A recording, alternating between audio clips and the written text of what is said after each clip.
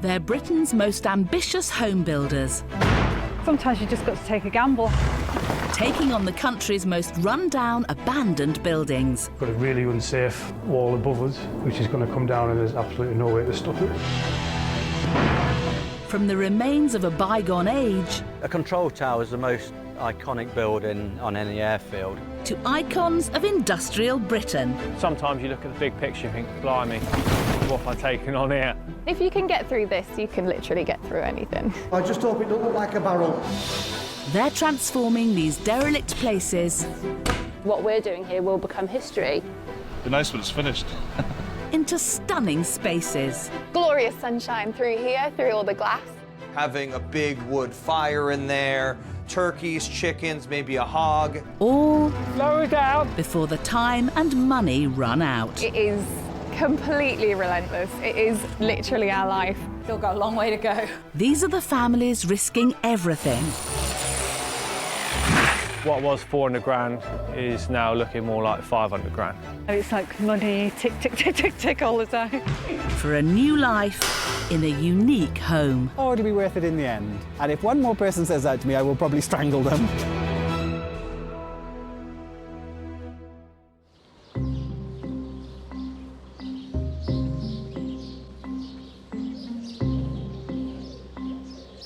There's just an incredible amount of damp here.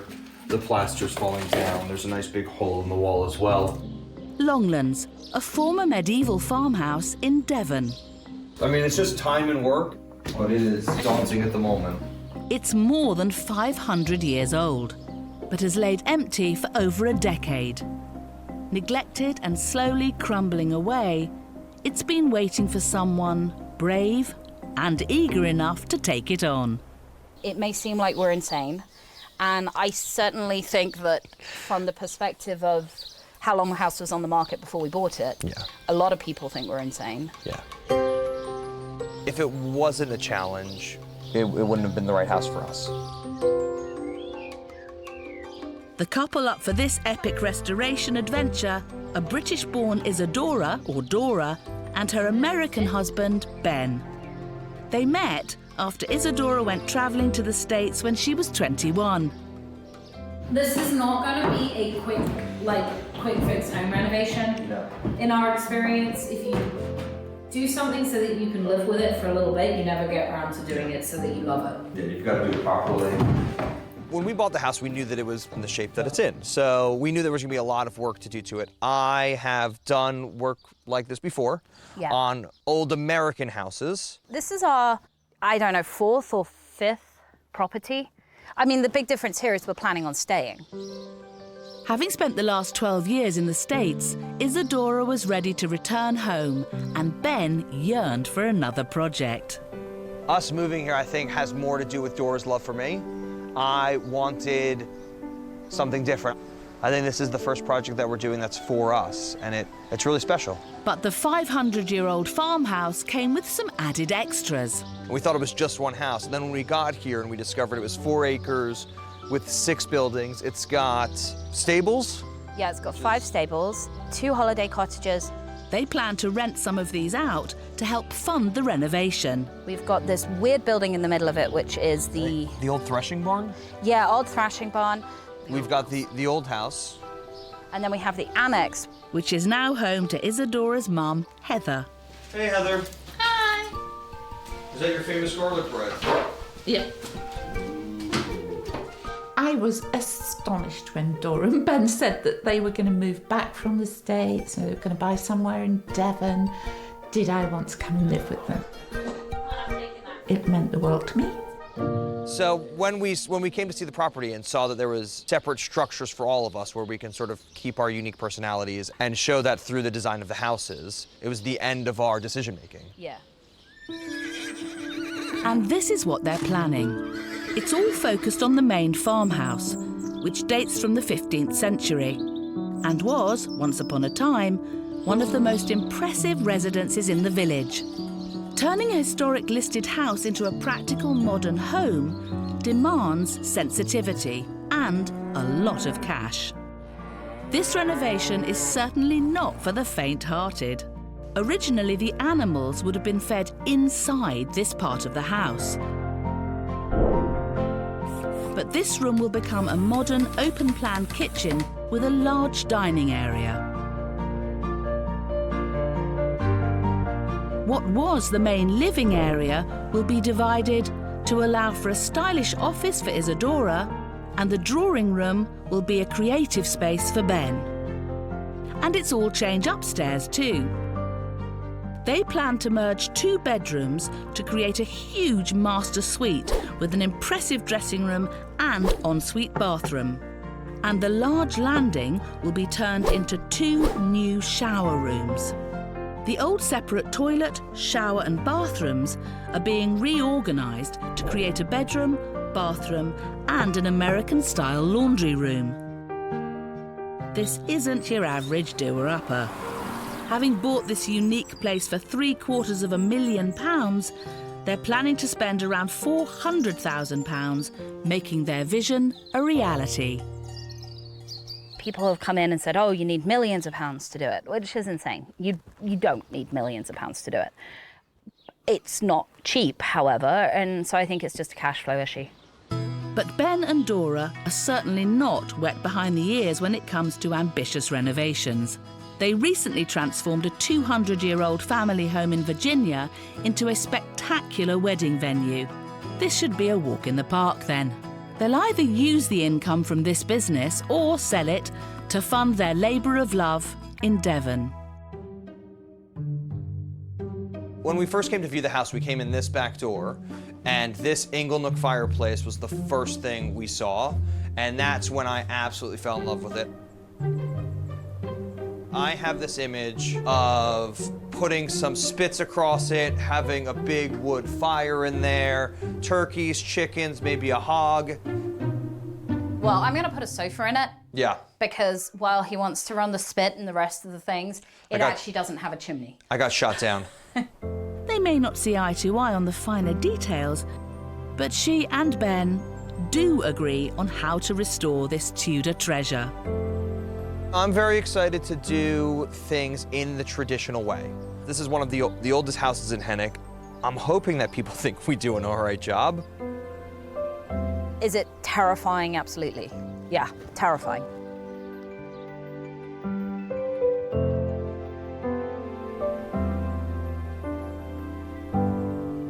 So the biggest problem with old English houses, 90% of the time, is moisture and breathability. So our main goal in the house, before we can really start putting it together, is getting rid of all of the quote-unquote modern materials that are actually detrimental and not helping support the structure. Damp is always going to be a problem and always something that we fight a little bit here. This is, again, the room that has the most damp problems. The corner backs onto the bathroom. I don't know if it's possible to show you how damp it is and do it justice, but it is soaking. Here you go. Soaking wet. In fact, you can see how wet it is because it's dripping on the floor. We are aiming to be at least in a building site within 6 months. I would love to be in it and tweaking it by Christmas. They say there's a fine line between optimism and delusion. And 3 months later, Ben's ambitious timeline has proved a little too ambitious. The coronavirus pandemic has thrown a huge spanner in the works, resulting in setbacks, and work has barely begun. Everybody is faced with so much uncertainty right now. It's just one big question mark. Yeah. We haven't had any income for 6 months. So our budget is slightly beg, borrow and steal right now. The couple had planned to sell their wedding venue in the States to fund this project, or at least have an income from it. But in the midst of a global pandemic, no weddings means no money. Unfortunately, we happen to be in a business which has been absolutely hardest hit. We're essentially going to lose 2 years of income. Yeah.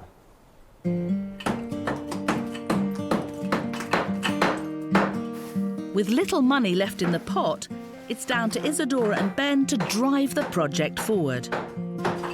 their silver lining, history is hidden everywhere. Ooh, that is good. Hey, honey, I found another date. Oh, you did? Yeah. A.J. Thomas, September 29th, 1914. Oh, that's cool. So that's when the staircase went in. Well, that would line up with when this bit of the house was supposed to be built. Yeah. We have letters written in like 1900, or talking about the early 1900s. Talking about the early 1900s, yeah. Where this was still a stockyard. So that fits in perfectly with knowing when the kitchen went in. Yeah. Let's hit some things with a hammer. Foreman's on duty. He makes sure that all safety... Whoa, whoa, where are you going? Hey. Lunch break. No rest for Ben, though, as he's hoping to restore these 40-year-old floorboards, if he can take them up in one piece. Don't break the groove. And that's what you don't want. But there's not a whole lot you can do about it when it's dry rotted.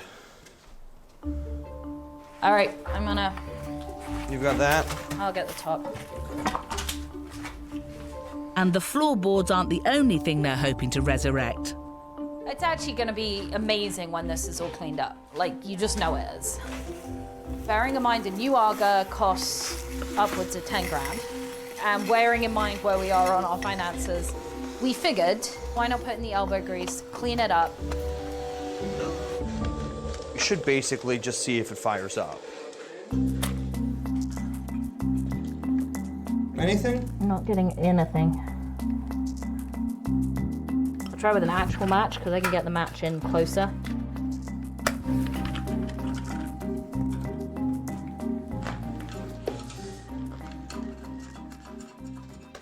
Hey! Really? Yeah! No way. Yeah, for real. You're lying. No, look, it's lit.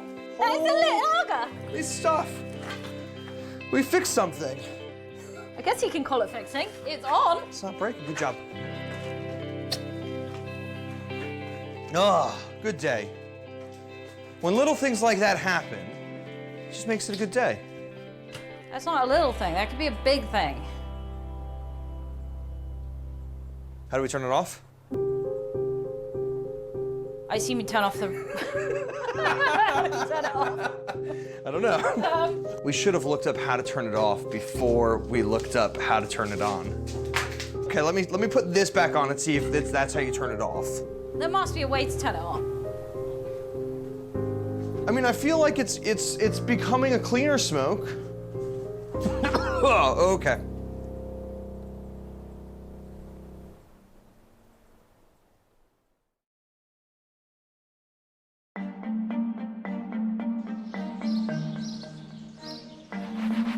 No, that looks a lot better. I think it just needed buffing. In the Devon village of Hennock, Isadora and Ben are now 7 months into their ambitious overhaul of a medieval farmhouse. Still got a long way to go. Due to the age and condition of the house, a lot of work has gone into protecting the vulnerable structures on and within Longlands. This is one of the major pieces of work that we did.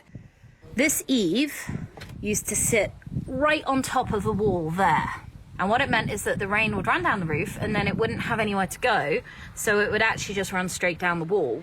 You can see on the window there the amount of water damage that we've had to contend with on both sides of the house. So we extended it by 2 and a bit tiles. So now there is really, really good clearance on that wall, which will protect it and mean that all the work that we're doing right now isn't in vain.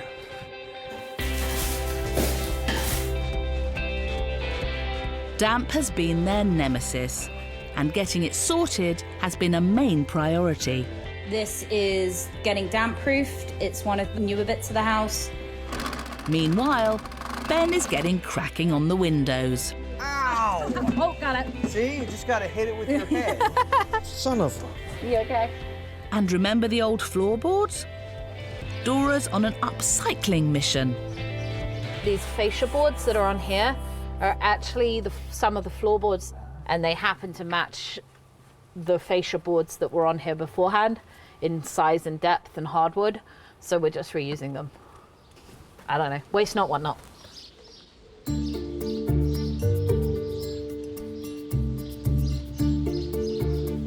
Ever the enthusiast, Ben is adding a new string to his bow. So today I am doing my first ever finishing coat of rendering. I just bought him a t-shirt that says, I may not know anything, but I can watch a lot of YouTube or something. And generally, he's very quick to learn stuff once he puts his mind to it. What you're really doing this for is your own satisfaction. You know, knowing that it's your own blood, sweat, and tears going into a project you love, into a house you want to live in for a long, long time. But I think all the neighbors in the village are just happy that something's being done to it. Yeah. Hello. Who is it? Mailman. It's the mailman. The amount of comments we've had about how they've enjoyed just how white the chimneys look from down near the pub, that's just a good feeling, you know? Knowing that you're bringing something back to life that these people probably had to have lived with for the last sort of 20 years. Here you go, we've got planning notice for Oh. the work that you're currently doing. We've officially got the notice to go up for it. Good. So now that has to go on the post outside so that everyone knows that we're getting planning permission to do the work we're already doing. What if anybody objects? I don't think anyone's going to.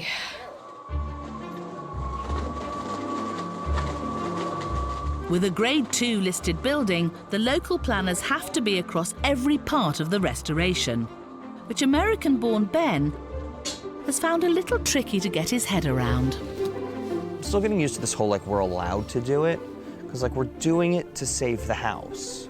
Like, if we didn't do it, it would rot away and fall over. He's not used to waiting for permission to do stuff with his own house. It's not that I'm not waiting for permission. I'm used to, like, an objective set of guidelines. It's sort of hard to swallow sometimes. Is that close enough? No. Do you want it closer than that? What? Boys. This looks a bit better than yours, though. What? Keen to speed things up, Ben has called in reinforcements. I just sort of help out wherever they ask me. I get thrown into a lot of projects with which I have no experience. Ben's cousin Adam came to the UK for a holiday, but when the pandemic hit, Good job, cousin Adam. he found himself stuck and was soon set to work to earn his keep. Best applied on overcast, dry conditions to avoid evaporation, and it has to be a thoroughly dry roof, Okay. which is, I think, where we're at. That's where we're at right now, yeah.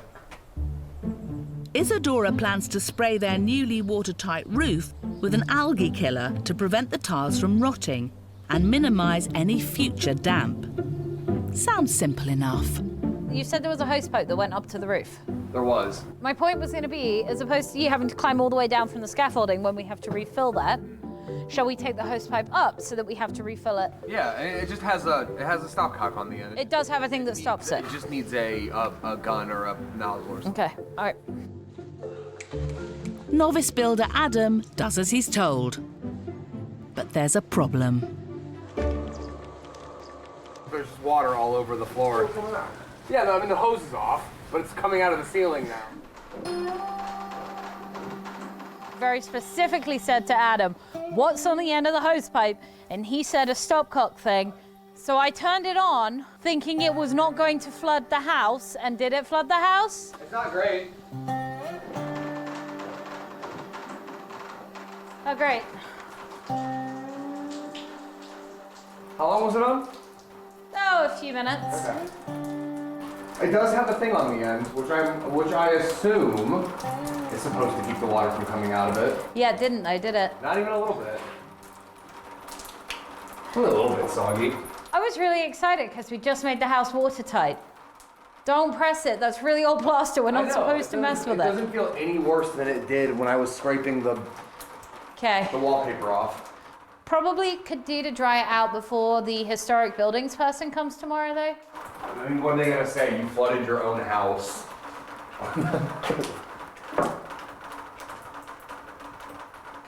Yeah.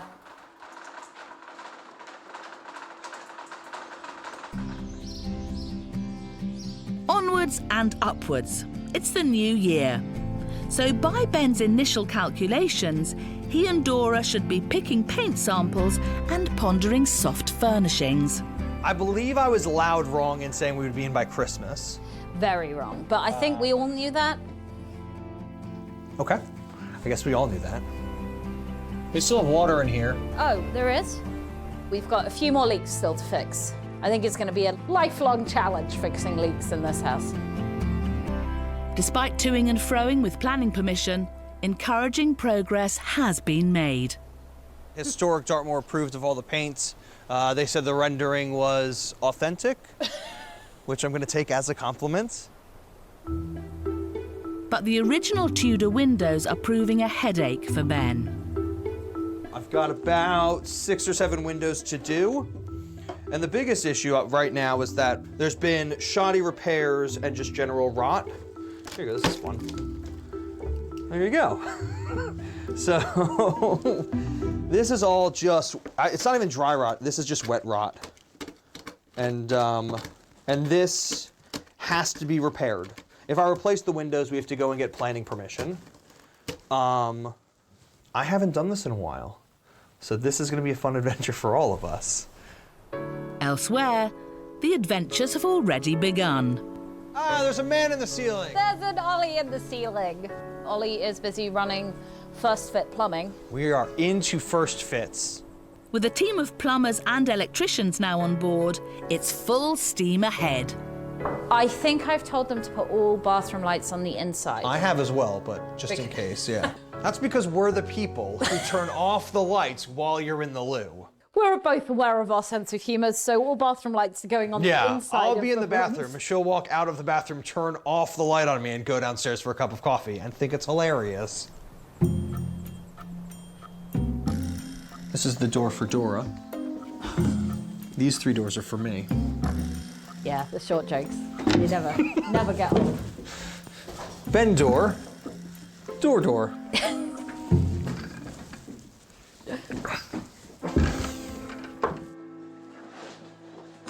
It's a good job they've not lost their sense of humour, because their rapidly dwindling finances are no laughing matter. Budget-wise, we've had to go into our reserves and then some.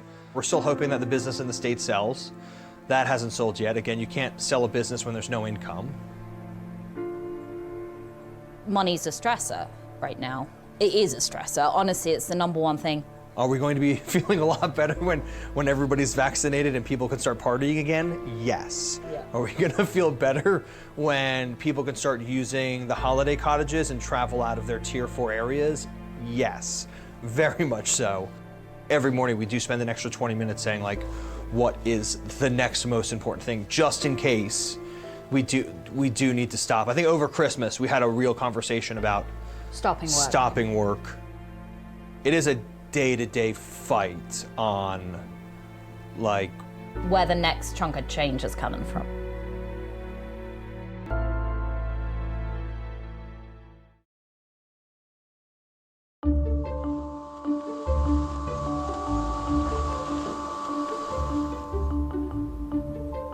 We have to actually start making some design decisions, which is really, really hard. In Devon, Isadora and Ben expected to move into their Tudor farmhouse 3 months ago. But that day still remains frustratingly out of reach. What do you want? Do you want this one? You like that? But big jobs are being ticked off the seemingly endless to-do list, and they're making great progress with the plastering. So they finished the ceiling in my office, which is lovely. How are you guys doing? Yeah, great. So this is the smallest room. You guys just finishing up the ceiling in here? Yeah, done in a minute. Yeah. Proper builder's bum. But it looks absolutely incredible. Isadora was 1000% right when she said I couldn't do this.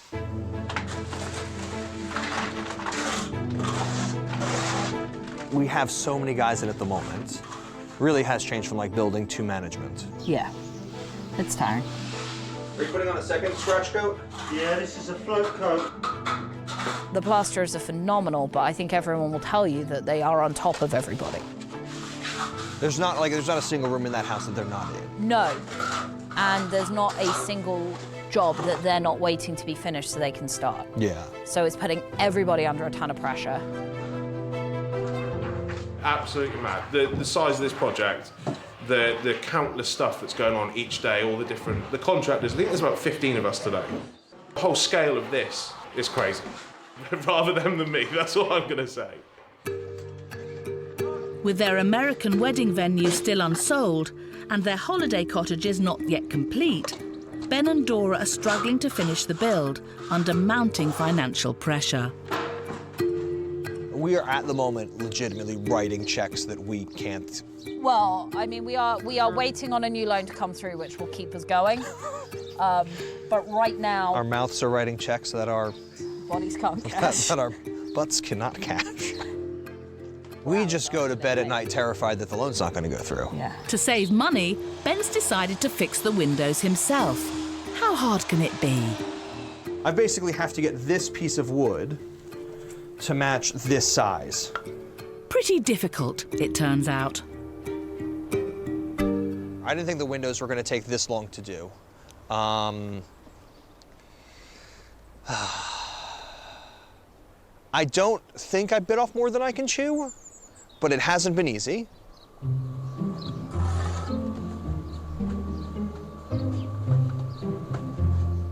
Hello, Duck. What do you think of my window? Do you like my window? This is the most stressful of all of our windows. They're in our master bedroom. They're gonna be seen the most from the village. I tried to do a partial rebuild, but that didn't go favorably, so now I've had to do an entire rebuild. So I've gotta get that. Make sure it doesn't fall through or down or through. Ow, I pinched my finger. I've got 2 of the windows done. I'm going to try to see if they fit in as is or if they're gonna need any work. It's fitting in on this side. I think I just need to cut off about 1/4 of an inch there. Why don't I have a second person helping me with this?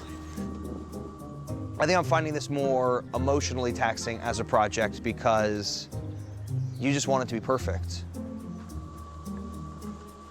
I think the angle on the bottom is a bit too steep, so I'm probably just gonna have to take a blade width off. Ooh, okay. All right. Elsewhere, their hopes to restore another relic sadly didn't materialise. But they're not ready to admit defeat just yet. Explain to the camera what we're doing.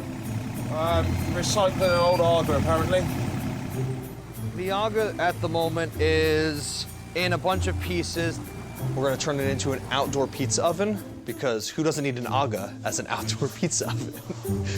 That's the spirit, Ben.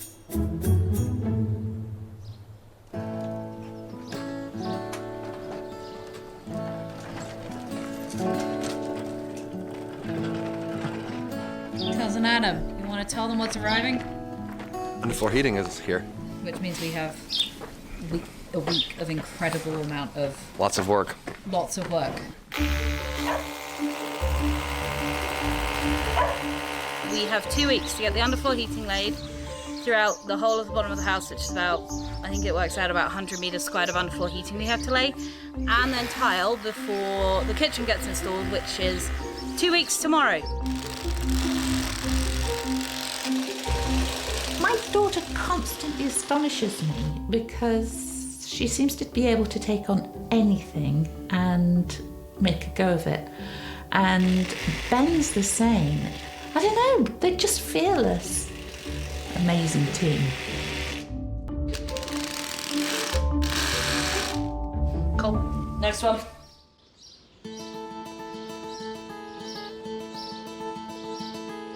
So the plan is to have like a bench or a stool underneath so that no one walks into them. After more than a year of hard graft, the building site is starting to resemble a home. Ben and Dora are delighted to see the beginnings of their dream kitchen. This is a momentous stage. There's been so much work to do on the place, keeping key with the character of the building. There's not really sort of a rule of thumb with this place. It's kind of learn it and do it as you go. Hurry up. Getting out. Catching you up fast, boy. You can't have a beam where there's a drawer, you know, so you've got to think, what can we do with that space, but make it look nice and doesn't feel like it's an afterthought. So you sort of think, right, so as we're in a blue kitchen here, so we're thinking a nice display blue cabinet, bit of light, and then put something in there so it sort of shows the beams off and then creates part of the kitchen so it still flows and goes around the corner.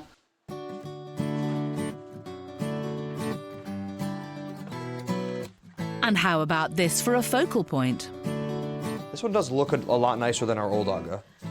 It totally sucks that we couldn't use the old Aga. We really did. That was absolutely the intention. But Ben has promised me he can make it into a fabulous barbecue outside.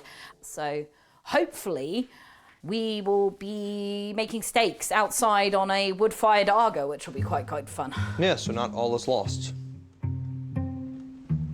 So I have to go to a cooking class to use this. Oh yeah, that's right. You will learn to love it as much as me and Mum do. It scares me. Is that what it is? It really scares me.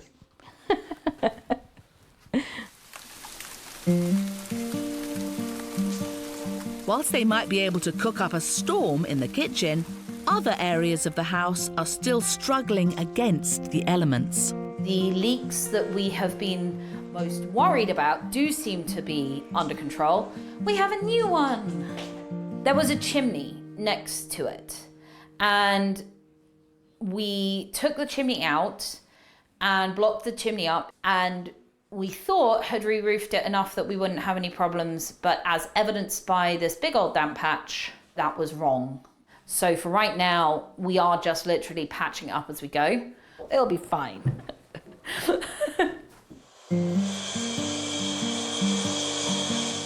Isadora and Ben's positivity has proved absolutely invaluable throughout this build, and the couple are relishing finally being on the home straight.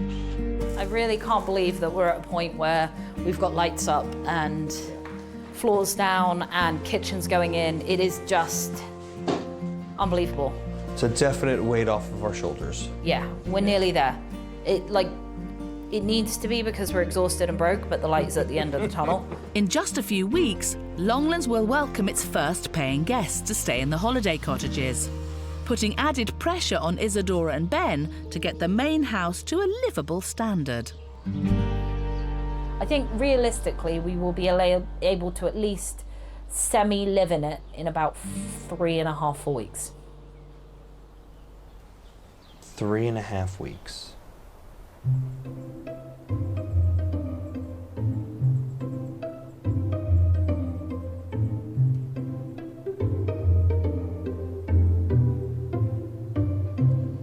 I was thinking like 6.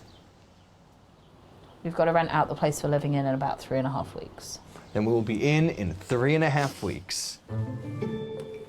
We got to start making some money. I am ready to go camping.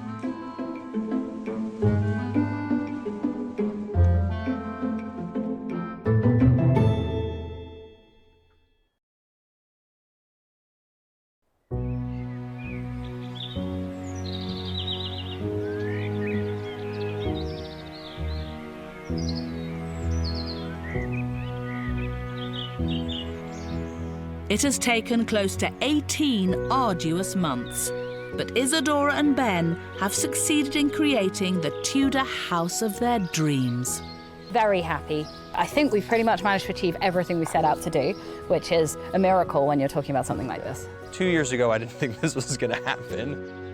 Their passion, commitment, and good old-fashioned hard work has turned this abandoned relic into a warm and inviting family home. Bringing it back to life and making it feel loved has been amazing. With the last place, we always sort of looked at it, you know, our wedding venue in Virginia, we always looked at it sort of as we were stewards of it.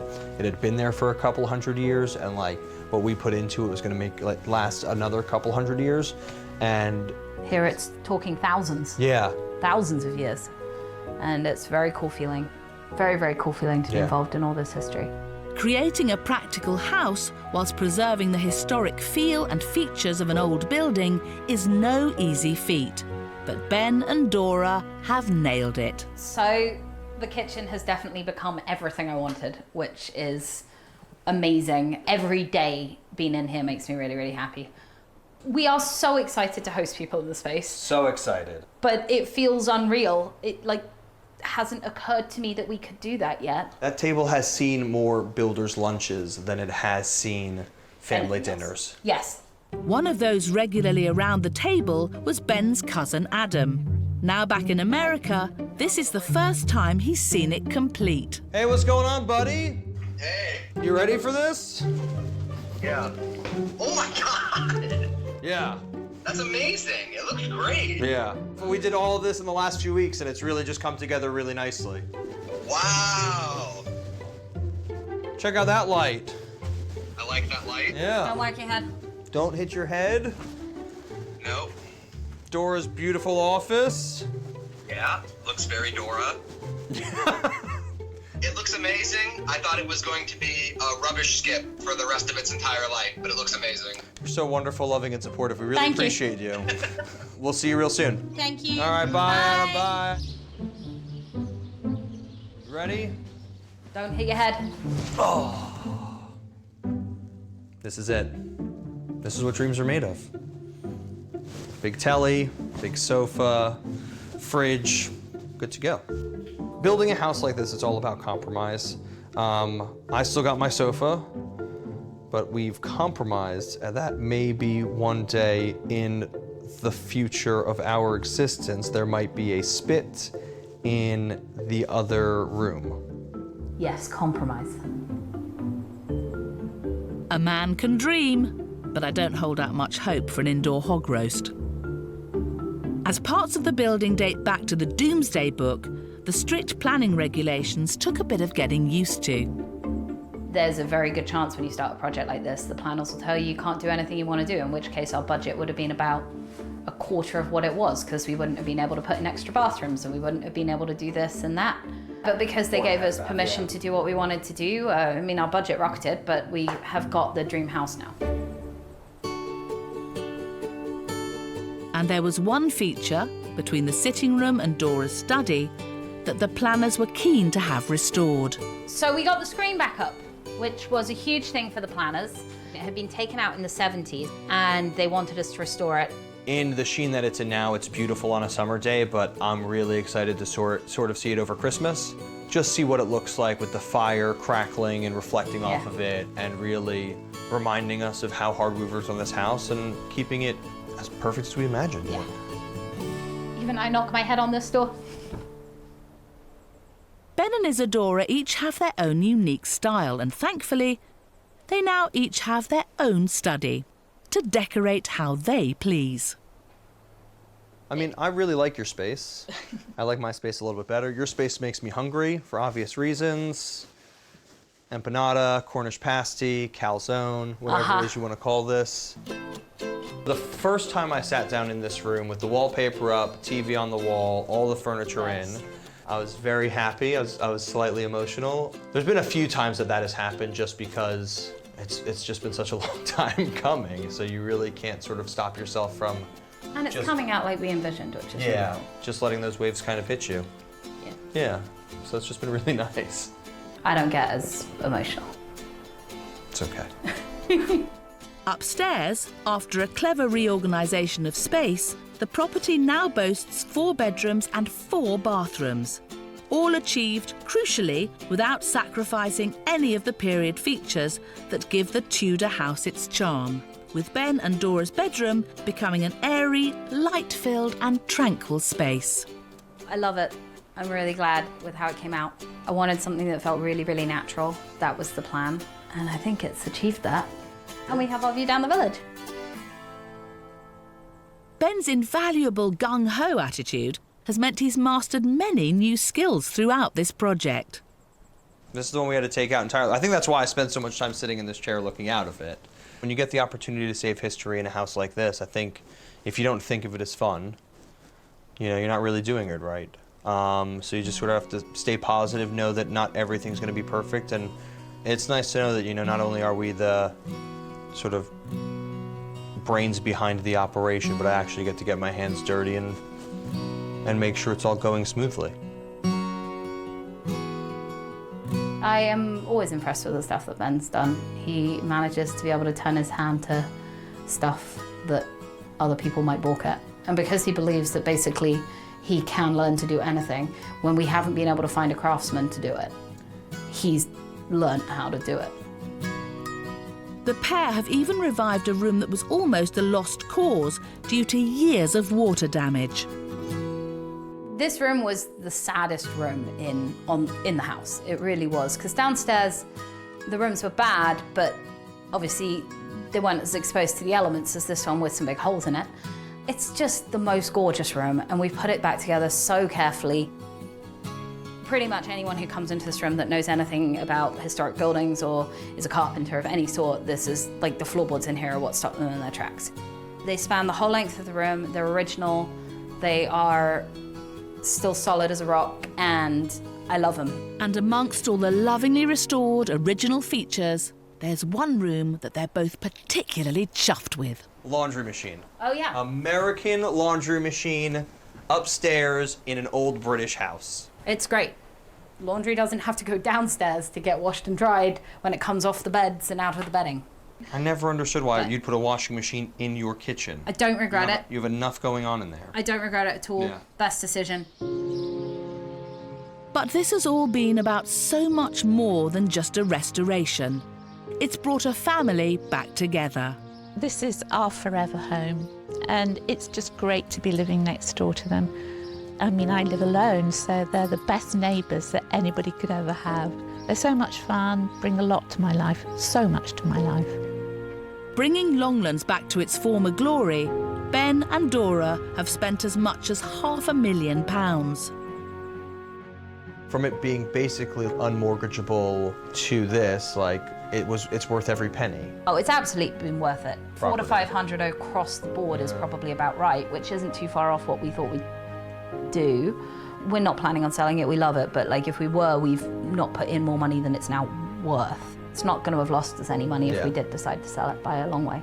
Having spent £750,000 on the purchase and £500,000 on its restoration, the couple think the entire property would now be valued between £1.3 and £1.5 million. But Ben and Isadora can't put a price tag on what they've achieved. I think to have a forever home like this is definitely worth it. And my major disappointment in this whole project, I think, is, I was hoping the house would be a bit more haunted. It's not really. There's more spiders than ghosts, and that's always, just something you have to learn to live with. What's that? Burger buns. Burger buns. It's just great that they finished it finally, because it's been really hard work. But I've never known two people bounce through it with such happiness, really. They're just a very happy couple. We've come to the end of this project. And it's amazing. Super proud of you for, proud of you. holding it all together and making sure the builders were doing what the builders should be doing. It's going to be amazing to just sit back and enjoy it a little bit. We're going to have a lot of space to enjoy. Yeah, we're not really sure how to use it, but we'll figure it out, I'm sure.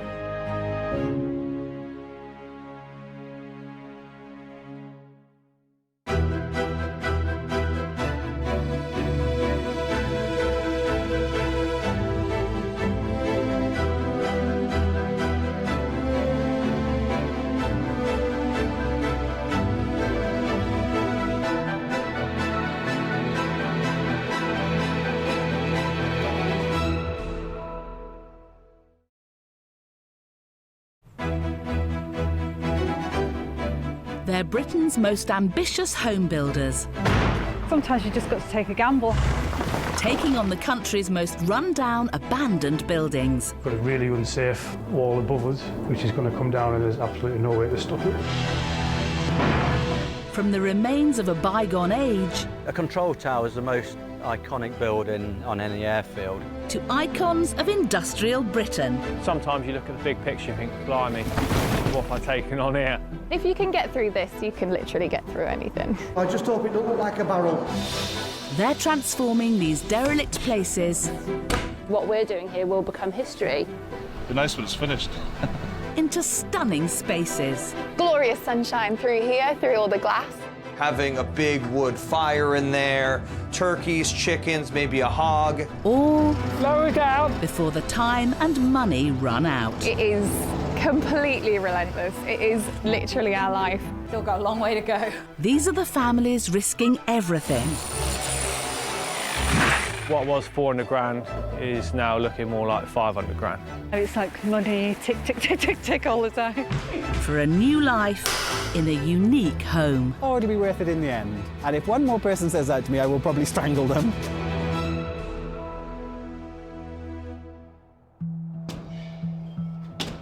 Obscured by the Welsh mist. Well, that's half it gone. This barn in Monmouthshire is a desolate shell. It's over 180 years old and on the verge of total collapse. It's pretty unstable, isn't it?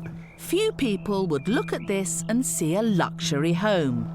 But one man can see beyond the ruin. Straight away I got excited. I just knew that it was right and knew that I had to come and have a look at it and do what I could to get it. Country boy turned city slicker Ben has had enough of the Cardiff rat race. So, in 2018, he did what any disillusioned civil servant might do. He sold his urban pad and bought a crumbling 200-year-old barn that nobody else would touch with a barge pole. It was a big risk because there was no planning whatsoever. There was no ground with it to be able to park or have a garden. But I just fell for it straight away. Ben's partner of 2 years, Fraser, not so much. I wasn't that interested at first, especially when he said, like, it's just a derelict barn. I think you wondered where the barn was, didn't you? Because Yeah, it was all just so overgrown. covered. Couldn't see anything. I just thought he was a bit mad selling his house and buying something that you can't even live in yet. But no, I mean, the whole place makes a lot of sense, really, with regard to where Financial. we live. Yeah, I mean, obviously Financially. we couldn't afford to buy something locally. We'd basically been commuting backwards and forwards between where I lived and his place, and we weren't getting to see each other very much. So I decided that I wanted to move over this way. And I thought, well, if he'll have me, then I'll come over this way. And, Well, I didn't even ask you. Oh, that's My awkward, mum isn't asked it? him to move in. Fraser's family dairy farm is conveniently down the road, but lodging with the in-laws isn't exactly ideal. And it all came as a bit of a shock for Fraser. One of our friends is a estate agent, and he sold the house opposite. And the people who bought the house didn't want to buy the barn because they just didn't want it. And I can understand why. come along to say, if you want to buy a barn, do you want to buy it? And Ben, you jumped at the chance. Yeah, I don't think I even told you. No. I think I came home and said, oh, I've bought something today. What's that? A barn! Yay, surprise! Quite the impulsive buy, Ben's also bought a piece of land from the farmer next door. It's quite a skylight. So in total, he's shelled out 47 grand for his little slice of Wales. And he'd better get cracking because the locals have high hopes. We hope when it's done, that it's done with some sympathy for the rest of the village. There were 3 houses, now there are 4. We've met Ben once or twice, and he said he was very, very keen indeed to keep the nature of the place. But I guess that's part of the planning, so we're looking forward to seeing it as it develops. Put the planning in June 2018, thinking, oh yeah, we'll be building and in by next year, and it's been like pushing water uphill. So 2 years after putting in the planning application, we finally had the go-ahead. And as transformations go, this one is going to be pretty epic. Built back in 1839, this barn, made from local stone, protected animals from the full effects of the bitter coastal weather. The central section was 2 stories high with a large doorway. At one end was a grain loft, storing tools and food for the animals. Down the other end was a simple lean-to structure with more storage space. Over the years, the barn has become more and more dilapidated and overgrown. But now, Ben intends to breathe life back into this ramshackle relic. The outside will be rebuilt to its full original size and shape, using the existing stone, with a full-height glazed window in place of the current doorway. The wooden roof trusses will be replaced, and the roof will be refurbished with natural slate. Inside, a large open-plan kitchen and living area will provide the perfect space for Ben to indulge his passions for baking and entertaining. Down the other end, the former grain store will become a snug and office space. Upstairs, there'll be 2 double bedrooms and a bathroom. Roof lights will flood the rooms with natural light. Outside, the resident bats will be housed in a reclaimed railway carriage, with the rest of the garden forming a modern patio space. It's ambitious, to say the least, and with Ben's tight budget of just £130,000 to spend, he'll need to make some shrewd decisions to keep the finances on track.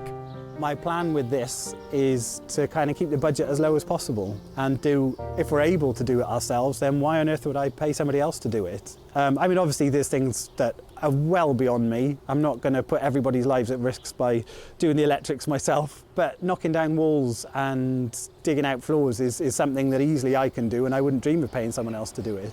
You've got to admire the enthusiasm of a civil servant with a sledgehammer. Thankfully, there's someone on hand who actually knows what they're doing. I went to school with Ben. We've known each other since 1994. Ben's best mate of over 25 years, Matt, just so happens to be a builder. We've been through a lot together. We've partied when we were younger. We've done a couple of trips together. So, yeah, we're pretty close friends. He'll be responsible for everything Ben and Fraser can't do. So, by the looks of it, he'll be a busy man. I'm confident that everything should go smoothly. As long as he's not on site too much, he should be okay.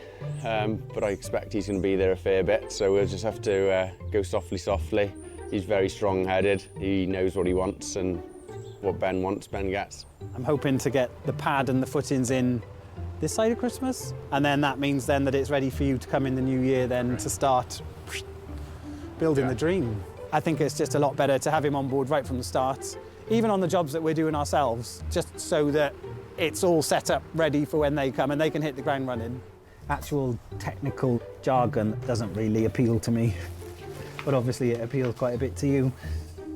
The wall plate is pushing out, so I'm thinking that when that goes, probably that wall's going to go as well. And it is literally, the whole thing is falling down. 2 mates, decades of friendship and a crumbling barn. What could possibly go wrong? I think the opportunity that you have with a derelict building is just to make a complete one-off house. I've been lucky enough to live in old houses all my life, so they've been full of character, and I just think I've had enough of it. So we're going to use this as an opportunity to go minimalist and modern, very clean-cut inside.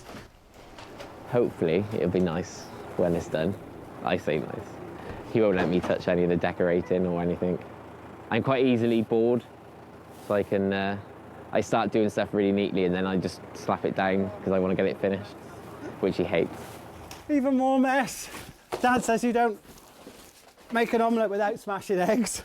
We're having a letterbox window all the way across, which is going to look really nice from inside. And that was Fraser's one idea, and anybody that comes has to hear about it and about how he's come up with this ingenious design, and it's down to him that we've got all these modern features, but I'll let him have that one. And Ben is raring to go. If I can just be patient and wait another 6-8 months, it's in the bag. So excitement, nerves, worry, but overall positivity. A positive attitude goes a long way in this game, especially when it's clear the rot has set in. Everything broken, everything is rotten. If it's just one little area, that's fine, but it's just that it's every single area. I don't want to take too much down, otherwise it's gonna... pretty loose, that is. Oh well, keep plugging on.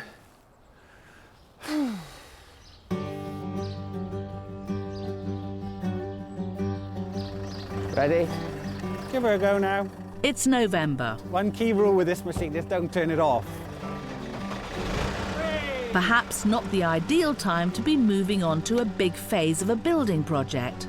But when it's gotta go, it's gotta go.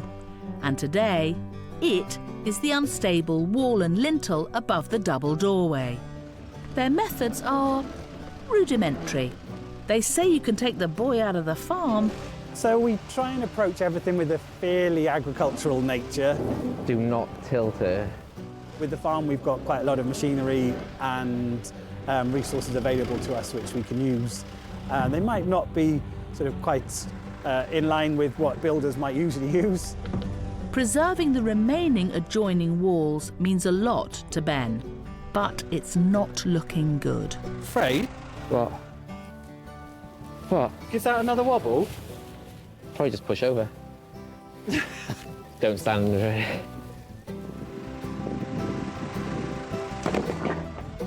Ben and Fraser have already dismantled the collapsing section of the roof, with unavoidable collateral damage to the wobbly walls. I mean, the barn's been here over 200 years, so it's just dried out and the wall is almost peeling apart, like the two faces are just sort of coming apart.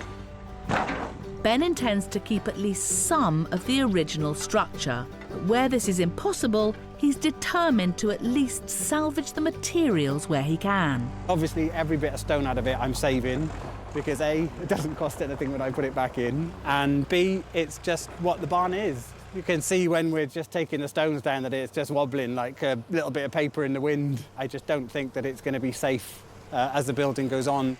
Losing the column is the last thing they wanted, but it's clearly dangerous. It has to come down. I'd push it down with a tractor. Like, make life easier. This bit of wall is now really unstable, which I'm a little bit worried about because that's obviously part of the original barn which I want to keep. I kind of got to the end of today and I'm kind of thinking, well, what have I done? Because it's even more of a mess now than it was before.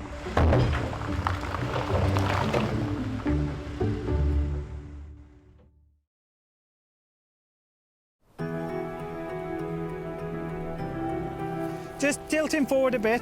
In South Wales, civil servant Ben is converting this 200-year-old derelict barn into a modern, minimalist home.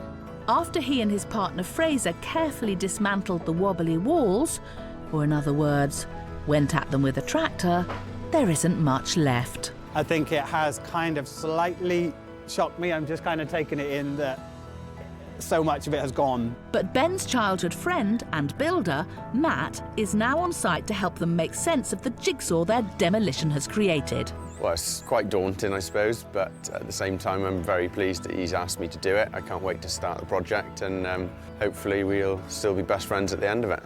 What is here is going to take so much putting back together to a standard which I'm going to be happy with, not only because I'm a bit of a control freak and micromanager, but also to be part of our home. With the remaining walls remarkably still standing, Ben can only hope they hold out over the next few weeks as they begin to dig out the foundations. So we've had diggers and tractors and the Manitou, and we've been fairly busy in a short period of time. I think we took out about 300 tons. The sub-base is then laid and the concrete is poured. Tangible progress at last. So you can sort of see the floor print of the barn, which is very exciting because it's just been demolition for so long, and I can kind of work out in my head where different walls are going and starting to get a real feel for what it's going to look like.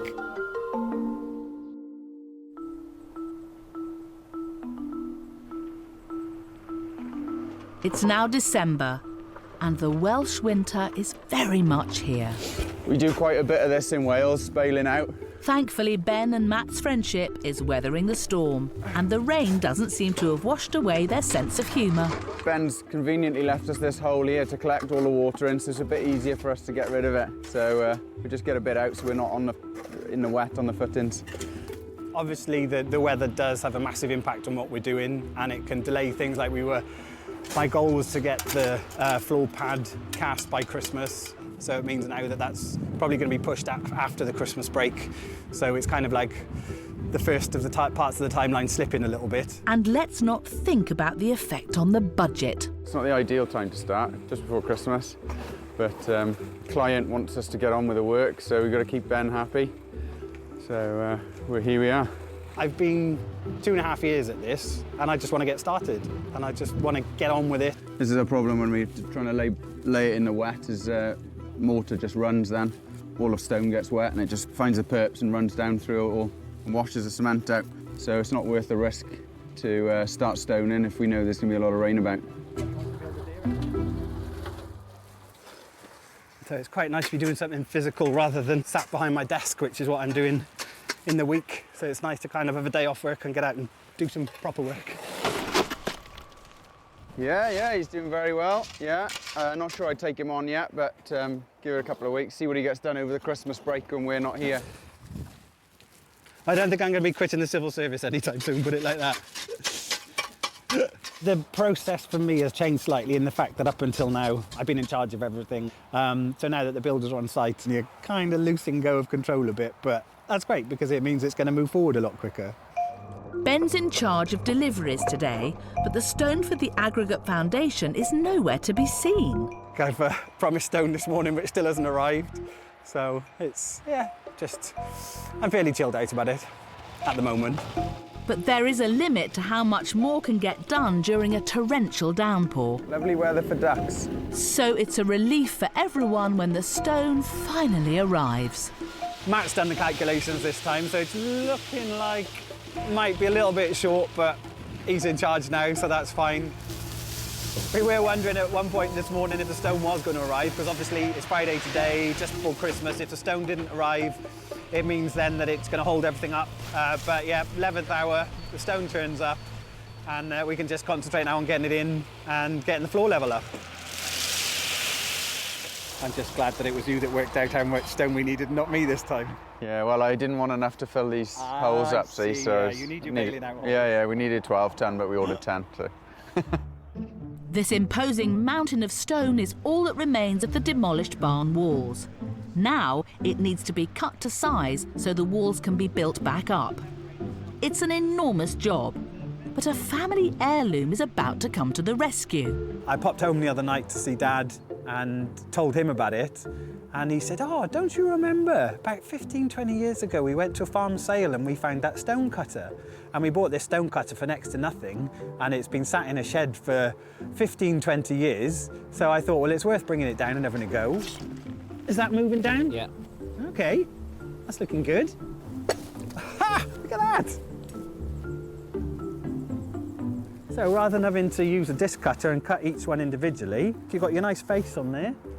And you can sit it on the bed then and be able to fill down the back. Hey, that's brilliant, isn't it? Who'd have thought that after 20 years of it being sat in the back of the shed, that we'd actually find a really good purpose for it. Slight Warriors is all of that.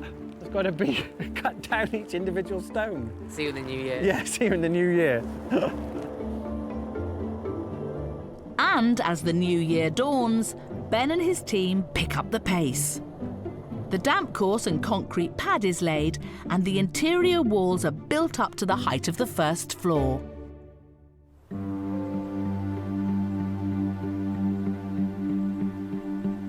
Beginning of February, and we finally got some sunshine. It has been really challenging weather-wise. Ben wanted to save as much of the original barn as possible. They were forced to take down nearly half of the building. But regrettably, unavoidable demolition didn't stop there.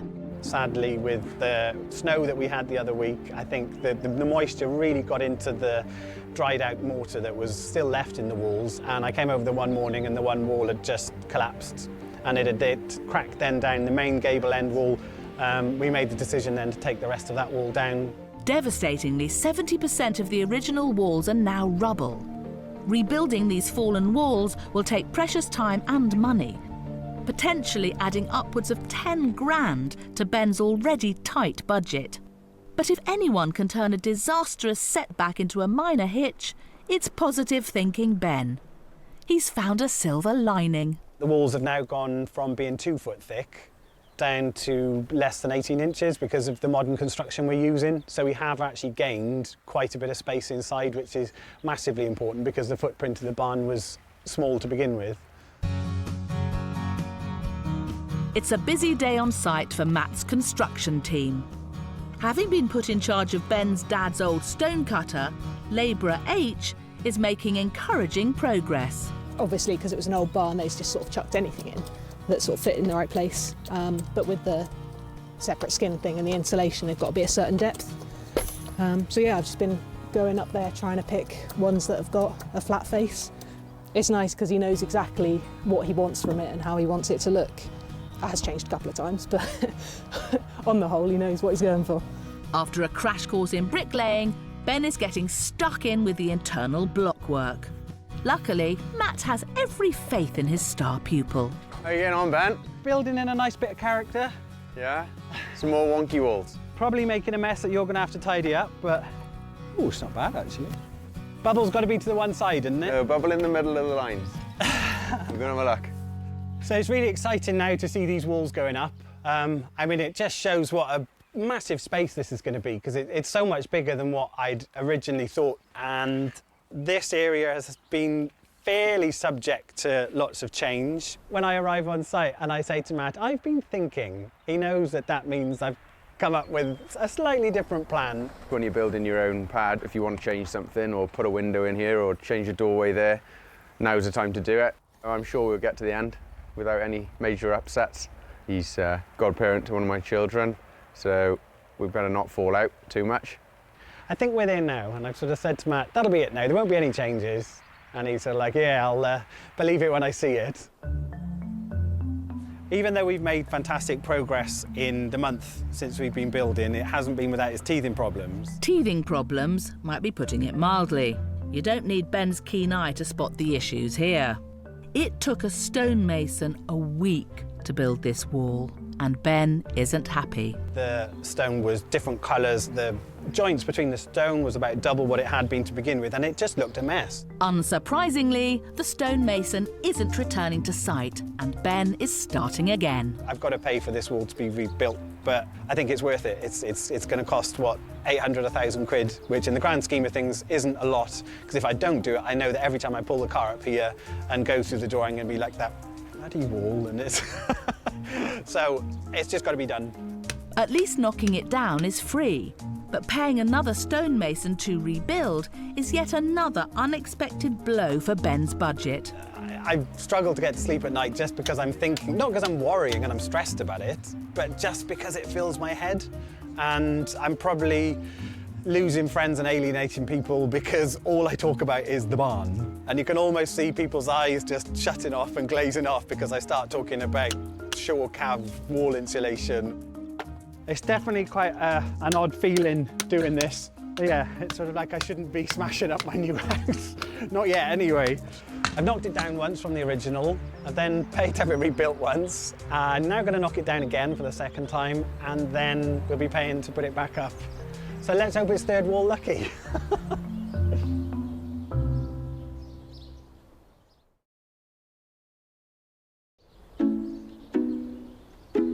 In South Wales, Bring them down to the bottom of that.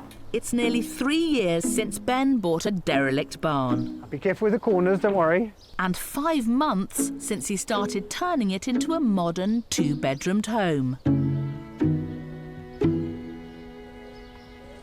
He's finally starting to see the fruits of his labour. It's gone from looking like just a concrete pad on the floor to actually growing, and you can really see the outline and the shape of the barn, which is very exciting. Even though we've been held back by the weather, the builds have been putting in weekends, been putting in really good long days, and it's just massively grown. The block work is going up fast, and Ben's new stonemasons have been busy. Ryan and Fred are on with the stone, and every week that just sort of seems to grow and grow, and I think that is one of the most exciting things to see, because that is what the barn is going to look like at the end. The barn was originally built with whatever stone was available at the time. Continuing this theme, Ben is repurposing stone slabs from the barn floor as a windowsill, and has brought an extra special addition. This one here, Ben came Tuesday when I was here last and brought these up from his family farm. He asked me to lay them, so when he's walking, driving in and seeing these two on either side, he's got a bit of a memory that he's got from his dad. Now that the walls are up, you can get a real sense of space. We've got this lovely big wall up across here, which I think, given that my idea for the whole kitchen is to be quite sort of plain and minimalist, I think it's going to be quite a big bank of white. So I've commissioned some artwork, which is going to be, we're calling it the Three Graces, because we're going to have Fanny Craddock and Nigella Lawson and Mary Berry up on some big canvases across there, sort of Andy Warhol style, nice and bright, so that everything's going to be quite sort of plain, and then your eye's going to get drawn up and have these sort of big, colourful Goliaths of cookery looking down on me while I'm sort of doing my baking and cooking. Though it may be some time until he's rattling the pots and pans under Fanny's watchful eye, Ben has already sourced his dream kitchen, currently held in storage on Fraser's farm. Believe it or not, in amongst the cattle and the farm machinery, yeah, there's 52 grand kitchen in here. But very, very luckily I didn't pay that for it. I went to the high street kitchen retailers, and they all shocked me how much money they were for something which is, you know, lovely, but something which isn't particularly sort of individual. So then I found a company that sells display kitchens, and there was one I really took my eye, and the first picture that came up, it's going to be annoying, isn't it? But I had a little look at it, and I thought, I sent them an email asking if they are open to offers. They said, oh yeah, make an offer, and ended up basically getting the kitchen for £12,000. Gives me a massive amount of satisfaction that you know, I'm still going to have that high-end look, but I'm managing to do it on my budget, which I've really wanted to stick to right from the start. But before Ben can pop his apron on, there are more serious decisions to be made. Like, should his stone window and door surrounds stand upright with the smooth side facing out? If you have them upright, they're light, they're quite big and chunky, and it will be quite in your face. Or flat with the natural side on show? Oh, I don't know. What do you think? I think they'd look better flat. Let's do flat then. There you are. Decision made. Right, ready? Yeah. That bloody post is going to be in the way. All right. Okay. Look at that. That's a bit nice, isn't it? Not too bad, is it? And it's definitely the best way around with that cut edge on this side, isn't it? Do you want to try it the other way around? Work on Ben's barn is reaching new heights. Shall I come upstairs with you? And he's finally able to get a look at his first floor. It's quite a treat to be up here, getting a real feel now for what the upstairs is going to be like. I think I've been walking around downstairs for so long, you kind of get a little bit sort of tunnel visions with what that's going to be like, and you forget that the whole barn's going up another level. So to be up in here now and to sort of work out the sizes of the rooms, yeah, it feels really good.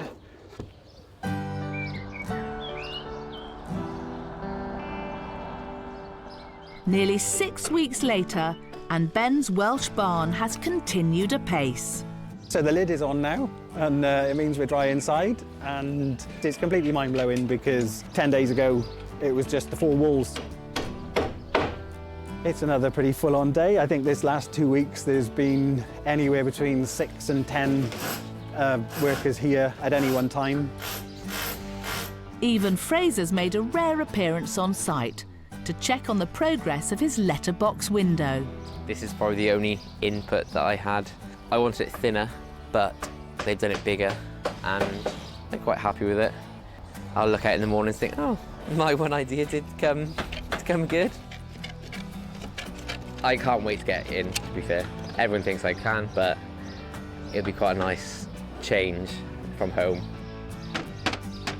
His vision is coming to light, if you know what I mean.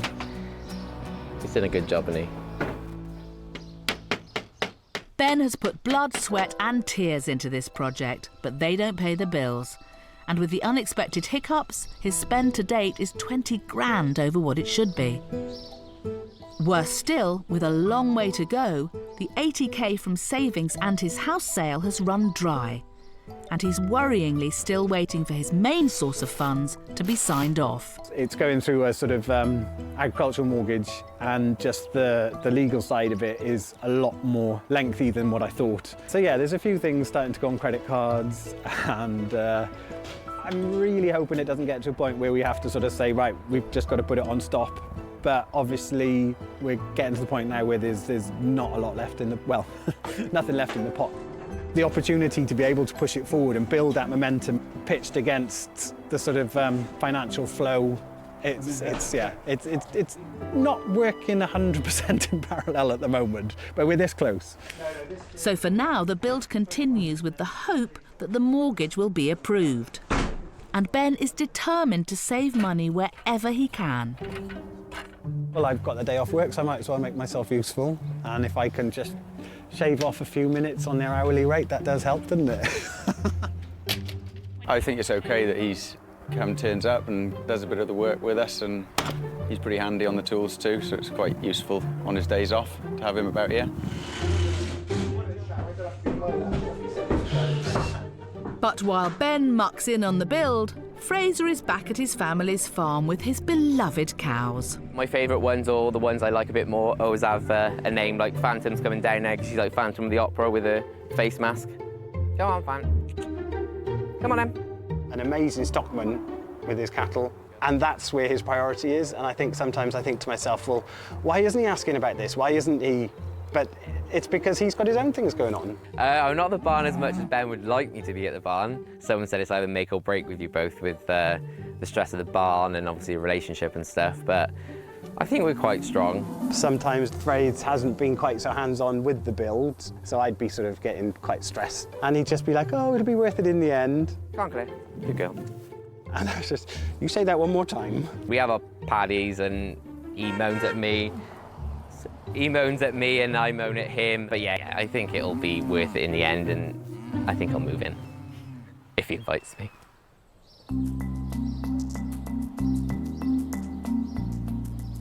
But just as summer brings perfect building weather, it seems that timing is not on Ben's side. So reality bites with the barn. We've had to stop work about 3 weeks ago because unfortunately the money pot has run dry. It's no good me powering ahead with the build because I don't want to be in a position where I've got people doing a hard day's work and not being able to pay for it. So I'm basically just trying to do little jobs that I can do myself. So I've just had a really good tidy up outside in preparation for the plumbing going in. I've had a brainwave, and rather than having an outside boiler, I thought, actually, I think it would look really cool in a 1937 phone box. I bought that about 12, 18 months ago, and I'm kind of glad I did. But yeah, just trying to kind of keep positive and happy, but constantly worrying about the fact that I don't know when the money's coming through.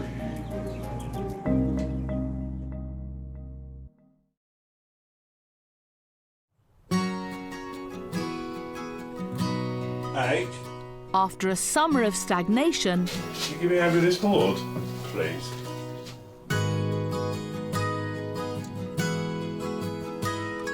Straight up in the middle. the builders are back and plasterboarding the first floor, because Ben has finally received the news he's been waiting for. When I finally got the notification through from the solicitor that the money was there and it was sat in their bank account, I was just like, oh, get it over to me right away. Ben was lucky Matt and his team could come straight back to site. I've got loads of people wanting work doing, and building trade's very busy at the minute, so it wasn't difficult to fill our time until we got the nod to come back. It's lovely to see that things are back on track now after we've had a 8-week hiatus. And the progress they make in a day is phenomenal. We're getting quite a bit done in the days. We've got a few more people on the team now, and things progress a lot quicker, and it's good when Ben turns up to see his reaction to the amount of work that we're getting through. I think, what are we back into, about a week and a half's work, and I had my first bill of nearly 12 grand. Ouch. The dangers of his dream home becoming a money pit are never far from Ben's mind. Don't want to be in that same position again, where I just run dry of money because the momentum is built and we've got the finish line in sight now. The fact that I've invested so much of my own money, you know, sold my old house and capital that I'd built up over the last 10 years, that was all in this. And the thought that it might turn around and sort of all be pulled out from under you was pretty stressful. One night I was that stressed, the agent that I bought it off, who's a good friend, I just sort of texted him. I said, look, Peter, what's it worth as it is? Because I'm just want to walk away. And I think I was maybe being a little dramatic, not that that's my style, but yeah, it does. It tests you. With the stress starting to get to Ben, it's a good job best friend Matt's been there every step of the way. I wouldn't have been able to do it without Matt, because I mean, sometimes when I get a bit wound up about things, he's just like, oh, chill babes, it's fine. Considering at the start I was slightly worried about the whole business friendship thing, from my point of view, it's been the best thing I've ever done. I'll be baking cake for him and I will be having him over for dinner, but his tasting wine is a lot more expensive than mine, so I'll say to him, I'll cook dinner, you bring the wine. It's been the biggest challenge of his life, but Ben's vision is finally a reality. All the little bumps in the way, it's just all evaporated now. I'm just so lucky to have this, and yeah, I just couldn't be happier.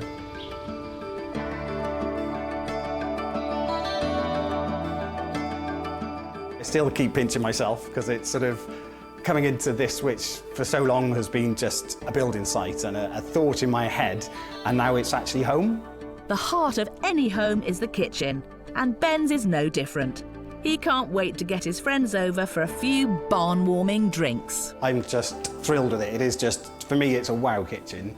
Admittedly, it does take up about half of the downstairs, but the way I thought about it was that I wanted this whole space to be sort of working kitchen with friends that are sat having a glass of wine, and yeah, it's just lovely. Although I need to make sure that if I've got friends coming over, I don't light the fire, because it is just so boiling. I've got to be careful I don't overcook my friends as well as dinner.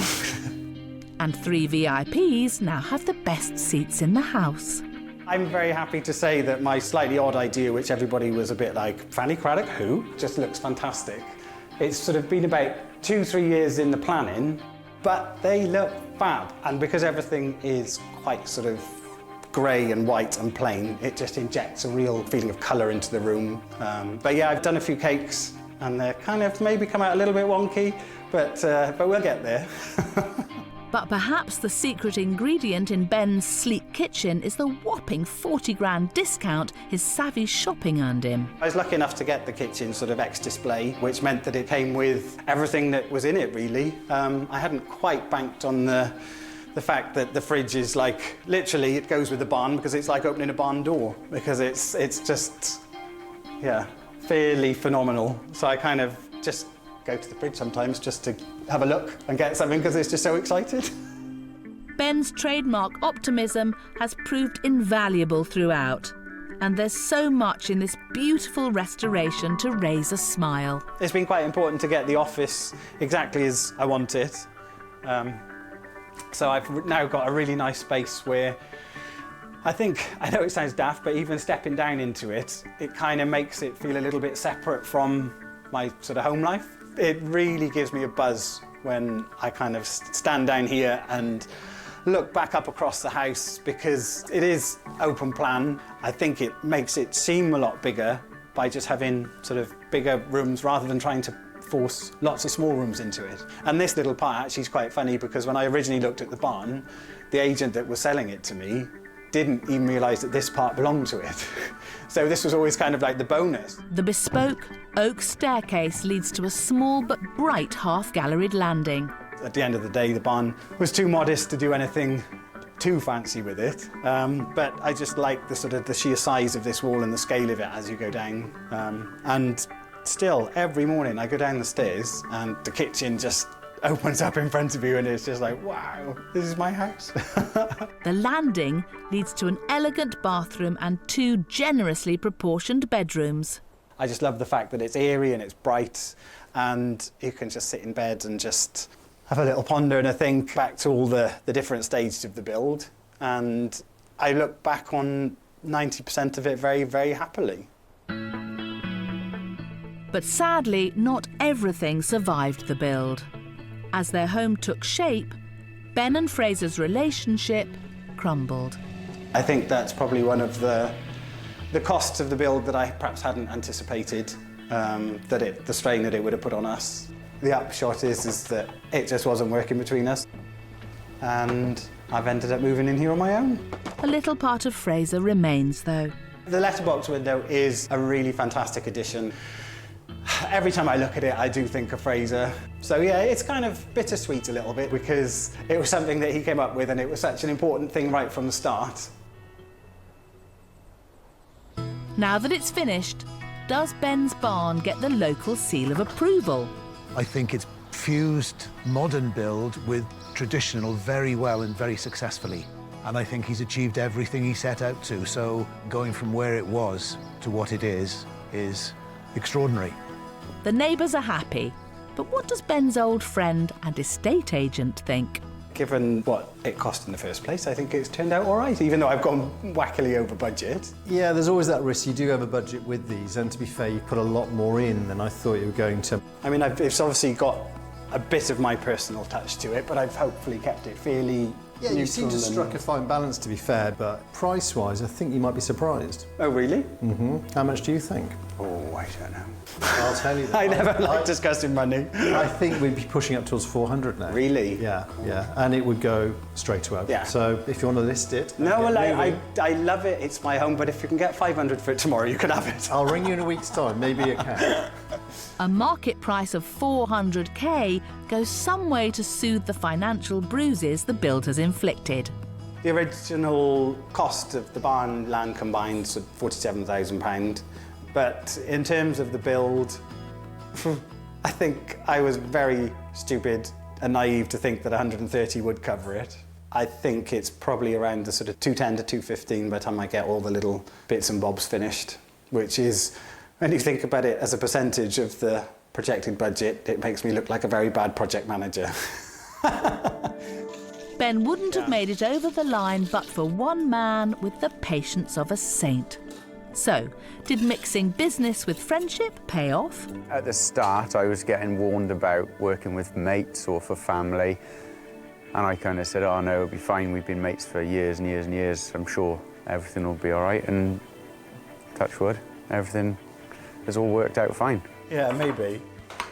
We've always been there for each other, and when we were in school, we always used to just be scribbling on the back of envelopes, you know, plans. Oh, this is what my house is going to look like. This is what mine's going to look like. Have you got any others joining us? No. Oh, just us. Thought it'd be quite romantic, you know. It's been a really special experience to be able to share with him, and hopefully we'll be friends for a long time to come. I'm going to miss you. I've got to see you every day. I know. See you more than my wife. I love the fact that my best mate built my house. It just works so well. It really does. Ben has waved goodbye to the city and gone back to his rural roots. And he certainly has no regrets about taking the plunge. My dad said to me, he said, if it was easy, everybody would do it. And I think that's true, because it really does push you, but the satisfaction of finding this little hidden gem and then being able to turn it into something which most people come and they say, wow, it's really, it's home.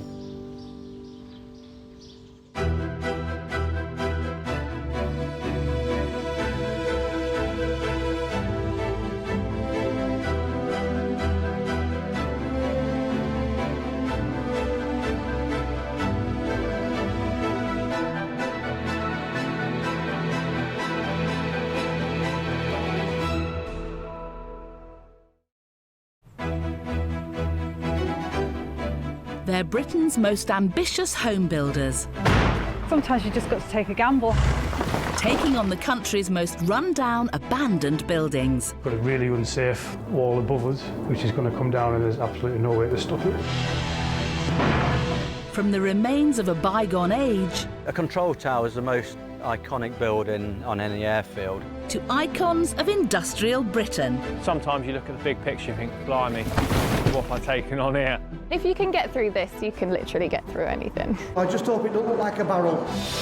They're transforming these derelict places... What we're doing here will become history. It'd be nice when it's finished. ...into stunning spaces. Glorious sunshine through here, through all the glass. Having a big wood fire in there, turkeys, chickens, maybe a hog. All slow down before the time and money run out. It is completely relentless. It is literally our life. Still got a long way to go. These are the families risking everything. What was 400 grand is now looking more like 500 grand. It's like money, tick, tick, tick, tick, tick all the time. For a new life in a unique home. Oh, it'll be worth it in the end. And if one more person says that to me, I will probably strangle them.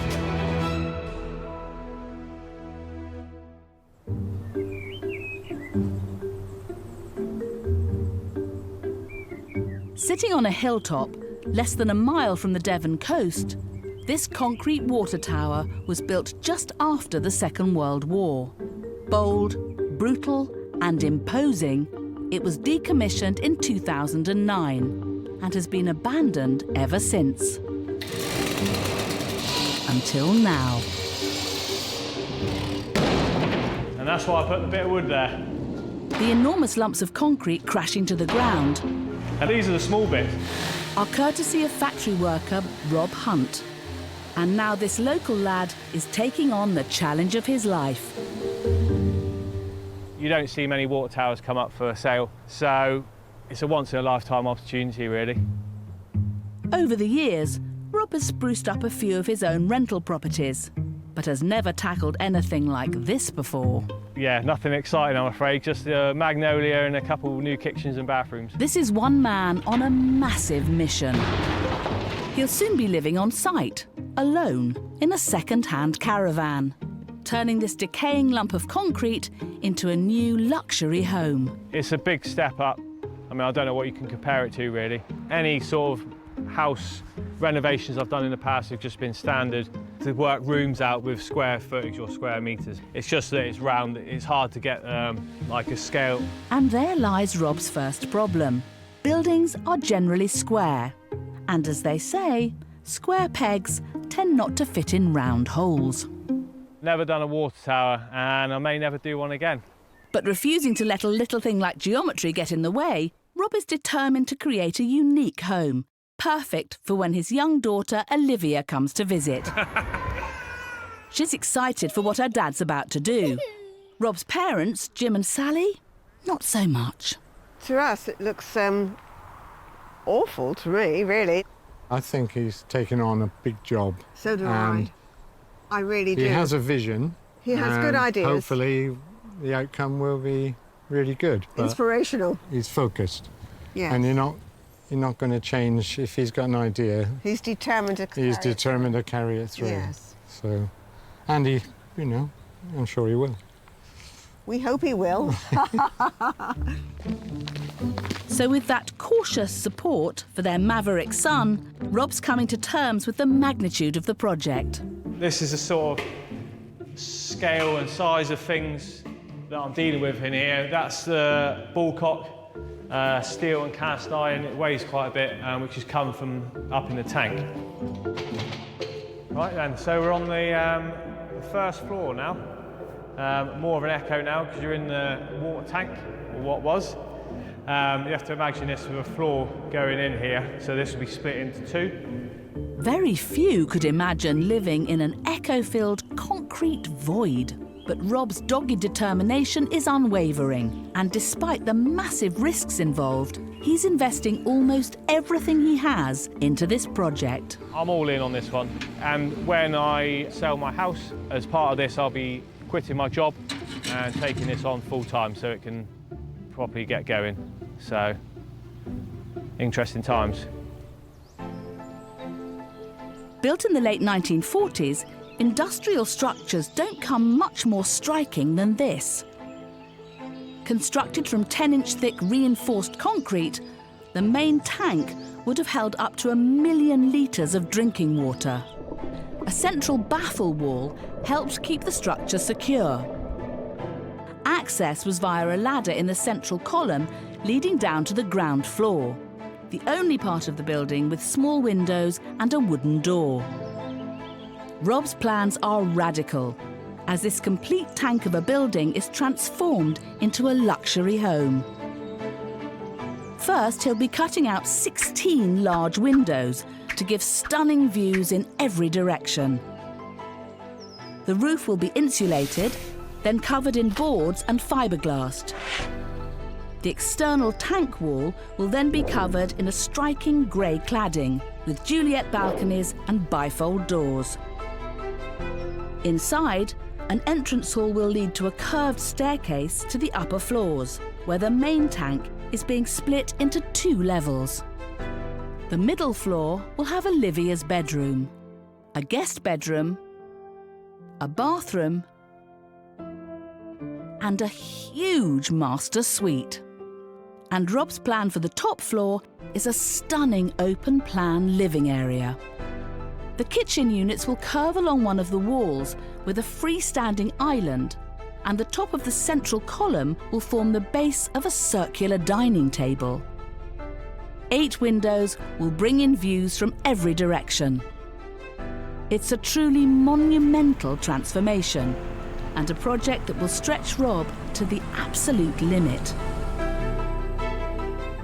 I've managed to buy the water tower, actually with a generous loan from my parents. I managed to get it for £150,000. My house sale is paying for the build, so all in, my target is, with buying it and doing it up, is £400,000. Now that's a tight budget for such a massive undertaking. So I'm trying to keep some of the original features like exposed brickwork down here. This would be a bathroom with a shower, toilet and basin, and the view up is staying, so you can see the original shaft all the way up through, and there's a skylight at the top so you can see right out the roof. So the main building, the whole house, finished inside and out, it's probably about 12 months from now. Already 6 months in, and with just a year to go, he's feeling the strain already. There's been days when you are taking 6 hours, 8 hours plus to cut one section of concrete, and you do wonder whether it's worth it. For an untrained builder, slicing up enormous slabs of concrete is a whole new level of DIY. But Rob won't be working completely alone. Although taking on what he can himself, his friend and builder, Darren, will be helping out on site. Rob lives and breathes this place. It's going to be very hard work and some trying and testing times, definitely. I can see his vision and it's good luck to him, but it's a big ask and a big project he's taken on.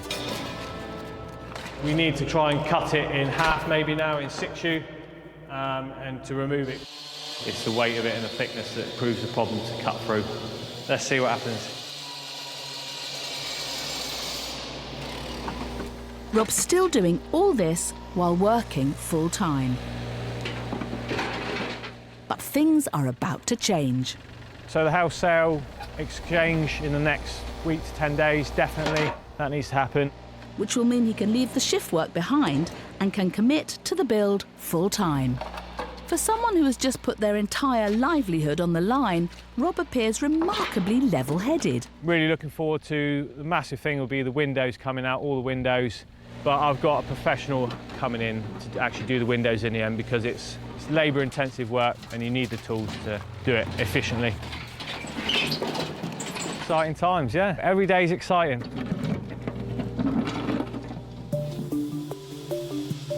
Now Rob has freed up some cash from his house sale, the first lot of contractors are in. Cutting concrete, clearing concrete, and cutting more concrete. The first floor windows are cut out and ladders come down. It's the stuff of health and safety nightmares. But the progress is undeniable, even with the odd mishap. Yikes!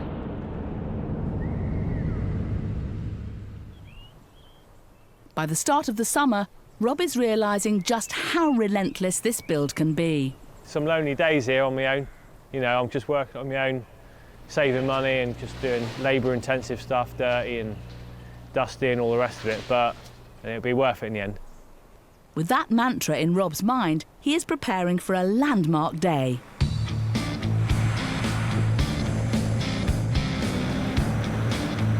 So we've got the steels being fitted today and tomorrow. So we've just got the first one of 4 or 5 beams to come in, and they're just putting it up now. So hopefully it's the right length and the right height. Hopefully, indeed. Once the steels have been fitted, he can put the timber joists in, which will allow him to split this huge tank into 2 levels. Make a massive difference with how the space works and how it looks. Perfect.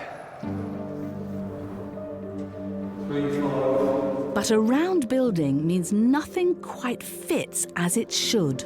They've done it from the centre of that column to the centre of that.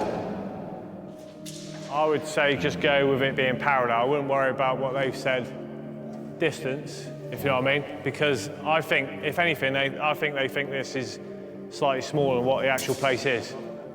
Beam's probably 20 mil shorter than ideally what it would be, by the looks of it. So being a curve, it's quite hard to work out the exact radiuses and how long the beams had to be. But if you do straight lines, you'll all be spot on.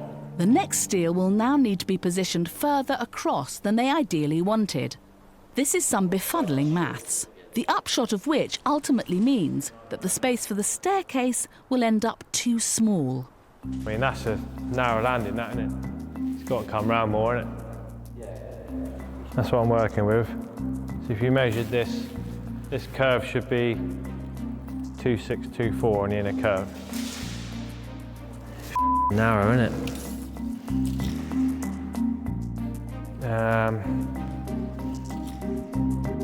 Yeah.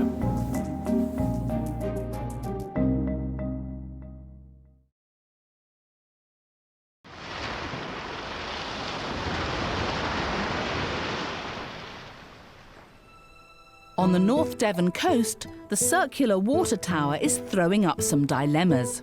If this one's not in the right place, then that steel's going to be too long or too short, isn't it? It's not a perfect circle, so the steels are proving tricky to fit. They either need to work out a solution quickly or start from scratch. And nobody, least of all Rob, wants that. Don't worry about what it says on the length exactly, because they haven't been here in, you know, you'd have to do a 3D scan of the whole building to be bob on. Rob's come up with an idea. The stairs will have to be made to fit. Hopefully, as long as there's one other tread or whatever, that's that, isn't it? Happy days. Time equals money, and with the tight budget in mind, Rob is going to make do with changing his staircase design. It's an off-the-cuff decision, but curved walls throw up more than their fair share of curved balls. Not often you work with a curved or round building, is it? So different things you have to overcome. As soon as you mention curves, circles, whatever, not straight lines, it's a nightmare. It's probably, you may as well double the price for most things, if not more. It's just twice as hard, really, yeah.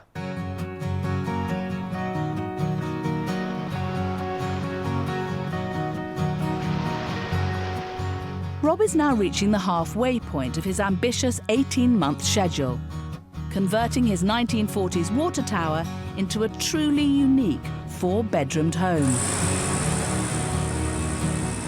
Upstairs, the steels are in, and the top floor is taking shape. Temporary sort of chipboard and plyboard down so they can stand on it to cut the windows.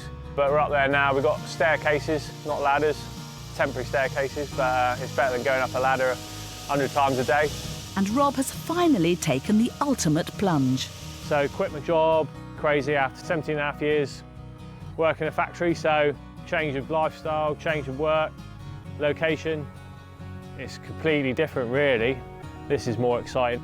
With his home sold and Rob proudly unemployed, this static caravan has become the centre of his life. Right, here we are in the site office slash site toilet slash my house. The commute's a bit of a nightmare, you know. Yeah, I've been in here about a week, 10 days. It's okay, it's so far so good. It is a summer, so it's got to be okay in the summer because it's not going to be too good in the winter. But you know, it might spur me on to get the build done a bit quicker than maybe if you was living in the luxury of a proper house. Little treat. Mum made me a couple of sausage rolls, so don't always get freshly cooked sausage rolls. Lovely. Today, the concrete cutting professionals are back to make a start on the second floor windows. They're cutting window number 1 of 8 on this top floor now today. The wall's about 11 inches thick. Getting the contractors in is hitting the budget by an eye-watering 20 grand. But Rob is saving the pennies elsewhere. I did persevere and do the stairwell opening sort of myself and partly with a builder, which is a good accomplishment. I'm happy with that. By the time they've cut out all the windows and openings, they will have shifted 50 tons of thick, reinforced concrete. At least getting the slabs down is straightforward enough. Nothing down there, mate. Just the van.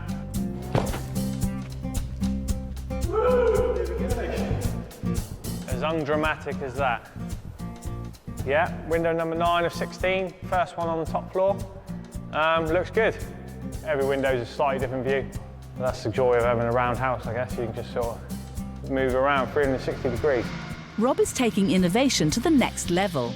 After cutting the central shaft down by 2 metres, he's found an ingenious use for what will be the heart of his new home. I thought it'd be quite a good size for a dining room table. It'll be a glass top on it, so you'll be able to see down through.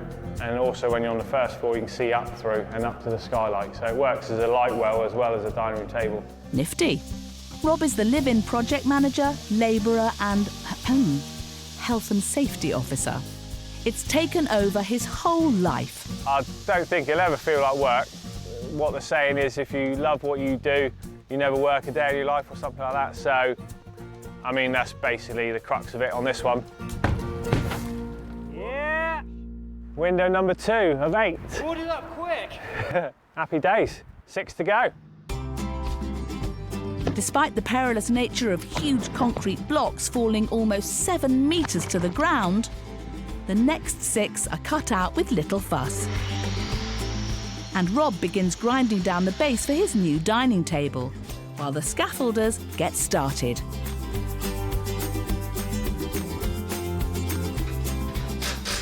So we've got 1, 2, they're on the 3rd sort of lift at the top there.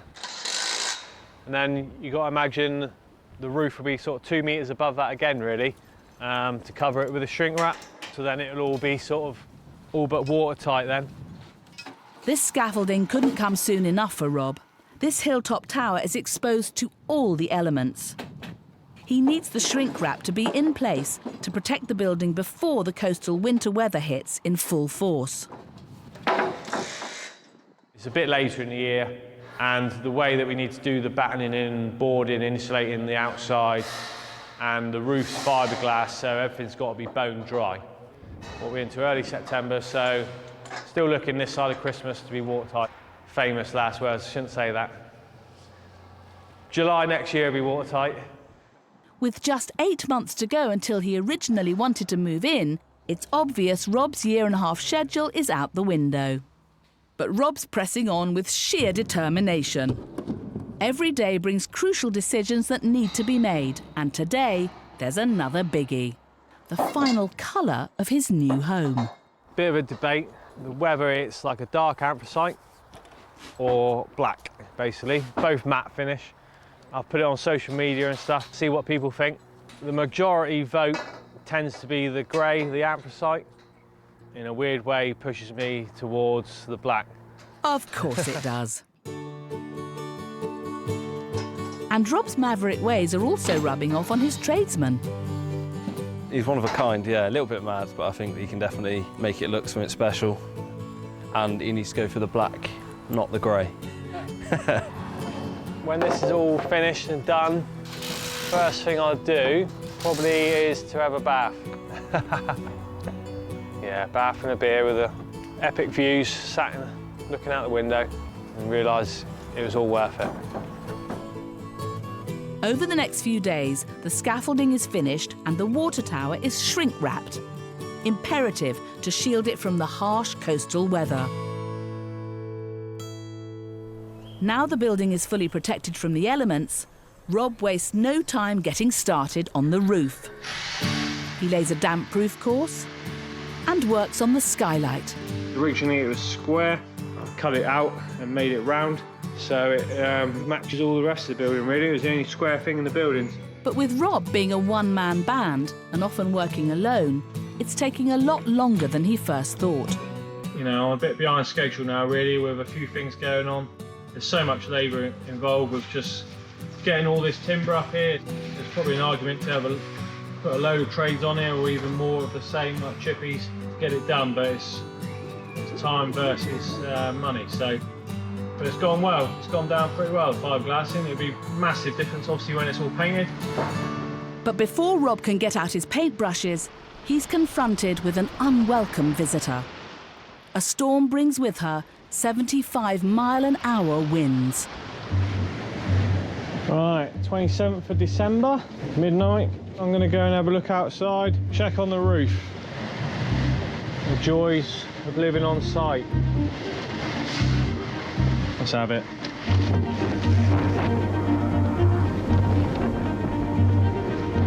Woo!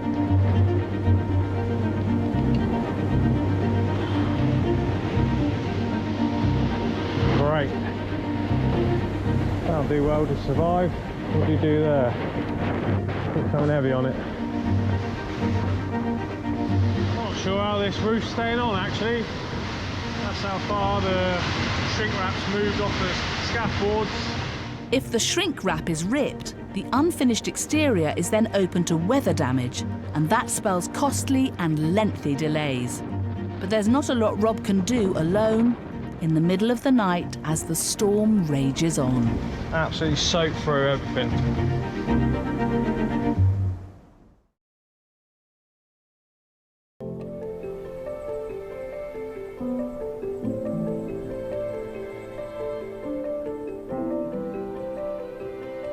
It's the calm after the storm, and with some quick thinking, Rob's had a lucky escape. This was absolutely flying around everywhere. I thought I could have lost, you know, like this bottom layer really, would have had to redo it. Temporarily kind of wedged battens in here, nailed it up just to stop it all flapping around. It's a tough time at the minute, I suppose, in many ways. Sometimes you look at the big picture and think, blimey, what have I taken on here? Despite closing the year in a rather turbulent fashion, the project is gathering pace now, and Rob's chuffed that his statement roof is nearly finished. It's got a whole layer of dust on it since I've been cutting concrete, but I'm really happy with the colour, really happy with the roof, the shape of it, how it's turned out. This insulation now is going to basically get cut and sort of under the overhang with another sheet, and then down the ground floor wall, and then that's the full wrap then. When it's not windy, it's all right up here. Friend and builder Darren's helping with the hard work today, but with Rob still doing the bulk of the labour, the schedule is slipping further and further behind. Originally I wanted to be in, sort of done really by the summer. Now it won't be finished the end of this year, I don't think. There's a lot of hidden stuff, and for somebody doing a self-build, unless you've done it and learnt through your mistakes and know what's around the corner. I mean, he's already finding this out, but let's see how determined he is. Determination is something Rob has in spades. Especially now the exterior insulation is in place, Rob can turn his attention to more exciting jobs, like getting the window openings prepared. Church job. It grew there. Next couple of days we'll know exact sizes of all the windows, because they're all very, very slightly different. You can't order like say 8 windows the same size, you know, even 10 mil out. So they're all unique. And in the renovation game, bespoke translates into big bucks. There's not much you can buy off the shelf for a round house. Costing a bit more than sort of what I hoped. I mean, that was best case scenario really, 400 grand. I've got one other house that I rent out in town, so I've given my tenants a 6 months notice on that one. What was 400 grand is now looking more like 500 grand. And then after that, it'll be getting interesting. This is a big deal. After already selling his home to fund the build, a risk taker from day one, he's now cashing in the last thing he owns. There aren't many that would probably do it. There really isn't. I think it's a different breed. Don't regret it yet.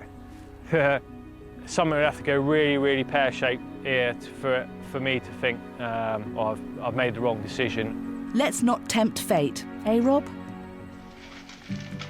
With the little money he has left, he continues pushing on. He's spent hundreds of hours alone on this building site. Lovely that. Rear door. Step by step. Put some of the sound deadening down. And after some overwhelming months, Rob's persistence is paying off. After hours of sandblasting, Rob can start sealing the immense dome ceiling. Not really want to change the appearance of the ceiling as such, just sealing any loose bits. 19th of April, ordered the windows early January, it's just been delivered. You see it's quite reflective, paid the extra for that. There's £30,000 worth of windows here. Lifting them is going to be a tough and dangerous job. There's little room for error. Any damage whilst they're being manoeuvred and winched could cost Rob a pretty penny. Right, let me pull it tight. Yeah, I'm in. These bifolds, I've just beaded that one. Just went to do this one, got 1, 2, 3 beads down. Don't know if you'll see it. There you go, it's cracked down there. It's gone on the corner. This is the weakest time when you put the glass in. It does happen. I don't want it to happen. It's the second one gone now. You know, a couple £100 each pane or something like that on average. So I'll probably end up cracking another one if I carry on. So might go and have a beverage in the caravan.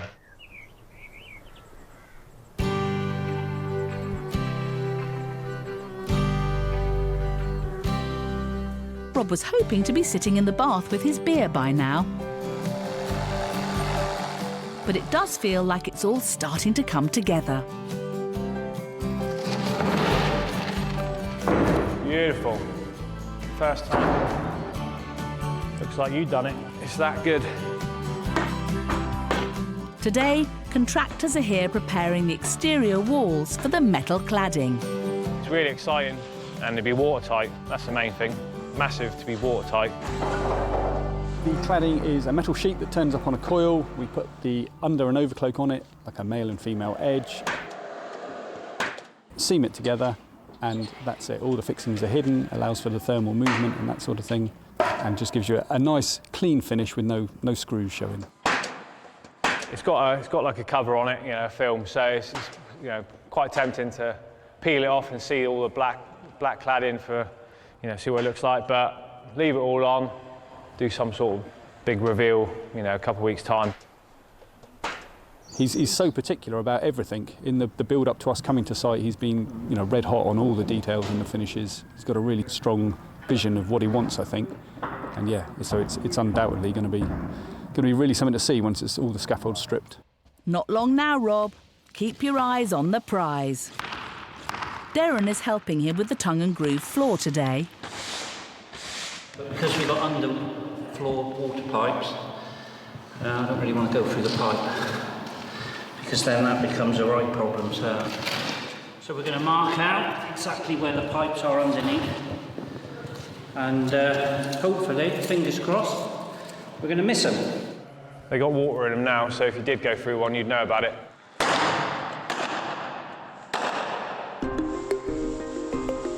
Having averted one potential problem, typically another has cropped up. Despite the many windows, a pesky echo isn't going away. Away. Before the windows was cut in, you could not talk.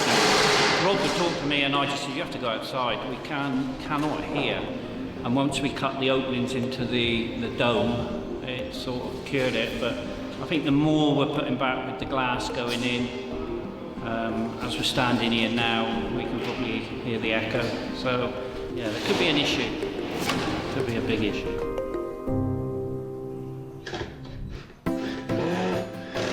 So, over budget and over schedule, Rob is now 19 months into converting his 1940s water tower into a family home. It's got to be pushed up now. But the hard graft continues. Just lifted the 4 balcony glasses up, 170 kilos. They're going in that bifold behind. Right. Okay. Yeah, really happy with that, how it looks. Bifold doors in front, and then those views. Happy days. Next up is the all-important skylight. To get this in place, the shrink wrap and scaffolding have been taken down from the roof. Happy with that, looks pretty cool from inside. It's basically watertight now on the roof. as is the rest of the building, so it's a monumental moment for Rob. Big weekend, so I'm going to get this wrap off today, all white spirited up, all clean, and then going to get this shrink wrap off, so it'll all be black. Yeah, big day.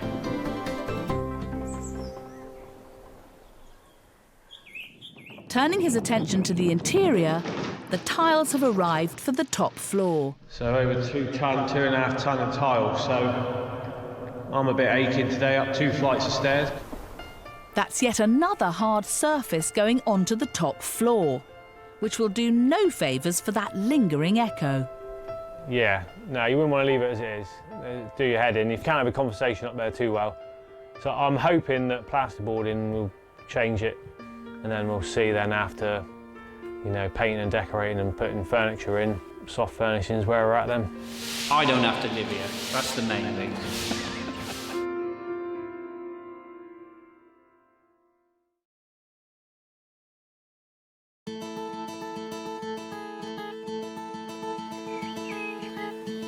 It's now nearly 2 years into the build, and another winter in the caravan is fast approaching. I want to get it done now, really. You know, the main aim is to get in here before the worst of the weather, but we shall see on that one. But to speed things up, Rob would need more hands on deck, and those hands cost money. I could put 10 people on site, but then it costs £10,000 plus a week in labour alone. So the big part of it is me saving money doing as much as I can myself. Rob's now looking to finish the build for £525,000. The budget bolstered by the sale of his rental property, his final remaining asset. This is a gamble that simply has to pay off. So that was good, got a decent price for that. So I've got money in the bank, so I've got about £70,000 left to finish. Yeah, behind schedule, over budget, classic. Over the next 6 months, Rob pushes to finish the build. But supply chain problems lead to spiralling costs and yet more delays. Against all odds, Rob has no choice but to power through.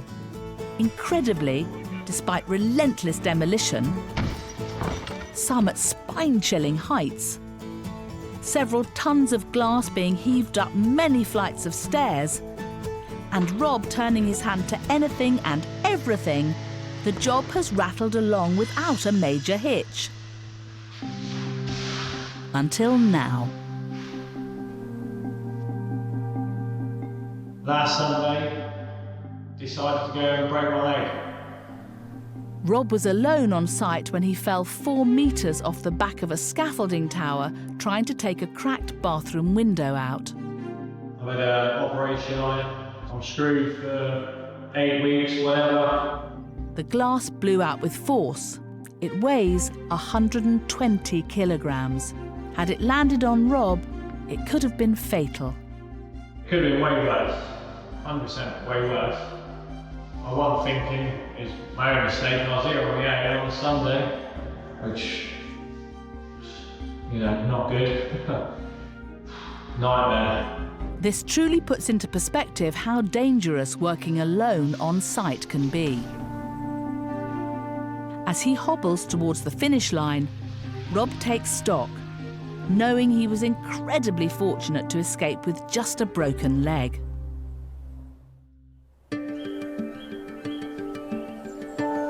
It's been the biggest challenge of his life, but Rob's vision is finally a reality. Right, so here we go.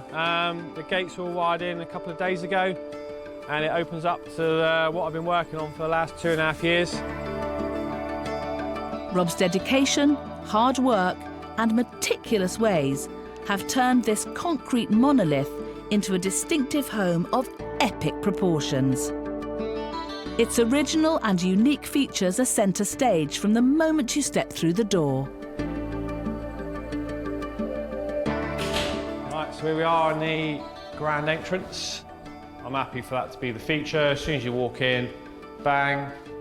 So onto the first floor landing, and as you can see straight away really, is I've put some curves into these walls. It makes more work for me doing curves. Plasterboard's not meant to be curved, the skirting is not meant to be curved, but it makes such a difference. Like, I drew it on the floor like, you know, a square corner, and it just doesn't look right, it doesn't flow properly. Rob's battled with the curved design elements from the very beginning. In hindsight, Darren has a solution. First thing you should have done is squared it up. Yeah, we could have squared it up. Squared the rooms up, squared everything up. Would have been 3 times easier. When we first come in here and it was just a concrete shell full of pipes and stuff, he could see the dream, I couldn't. I just could see a nightmare. But when we look back and you walk up through the drive and you actually see it, and you see it from the road and it's just, you know, yeah, we did that. So that's really good. And what about the controversial black cladding? I would have done it a different colour. And then it wouldn't look so good, would it? For Rob, the value of the property is in quality, not quantity. There are fewer rooms, but more space, especially in his enormous master bedroom suite. So this is all like 1/2 of the whole first floor, really, because behind this is the original concrete wall that split the water tank in 2. So, super king bed, even bigger headboard, but it suits the size of the room. Like, all these big spaces, you need to fill it with big items, you know. From the start, Rob's plan was to go big or go home. And he's somehow managed to do both, with bold ideas complementing the welcoming feel of the house. As you can tell, the theme is black. Where else can you get away with a black ensuite if you haven't got windows and views like that? It's a silly size shower, you know, I've obviously never had a double shower, but it suits the space, it suits the building, and, you know, it all looks right, so why not? Double shower, double basins, nice big bath. You've got everything here, really, yeah, as long as you like black. And if you don't like black, the family bathroom is white, with minimalist design, no blinds. It's only a rare occasion that, you know, someone will drive past with a tractor anyway, to be honest. And this is where Rob had his near-death experience. And it came out with force because I was silly enough to have the front door open, and it literally sort of blew out as I took the last trim off on the outside. That could have killed me, that really, that bit of glass, to be honest. It wasn't just his job and assets he put on the line for his dream home. On the rest of the first floor is a spare room, and another space he wanted to make special, his daughter's bedroom. Go, Elsa. But the room Rob is most proud of is the one with the 360-degree views. Right, so the top floor, the pièce de résistance, really, with all the views. See Bodmin, Dartmoor, the coast, everywhere, so take your pick. This top floor was really all based around this central dining table, which is the original concrete shaft, and inside the table, also spins round, is the original ladder, and it acts as a light well for the ground floor bathroom to see up through and up through the skylight. Rob's parents were far from delighted when they found out about this venture. But what do they think now? Absolutely, totally amazing, I think, do you? What he's achieved. Done a fantastic job. Yes, so much hard graft has gone into it. We've been behind him all the way. And it makes it, it's nice, isn't it? Well, Like apart from the very beginning when we thought, oh no, don't buy that. The ground floor rooms and the landscaping are still to be finished, but Rob is determined to complete what he set out to do. I suppose one of the reasons why it's possibly taken 2.5 years plus is just the attention to detail that I put into things. After adding acoustic wood panelling and soft furnishings, one detail that Rob's still working on is the echo. Is it the worst thing in the world? It's livable as it is, it's fine. You know, there's always going to be a small degree of echo just because of the size of the room. You know, you can live with that when you've got all the views and everything else to look at. And to put like a false ceiling in or something, or to divide the room up, would be sacrilege in my opinion. You just completely ruin this space. The echo has always been Darren's bugbear, so he's given Rob an ultimatum. He needs to sort it out properly before he invites me there for dinner. In a way, it'd be good not to hear him properly anyway, so it might be in my favour, mightn't it? Money-wise, I said originally, sort of in my head, it was like 400 to 500,000, including buying it. It's ended up being more 750, I think it's going to be. Blimey, that's almost double the original budget. It's curved, everything, you know, it's a renovation rather than a new build. It just all costs so much more. But yeah, it's a big step up from what I was hoping to start with, but luckily I've managed to get a bit more money from my parents, or I've just borrowed some more money from my parents to get it finished. Grateful for them for, you know, managing to be able to help me out like that. But have they made a wise investment? So I've had two estate agents come round that have put a valuation of it on offers over 1.8 million. So it's money well spent, you know, definitely worth doing 10 times over. You can say that again. That's a staggering profit of over £1 million. Rob's mum and dad originally thought he was crackers to take this on, but Rob's tenacity and courage won them round. Absolutely over the moon about it. Yeah. We are. Definitely. Yeah. Yes. What an achievement, I I don't think think. a lot of people would have took it on. Definitely Not many. Definitely not. Most people would have walked away, I think. No, I'm proud of him. Really proud. It's turned out really well, Rob. Yeah, I'll give you that. It's been an absolute nightmare. And Never don't do it again. ever ask me to come and do it. I'm looking at buying another one soon, Yeah, so. Well, you'll be doing it on your own. Quite an achievement for me, I think. Quite a sort of even more so of a proud moment when you get like 6-8 people around the table, including, you know, my mum and dad who've helped out, and just to embrace that moment really as a family, and, you know, just simple things, but in the space that I've pretty much created, you know, to now be able to enjoy would be brilliant, yeah. You soon forget all the hard times, struggles, trials and tribulations that you've been through for the last 2 years, and just mentally, physically and financially, I suppose. I'm lucky that I got given the opportunity to do it. Now I'll reap the rewards, I suppose.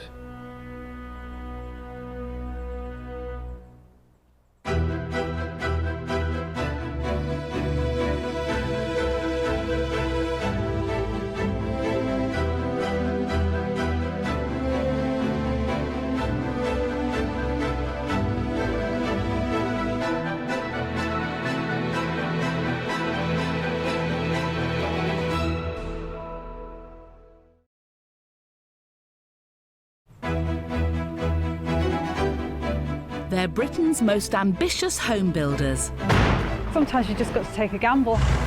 taking on the country's most run-down, abandoned buildings. Got a really unsafe wall above us, which is going to come down, and there's absolutely no way to stop it. From the remains of a bygone age A control tower is the most iconic building on any airfield. to icons of industrial Britain. Sometimes you look at the big picture and think, blimey, what have I taken on here? If you can get through this, you can literally get through anything. I just hope it don't look like a barrel. They're transforming these derelict places What we're doing here will become history. It'd be nice when it's finished. into stunning spaces. Glorious sunshine through here, through all the glass.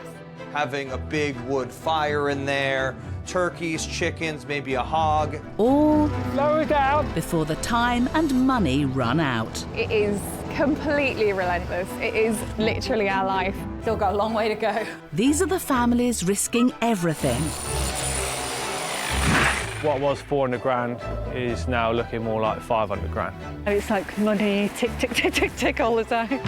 For a new life in a unique home. Or it'll be worth it in the end. And if one more person says that to me, I will probably strangle them.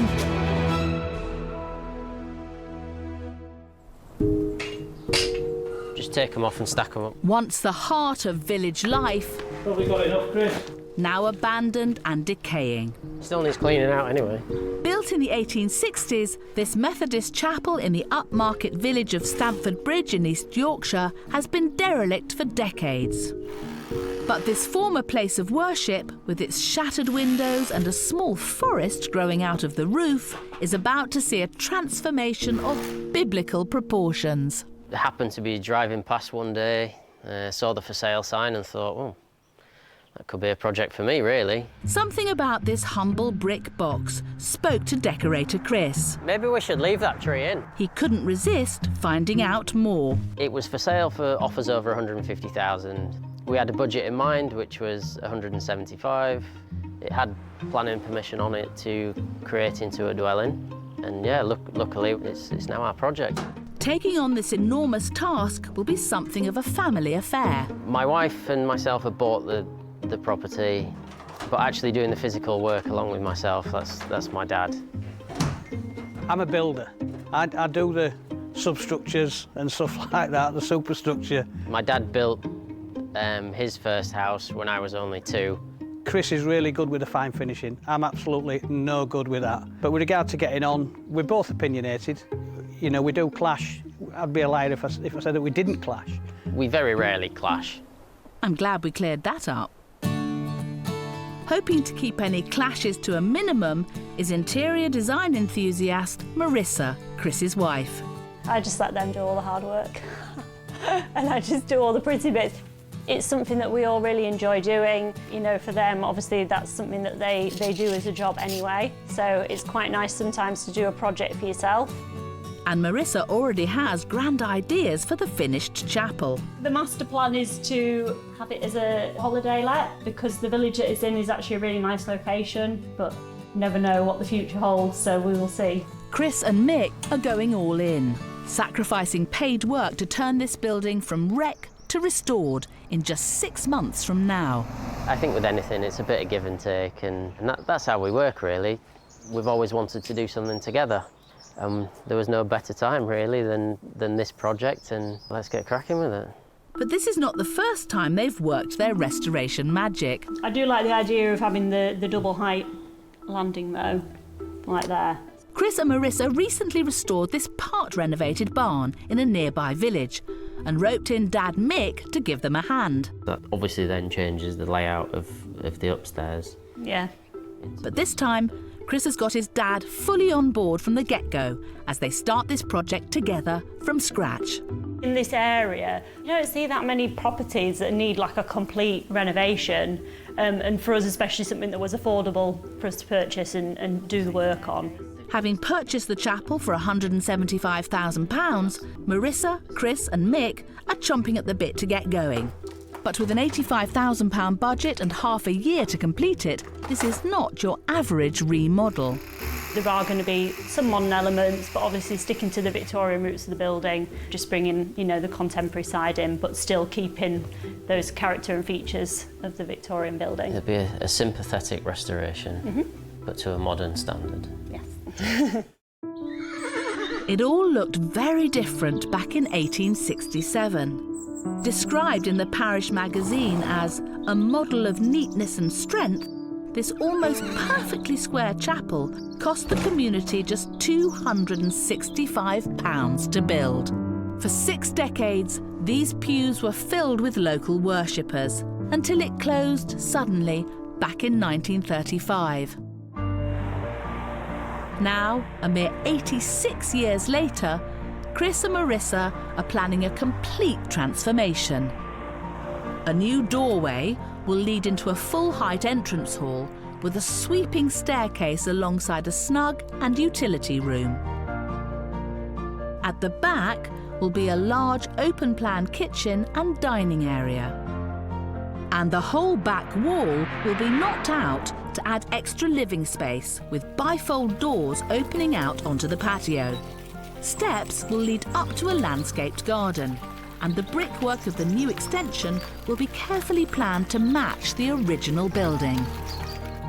The staircase by the front door will lead up to a galleried landing with an impressive vaulted ceiling. On this new first floor will be 4 bedrooms. It's an ambitious modern conversion in the heart of a conservation area. Respecting this building's past will be critical. It's sad to see things just go into a disrepair and fall down, and I'd just like to bring it back up to what its former glory, if you like, what it used to be. Chris and Mick have been at it for over a month and are already making good progress.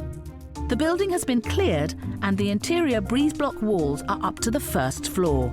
See, Dad, any of those people that you learnt with all them years ago, they'll be watching TV. I'm going, it looks easy. It is easy. and be like, whoa, we were never taught like that. By effectively building a new house within the shell of the old chapel, Chris and Mick are ensuring 21st century home comforts and building standards. The original walls weren't in great condition anyway, so it's a bit of a trade-off really. There are some original details on the brickwork walls that we would have liked to have kept, but you know, obviously you've got to weigh it up with, do you want a warm house and things like that. It's a trade-off all the time really. This is mechanically fixing wall ties to here, because obviously there's no way of tying anything in to the building, so we've got to mechanically tie it. So it just makes this wall stable against this wall. So that fixes that back to the existing wall, and then when we build as block work, that's all tied in together as a full unit. I do muck in and give a hand where I can. This isn't where my expertise lie.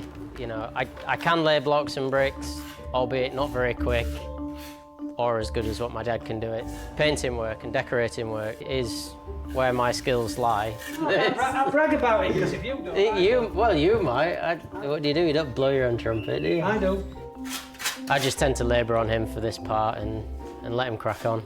And though Mick is making speedy progress, he's a bit of a traditionalist at heart and can certainly appreciate the old school methods. The quality of workmanship a lot better than what today. The materials to a point, you know, they're using oak for the trusses and things like that. I just think it's built to a better standard. The workmen were more conscientious. Everything's power tools and that now. You know, everything was hand done. Do it once. Now if you do it wrong, you just get another piece of wood and cut it again. But Mick and Chris have been at this long enough to know that old buildings can throw up costly surprises. A spanner can get thrown in the works at any time, you just don't know. For example, the roof trusses, you know, stood on the ground. We've got no idea if they're rotten, if they're in good condition, if they need replacing, if they don't. But obviously, now we've built up on the second floor, we can actually get up there and assess them properly. With two purlins up there, which are rotten on the ends, so they just need addressing. Whether we take those out and put new ones in, or we put some on the back of it, we'll have to just see what the engineer says. We have this discussion about 5 times a day. Right, what's next?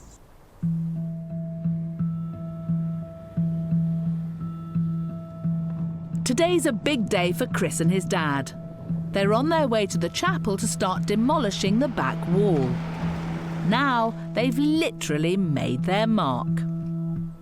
We've got the 3 pieces of steel in, and they're all bolted up, secured up. So the plan today is we're going to be taking this wall down, or part of it anyway, because it takes so long. But as the wall comes down, how are family relations holding up? I love it. You know, people say to us, do you get on, do you argue? No, we have a difference of opinion. That's it. But he's a good asset, is Chris. I'm a builder, you know what I mean? I'm not a finisher. Chris is more of the finish and the aesthetics that's inside it with his wife, Marissa. So, yeah, we do complement each other. It works well. Teamwork makes the dream work. And for today's job, old school Mick is embracing modern methods. Hammer and chisel, I know that's what they used in the old days, but we've got to use some mechanical, make life a little bit easier. It is going to take some time as the wall is 3 bricks deep with it being old, but we'll get there in the end. Sounds like perfectionist Chris might have a more softly approach to demolition than his dad. It's just going to be brick by brick and hopefully cleaning them up as we go, because we've got to save them to build the new extension with.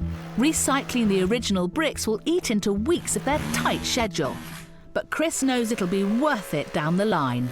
Obviously the colours and the character, all the weathering in the bricks and things like that, it just ties in with exactly what the chapel is. And then the new extension, it's not going to look as though it's new from the outside, it's just all going to tie in and be perfect, really. Each brick is painstakingly removed and cleaned. And now it's time for the big guns, because foundations for the extension need to be dug. But with no external access to the back of the building, they are faced with a potentially disastrous dilemma: getting the heavy machinery into the backyard.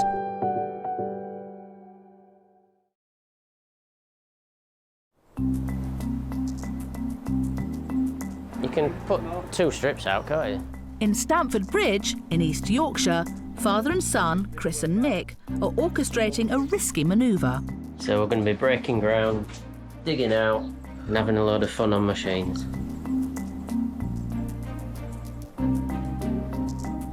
With no other option, they plan to drive the necessary heavy machinery through the chapel and out into the back garden.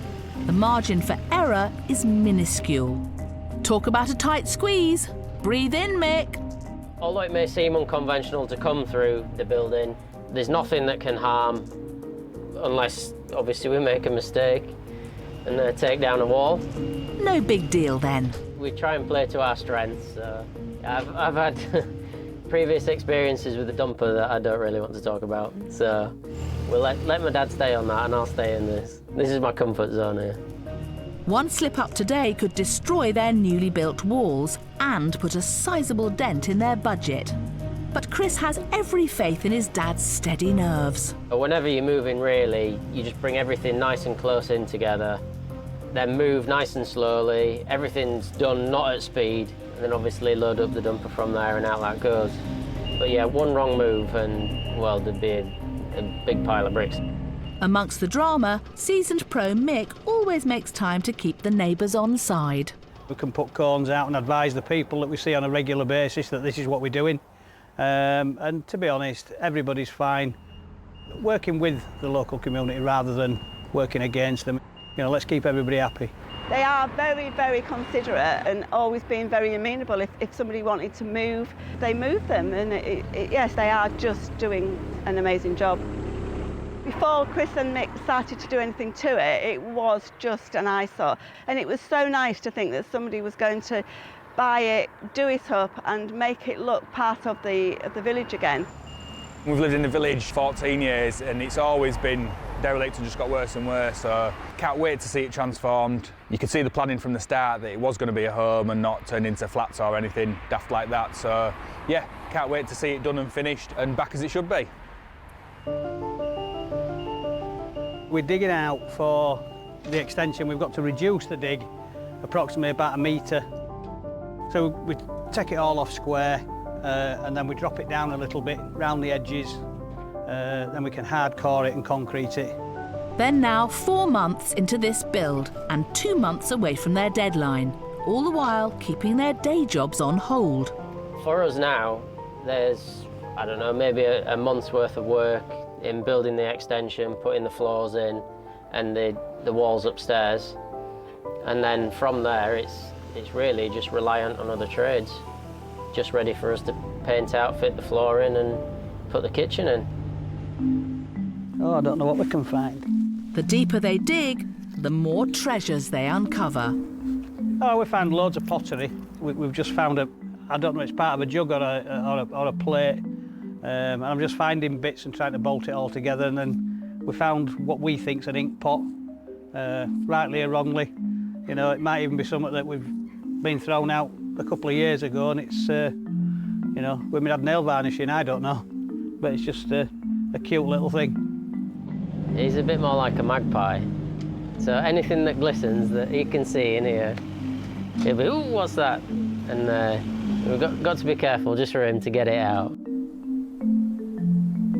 While Mick hopes to strike gold in the foundations outside, Marissa's attention is firmly on the interior of the former chapel.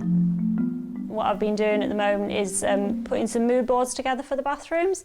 So just bringing together the products that I've chosen, potential colours, tiles, and just seeing what it all looks like together, so we'll get a feel for the final look.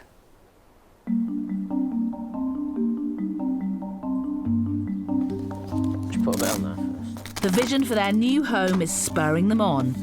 And just a fortnight later, Chris and Mick are preparing to tick off a significant milestone. We're putting down the damp-proof membrane, just ready for the concrete floor to be poured throughout the whole building. And that'll include the floor and the footing for the extension as well. Preparation is key. Once the concrete arrives, there's no going back. Necessities table, last thing. But with the best will in the world, one thing they can't guarantee is that there will be somewhere for the concrete wagon to park. It gets busy and then it'll just have a spot where there is no traffic at all, and then you just get one person and just causes havoc. This road is very busy. There's traffic 24/7. So they've had quite a lot to deal with as it's gone on. Even Mick's charm will be put to the test. I'm actually amazed that they've been able to do what they've been able to do with such a busy road.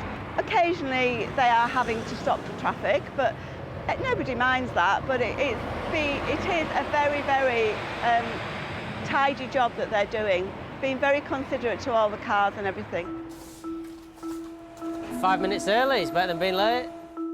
The concrete pump has made it to the door, and despite the thousands of pounds worth of machinery on hand, this is still a day of hard graft. Are you ready? You ready? It's going to be like a swimming pool full of concrete, essentially. Once the concrete's been pumped in, we need to get it to some sort of a level. So we'll just be wading around, raking it out, smoothing it out, levelling it all off.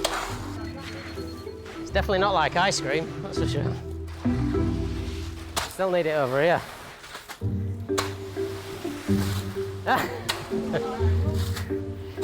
Dad, stand on it.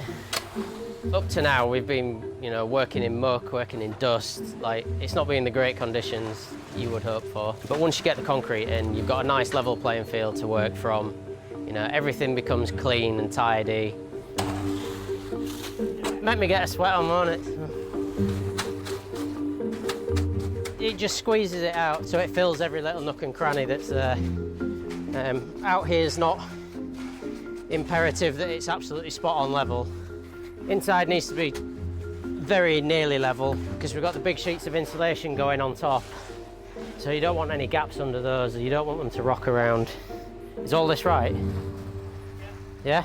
So far, so good. Happy? It's just one big raft, if you like, so it's one big floating piece. So this is just to strengthen it all up further. But there's one thing that could scupper everything. This is the anti-rain dance, because that's what we don't want. With this being a product that needs to set, a little bit of sun and a warm day is good. Rain, that's just bad news. It just makes all the water come to the top and it just washes all the cement out and you're just left with a big load of aggregate.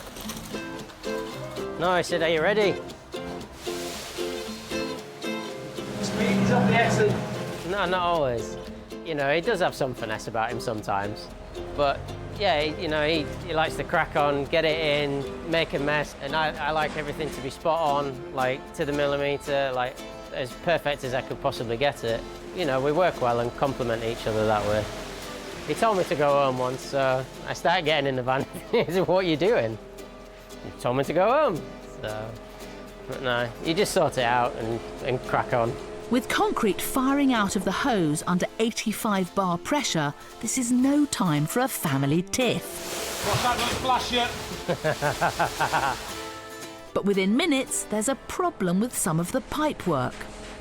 So obviously with the concrete being a liquid and the pipe was full of air blocked at both ends, it just started to rise. Chris has to think fast. If they don't resolve this issue soon, the concrete will set unevenly and with the pipes out of position. I'm going to go and fill it. I'll have to go around. It's a race against time to avert a disaster.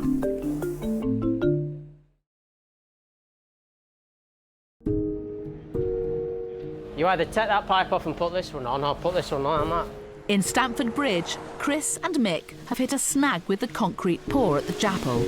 We can manage because we can shovel it into there, Dad. Empty drainage pipes for the kitchen island that need to be covered are rising to the surface. We know roughly where it needs to be. Thankfully, they're able to instigate a quick fix. We filled it with water, weighted it down, and yeah, it's absolutely fine now. So we're just back to where it was before. It's a massive part of the job that's done, out of the way, so as far as job satisfaction goes, yeah, it's a good one for that.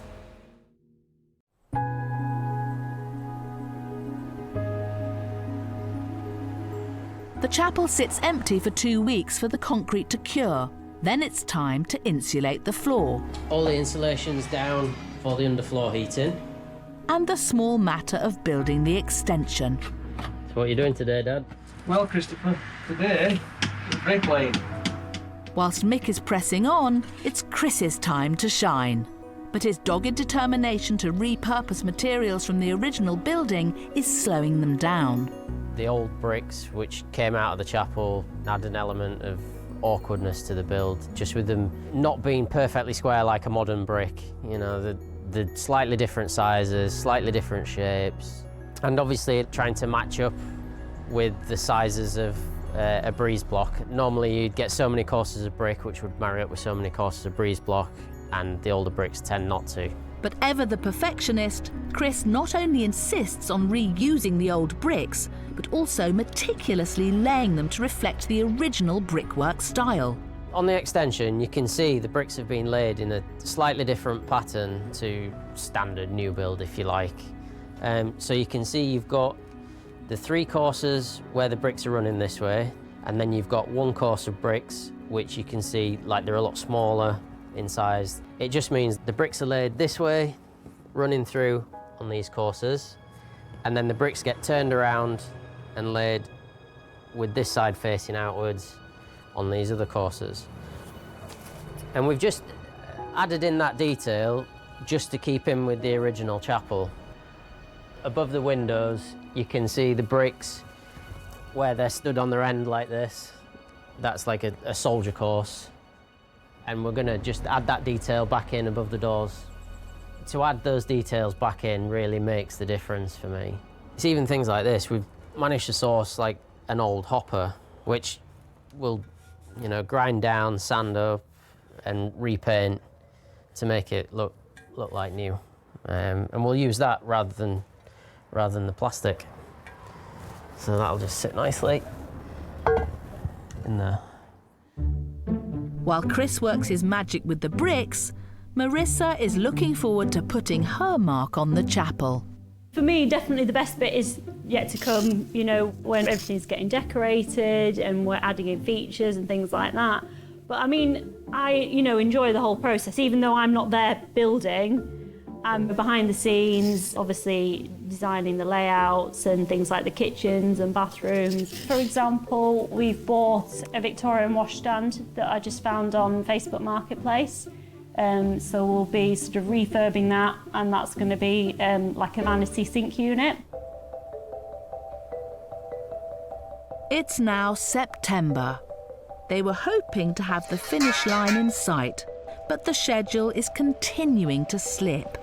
Today, attention is turning to the roof. Scaffolding, a bit of a difficult situation really because of the traffic and how many boards we've got to get on. Scaffolders are going to be a bit longer than normal, so it's not that they're slow, it's that I want to be right with the neighbours. We've got to make sure everything fits with the neighbours. We've got to keep talking to the neighbours so that everybody's happy with everything. Oh, there's a bloody great lorry coming. Oh, you'll be all right, I'll stop. Go on, you're all right. Thank you. The chapel is on a main road. That's the first difficulty, really, watching out for pedestrians and traffic. And then we've got neighbours either side, which is fairly tight in some areas, so the scaffolding can't be as wide as what it normally would be. So that adds an element of difficulty again for them, and like building over the extension with the scaffold. It's not the easiest of jobs for them. Just be mindful of them wires up there, mate. But there's an even bigger problem that threatens to cause yet more delays. We've got the scaffolding going up today. The roofer should have been starting, you know, a couple of days after, and he's pretty much let us down. So that's potentially 4 or 5 weeks before we can get another roofer. So it's very frustrating when you've got to rely on other trades to... Ultimately, what would speed you along is now holding you back. Autumn arrives, and with it, their deadline. But work at the chapel has stalled after Chris and Mick's roofers left them in the lurch. It's taken 6 weeks to get a new team on site, and time, as always, means money. This delay has hit their workflow and their pockets. The old slate has all been stripped off, and now we've got the new breathable membrane, which is insulated as well. We found out that actually the roof had been tiled originally in 3 different size tiles. For whatever reason, I've no idea. I can only assume at some point they'd replaced some tiles but with different sizes. They're now having to replace almost all of these slates. This job for a start, there were holes everywhere in it. It's rotten spars, so what they've had to do is strip it off, basically start again. But using all reclaimed slate, they end up doing timber work inside to strengthen it anywhere that's needed. Put your battens down at the correct gauge, depending on what size slate you're using, and then slate in. When the chapel was built, parishioners stayed toasty by way of a simple coal burner. Now, Chris is readying the old building for a more modern solution. We're just putting down this thin damp-proof membrane, and then on top of this, you see Benny's got the heating pipes there, so they'll just get rolled out, laid backwards and forwards, and then clipped down through this. The pipes are then covered in a specialist screed, giving a smooth floor on which to start the next stage of the build. You can see now that the screed has gone on top of the underfloor heating pipes, so that's all finished. It's all gone off, perfectly flat, level, and pretty much perfect.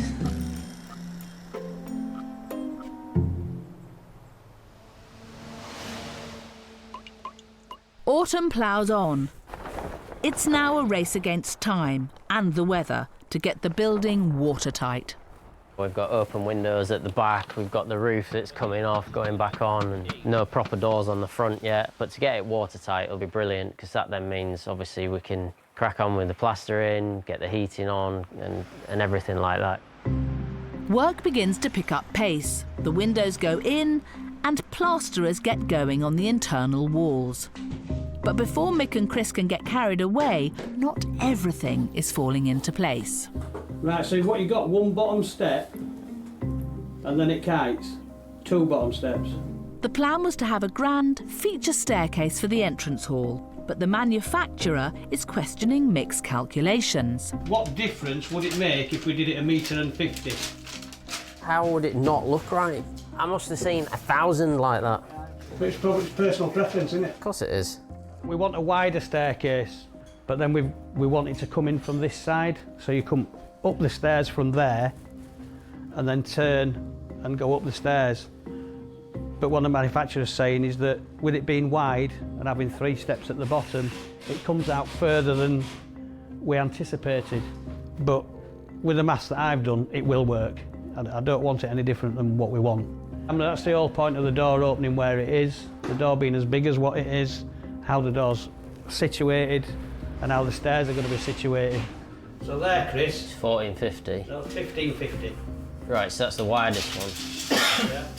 That's exactly halfway. Just how we planned it to sort of work. As far as I'm concerned at the moment, I think we can get it all in. You know, if my maths is right. Let's hope Mick's sums haven't let him down. Meanwhile, the interior of the chapel is being transformed. It's starting to look more and more like a house, if you like, each day that we go on, so that's good. This is the master suite. The plasterers are just in here, filling the walls in, putting the plasterboards on, and then they'll be skimming them. Not taking any chances, Mick has drafted his regulars in. Nice father and son. They do quite a lot of work, and we've done quite a lot for them. This job is pushing them to new heights, though. With the height, and obviously there's all the beams to go around, it's going to be awkward. That's Mick all over, is challenging. So these things we've got to get over, and we will do. As Christmas approaches, Chris and Mick are already more than 2 months past their original completion date. With the staircase due to arrive, the pressure is on. Mick refused to budge on his calculations, despite concern from the manufacturer. They simply can't afford for it not to fit. Are we going to build it up in one piece and then turn it over? Yeah. Right, that's a plan. Well, the short timber goes into here, and the long one goes into here. So put that into there, that into there, that'll rest itself on there. Even just a centimetre error would prove costly and set them back even further. It's easy when you know how. We just don't know how. Father and son remain cool-headed as they set about fitting together this giant three-dimensional jigsaw. This has got to fit flat to that timber underneath, because that reduces that lift on the top. Maybe something we should have thought about first. So where the top step plants against the trimmer that goes along, we need to cut this stringer off level with the step. Ideally we should have done this on the ground, but didn't think about it. Ready? Yeah. The moment of truth. And it's a perfect fit. Getting the staircase in, it is a big thing.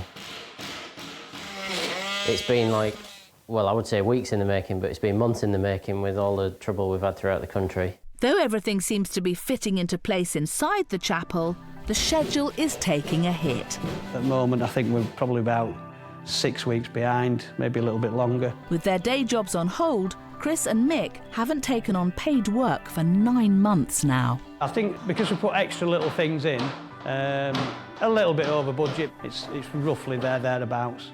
But yeah, maybe £10,000. The finish line remains frustratingly out of reach, and the pot of cash is dwindling.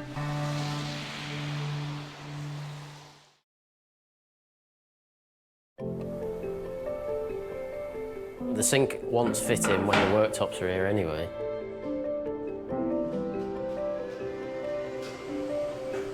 It's a new year, and the transformation of this 160-year-old chapel into a high-spec family home is currently running 3 months past its intended deadline. We've got the island units in place. Yeah. I just need you to check whether you're happy with them in the centre, or do you want them more to one side of the room or the other? No, I think it looks good there. We've got to the stage where we're doing the interior fit out, so plastering's done, flooring's going down, then painting. So get a better idea of what it's all going to look like, get a better sense of space as well. So we'll get that door. Obviously we've got to put the handles on when we get them. I love the big drawers actually. Yeah, you can just get all sorts in there, can't you? Good for a Tupperware drawer. Sort of nice to see it all coming together and what you've had in your head of what it's going to look like actually sort of appearing in real life. We're getting there. I think, yeah, the next 4 weeks, again, it'll just be a massive change. And we shouldn't be too far off, so that's good.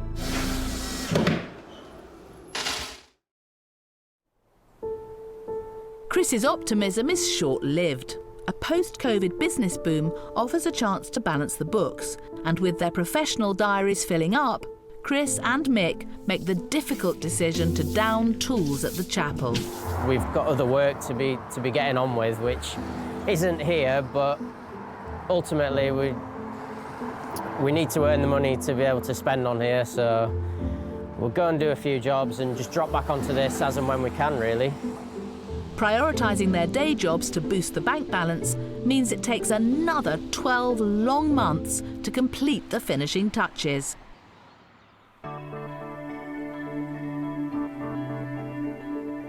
But what a finish. They said Chris was a perfectionist, and they weren't wrong. We'd started off with an empty shell, and we've tried to maintain what was left of that original character and bring it back to life. Obviously it's been completely modernised, repurposed, and it's made like a lovely family home. After 2 years of devoted hard work, Dream Team Chris, Mick and Marissa have ensured the chapel has the wow factor from the moment you step inside. To walk into a big vaulted ceiling area is just really nice. I think it gives a good impression, doesn't it, of the grandeur in the space. These are a custom-made set of stairs, and obviously when we're designing them, we can literally work out every detail, and then you just kind of pray that they've been manufactured to your specification and that they do actually fit. Thankfully, if anyone knows his way around a tape measure, it's Mick. All right, let's go. Their painstaking removal of the back wall has helped create a glorious light-filled space, perfect for open-plan family living. There wasn't any windows in the back of the property at all, so this has brought light in and connected it to the outside. And with some clever repurposing, the old and the new are linked beautifully. Using the original bricks is just a nice sort of touch to bring the original building back in. The actual position of those bricks is where the original back of the building is. So it's just like a little nod to that's where the old building used to end, this is the new bit, but everything still ties together. At the heart of their new home is the kitchen Marissa meticulously planned. We had the units all like custom made and designed from what your vision was for the kitchen. It actually didn't work out that much more expensive than an off-the-shelf one. And then we've just gone for the soft kind of khaki green colour, which works really nicely with the other colours that we've chosen in here. Thanks to their diligence, this dilapidated single-storey place of worship has been turned into a generously proportioned family home without sacrificing its unique, historic features. Something Mick, with his traditionalist ways, is particularly chuffed about. I love it. I like the older end rather than modern. Modern's too clean, you know, and having a little bit of character makes the house feel a home. And there's one high point they all love. This is one of my favourite areas of the house. It's really nice that we've been able to actually keep the old trusses, isn't it? Yeah.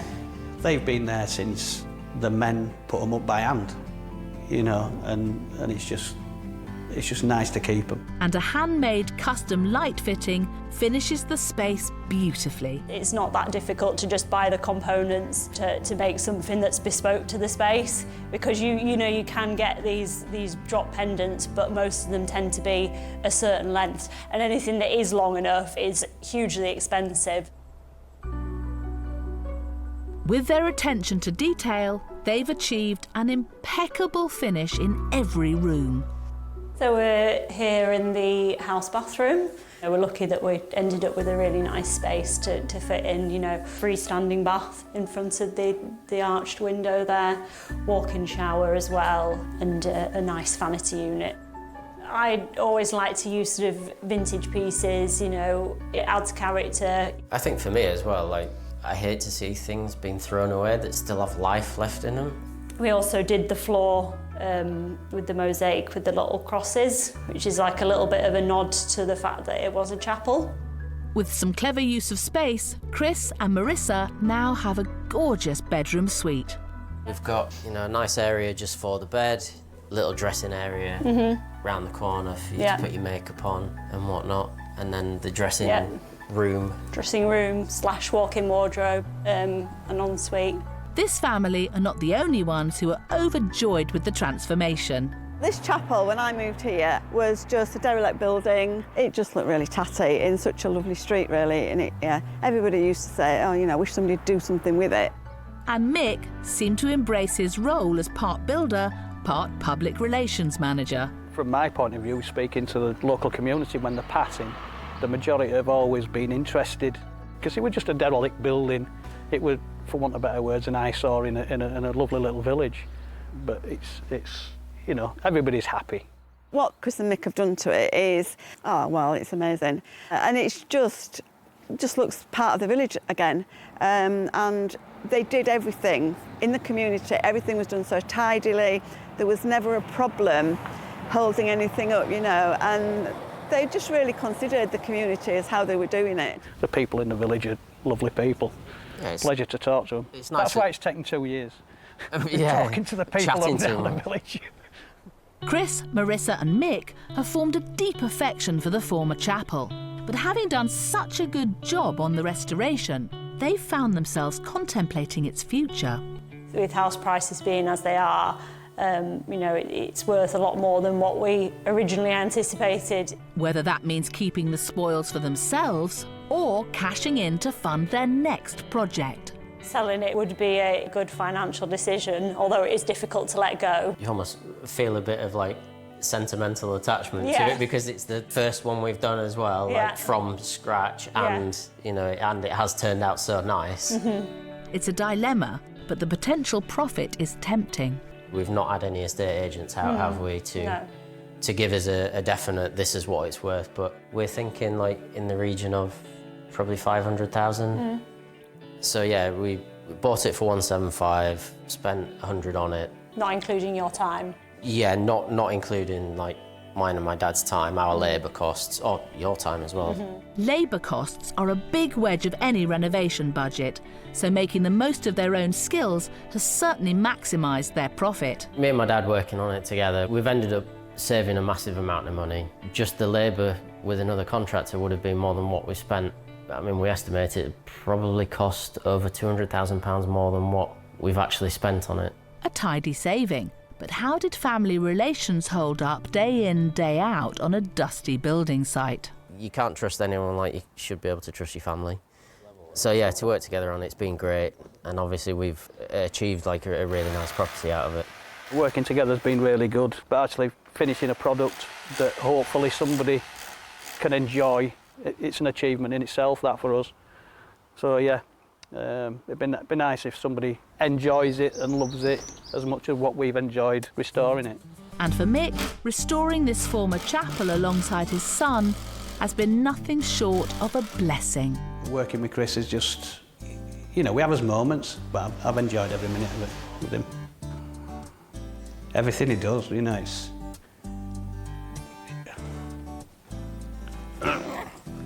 Yeah,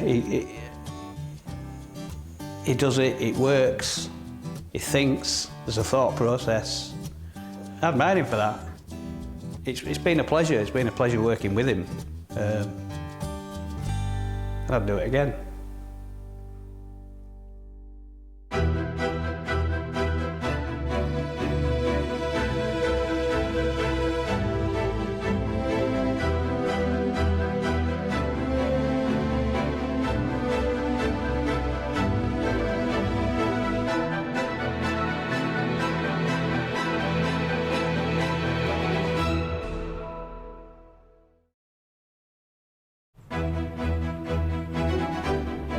They're Britain's most ambitious home builders.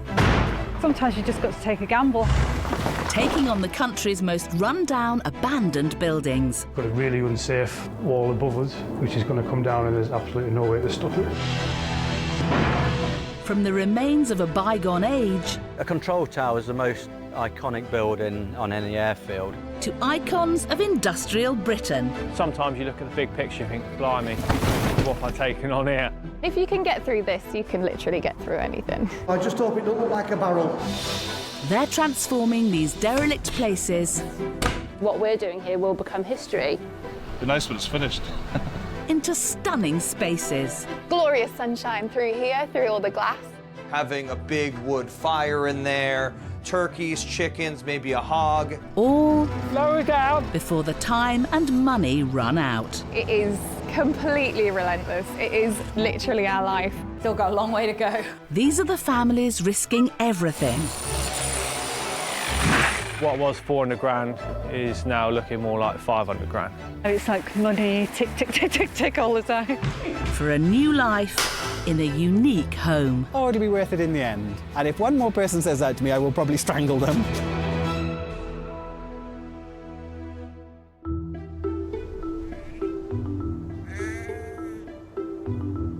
Nestled in the heart of the Buckinghamshire countryside, this crumbling 125-year-old barn outside Radcliffe has sat unloved and unwanted for over a decade. It's pretty grim at the moment, isn't it? But I don't know, you've just got to have a bit of vision, haven't you, really? In the summer of 2020, the local diocese put it up for sale. It drummed up little interest until it caught the attention of Helen and Richard Gibbs. We saw where it was, and there was a sign up saying that it had gone up for bids, sealed bids. So we sort of had a discussion, put a bid in, and they accepted it, and yeah, that was the start of it. This semi-retired couple took the plunge and bought this desolate shell for a whopping £265,000. But they have no clear idea of how much they'll need to spend.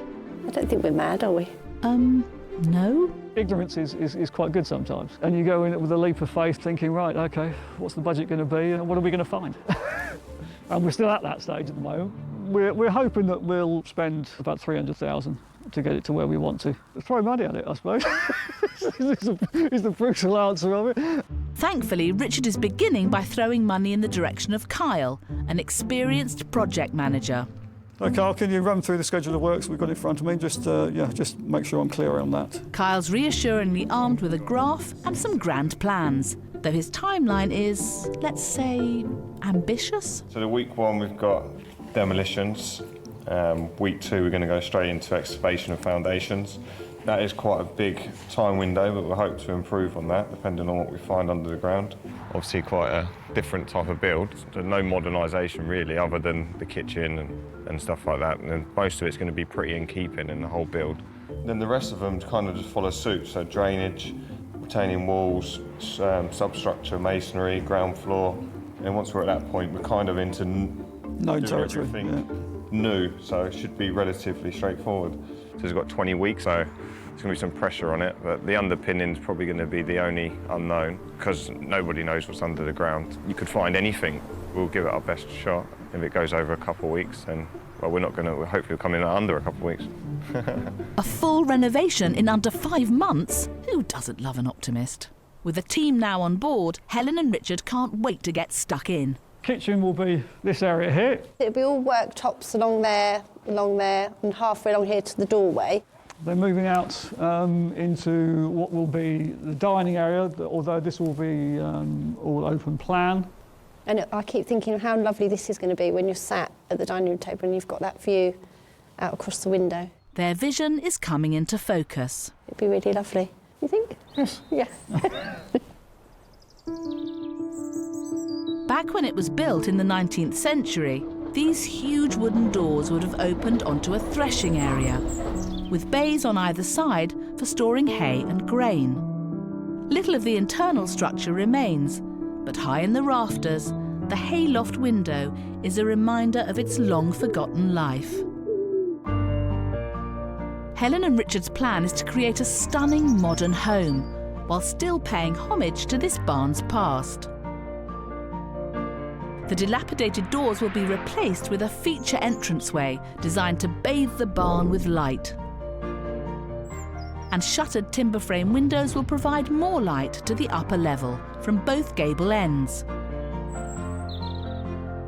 The existing arrow-slit windows will be slightly enlarged, and more windows in the same style will be added. A single-storey extension in the style of a traditional lean-to cow house will be built at the back. Inside, the light-filled entrance will give way to an open-plan dining area that sits between a large rustic-style kitchen and an inviting living room with a wood-burning stove. The extension will be home to a utility room, a downstairs loo and a study.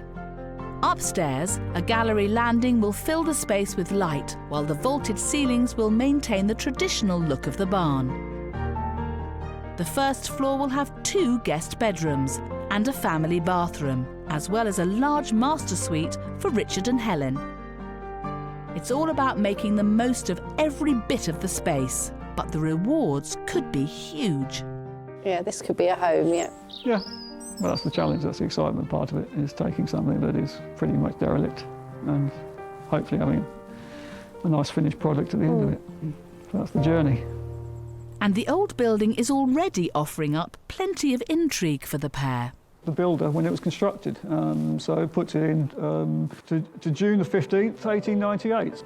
But I can't imagine that he ever thought that somebody was going to be living in it, and it was, when he built it, it was just for cattle and threshing. This personal touch from the barn's original caretaker has inspired the couple to put their own little mark on the building. I've even invested in some chisels to put something into the woodwork so we can have in the rooms a little acorn or something. We're going to call it acorn barn due to the 3 oak trees that are outside.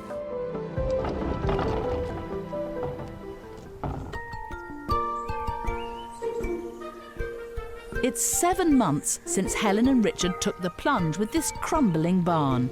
And now, with just 5 months to get it from derelict to designer, the heavy machinery can't get on site quick enough. Within the first week, the diggers are revved up. Materials are being delivered, and it's full steam ahead. Contractors Tim and Mark are digging out the existing base of the barn, ready to lay the foundations to make the structure secure. Tim's a bit of an old hand at this. This is the first thing you do to a barn. is make it structurally safe. I think once we've done that, everything else is fairly easy. Everything you can see, you can price for. What you can't see, you can't price for. That's just the way it is with old places. What's it like under the concrete? Well, it's got the rubble in it, but it's all mixed in with the clay. I think it will be a lovely place. It's perfect, isn't it? You've got a little bit of land. It's nice, very nice. There's little Helen and Richard can do to help at this stage, so instead they get some retirement practice in. Come on, Mabel. Come on. Both my children have left home. Richard has recently left his job, so he needs a project to keep him busy. So yeah, it's a good time to start doing it now. Come on. Initially, I was just taking a gap year, and then the whole COVID thing kicked in, so I haven't been back to work since. Their future and how the barn could shape it was what ultimately drew them to the property. When we first saw it, we thought, wow, this is amazing, we could really do something with this. But it's primarily was that the location in the garden was what drew me to it in the first place. I wanted to have a reasonable sized garden without it being too much, so it's an ideal spot for that. Richard might be dreaming of one day digging in his garden, but the digging currently going on site is becoming a bit of a nightmare. The clay ground beneath the barn is too soft and unstable as it is to support their new home. We started off fine. We dug a trench. We were just about to phone the lorry up to bring the concrete to fill the trench in, and the whole thing collapsed. The whole thing collapsed. All of this is the problem. That just slips away on the clay. We have to find decent ground before we can concrete to that decent ground, and it's too far away at the moment. Before they can move on, they will have to stabilise the barn by effectively retrofitting foundations deep into the ground. This is the worst possible discovery for the team. It is frustrating, but once you slept on it and you realise that, OK, this is what needs to be done, we have got a plan B. It's now just a question of getting that put into place as quickly as we can. Instead of prepping for a simple concrete pour, Tim and Mark must now dig down even further to prepare to stabilise the structure so it's future-proof. If that had all worked out as we wanted, it would have been 2 or 3 weeks. It will take time and inflate the budget. But now we're going to have to wait probably in excess of a month to get a different company in to pile drive it, which is basically drilling down till you hit decent bedrock. Come forward a bit. Ouch. That's the schedule blown before they've barely begun. Richard's prediction about throwing money at it might have been a little too accurate. It'll be extra cost. I'll be heading off this afternoon to work out exactly how much the extra cost is on there. Well, if it was my house, I'd be devastated. Probably could add 30 or 40 grand on. Could be more, don't know.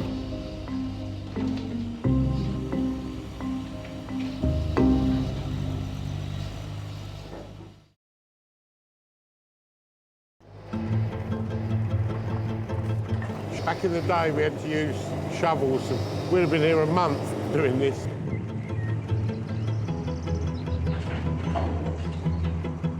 Afternoon, chaps. So what have we been up to today then? What have we done? At the barn in Buckinghamshire, issues with the foundations, or lack of them, have stopped the build before it's hardly begun. We've dug down to the top of your pile level. So then on top of that, you'll get your slab and you're up to your finished floor. So we're ready for the piling, basically, now. Being ready is only half the battle. Getting a specialist team on site at short notice is now the major stumbling block. The original plan for the groundworks was 6 weeks out of the 5-month schedule. So if we can get it done within 6 weeks of now, then we're still only a couple of weeks later than we planned. All that remains for Tim is to make sure the floor is as prepped as it can be before the foundation specialists arrive on site. We've dipped the laser on your finished floor height. Yep. We've worked out how far down we've got to go below that finished floor height to bring it back up again. So when that beeps, that's where we need to be. Excellent. Dip that everywhere. We know we're dead flat. OK. Richard can only guess how much this hiccup will set them back. It'll be somewhere around about 30,000. He said with optimism.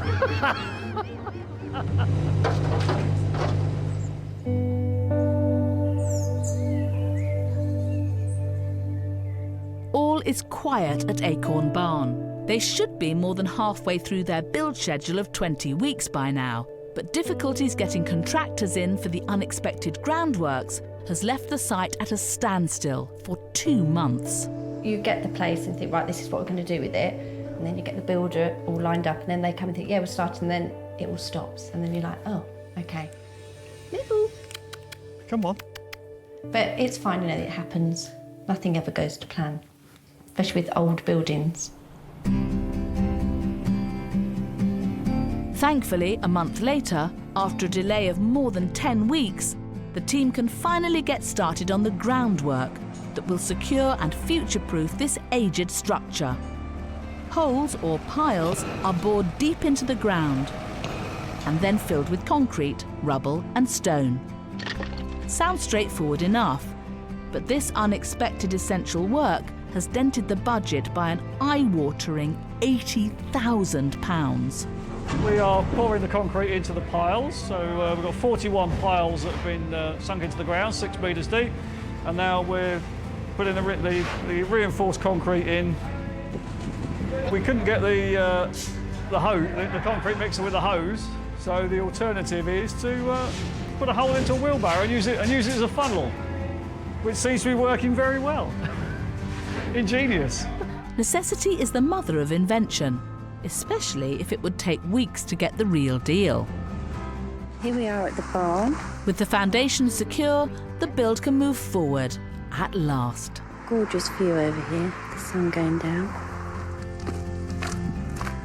This is where all the builders have been digging for the extension. Quite exciting to see work being done and people doing stuff after having sitting there for 3 months, not having anything been done.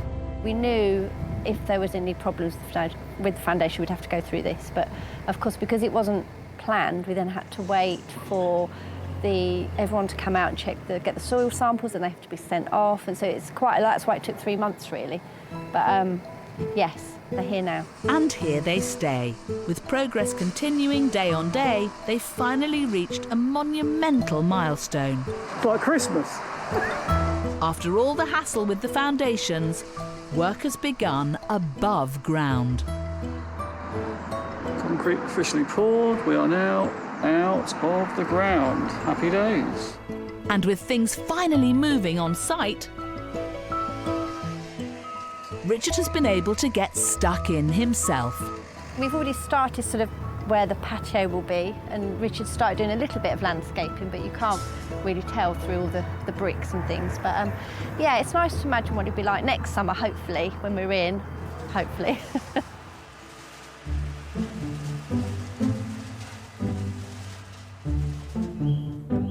It's October, and the original 20-week schedule is a distant memory.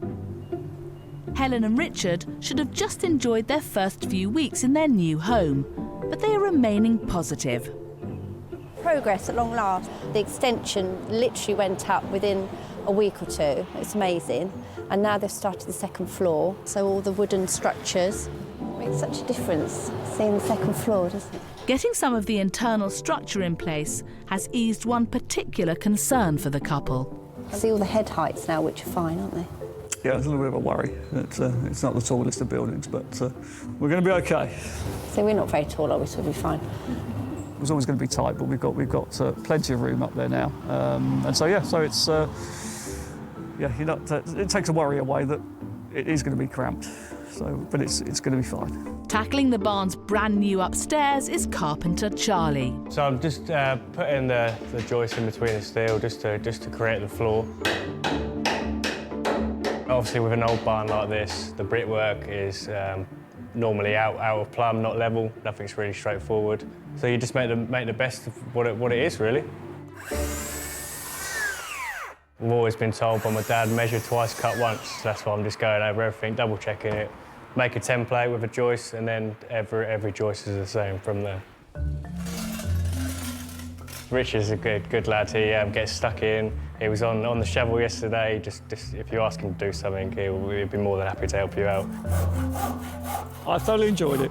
I enjoy being outside. Obviously, it's much better when the weather's nice. When it's pouring down with rain and it's muddy, it's not so great. But they're a great team, and the guys working with them, yeah, it's quite a laugh. Being regularly on site, Richard is living and breathing this renovation, whether he likes it or not. Yeah, we've had some stressful days, mainly with the piling, but from now on in, the rest of it is just timing. And I'm sure it'll come with its own stresses, but I'll worry about that when it comes. Ignorance is bliss. The delay to the build is just one of the difficulties Helen and Richard are dealing with. It was always going to be tricky satisfying red tape and personal preference, and the windows in the extension are not what they'd have chosen themselves. We've had to make the windows the same shape as the existing ones, because obviously in the original barn they were tiny little sort of arrow slits. You have to keep the building in keeping with what was here originally, which is a barn, and so therefore the windows are always going to be a little bit smaller than in a conventional new build. Initially I was a bit worried, but yeah, I think it'll be fine. We'll be clever with the decorating and lighting as well. So, and it's south-facing, so we get the light all day, so yeah, I think that'll be fine. Despite the setbacks, the couple are well on their way to getting the home of their dreams. But with winter just around the corner, there's one big task they could do with getting done. The main thing for us now is to get the roof off and the roof back on and fully watertight, so we can then keep a schedule running. Lovely. 125 years in the elements has taken its toll on the barn roof. Holes, rot and stray branches have infiltrated the structure, making it not fit for purpose. For now. Yeah, if we can get that done sort of hopefully by the end of November, then it will be there, you know, for sort of December, January, February.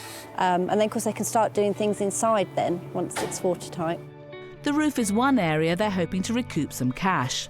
Richard's planning to save a few quid with some savvy recycling. They've got original Welsh slate, nice and thick, nice and flat, so yeah, we're going to be reusing as many of those as we can. It's a question is once we take it off is knowing how much we're going to salvage, whether it's 50%, 70%. So we'll know more once we've taken the whole of them off, then we'll be able to grade them and see what we're left with. There are more than 2,000 Welsh slates on the barn, and it would cost more than £3 to replace any one that can't be reused. Let's hope the majority are in good nick, or this could be another expensive dent in the budget.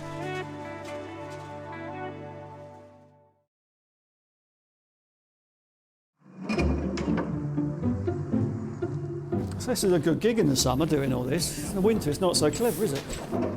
It's time to tackle the roof at Acorn Barn in Buckinghamshire. This means stripping off the tiles and removing the ancient heavy trusses. Scaffolding has gone up and the roof slates have been removed, ready for the new roof to go on soon, hopefully.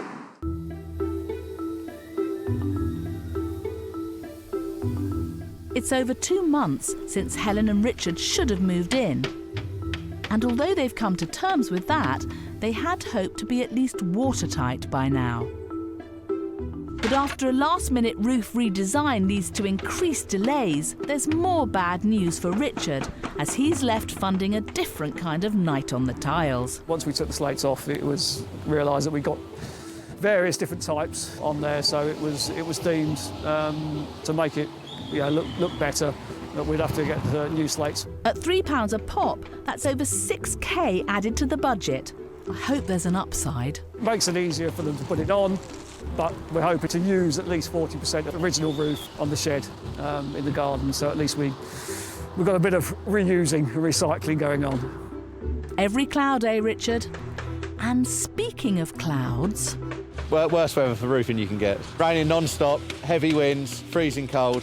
I think this is the 3rd or 4th day here, but the weather's been awful, so it's obviously held us up a little bit. It's a bit better today. Rain this morning, but we're hoping it gets a bit clearer now. While he hasn't been able to use the Welsh slates on the roof, Richard has found some other materials that will be reinstated in the barn. This is all the roof timbers that came out of the original barn, but we were pleasantly surprised in the fact that the purlings are complete pieces of timber. So they've got 15-metre lengths of timber. Now, our intention is to put those back in. What we want to do, obviously, is maintain the character. They're lovely bits of wood, they're dead straight, requires a little bit of magic by the carpenter to get them back up there, but we think it'd be well worth it to give that effect. Inside the barn, carpenter Charlie has already been working his magic on the first floor. We now have an upstairs, the bedroom's over there, dressing room's over there, and yeah, I will be just in the edge of the ensuite. You can sort of have a vision of it in your mind, but when you actually see it and you're walking around in it, it makes such a difference. With the building finally almost watertight, Richard and Helen are starting to look ahead to their future in their new home. Let's see what the winter brings, but hopefully once the roof's on, there's nothing that should really hold us back. Once we start doing first fixes in plumbing and electrics, and obviously the stud walls, it'll all come together quite quickly. So now they're all chasing me as opposed to me chasing them. 1720. They finally got to the stage where they can think about the finer details. There's more to sorting electrics than they bargained for. How are you finishing the wardrobes? As in, are they sliding doors, opens? They should be sort of like that. So when you look at it, it'll be like that. I've already planned it in my head where the bed's going and where the side tables are going, where the dressing table will go in front of the mirror. Like I say, with the lovely walk-in dressing area wardrobe, it'll mean that's all out the way, so we should have a lovely big space. They're going to have doors on them, is that what They you're will, showing? probably probably something like that. Okay, fine. At the end of the day, it's thinking about the practical side of a home, where Helen comes in, because she's very good at thinking about where things need to be. This is where the bathroom's going to be. Here? From here to there. Right, did you want lighting in the recess point in the shower as an effect? Oh yeah, that's quite nice. I'm more as an aesthetic viewpoint of it, and not necessarily as practical as it should be. Well, nice to see you again. Right, cheers Dan. Thank you. And we'll see you soon. Any questions, just speak to Carl or the guys. With two grown-up daughters eager to visit, Helen is already looking forward to entertaining in the new home. They haven't been over for a few weeks, so they'll see a huge difference when they come over. Once the rooms start going in, you can really visualise it, and yeah, no, they're looking forward to all coming over for Christmas next year. We have done up a couple of houses, and we renovated a cottage before, but this is the first time we've done anything this extreme, so it's taken it from wasn't a home or a house into a home. So yeah, it'd be nice to be living there in our dream home. Well, that's good. Another little milestone. And over the following few weeks, more milestones are satisfyingly ticked off. It's really exciting here today because the scaffolding's gone down. And the walls have all been repointed. The underfloor heating is laid, insulation goes in, and the plasterers get to work on the boarding and skimming. Hi, all right. Here we have windows. Before long, the windows are in, and the all-important barn door is fitted. You're actually seeing here now. Finally flooding the barn with natural light.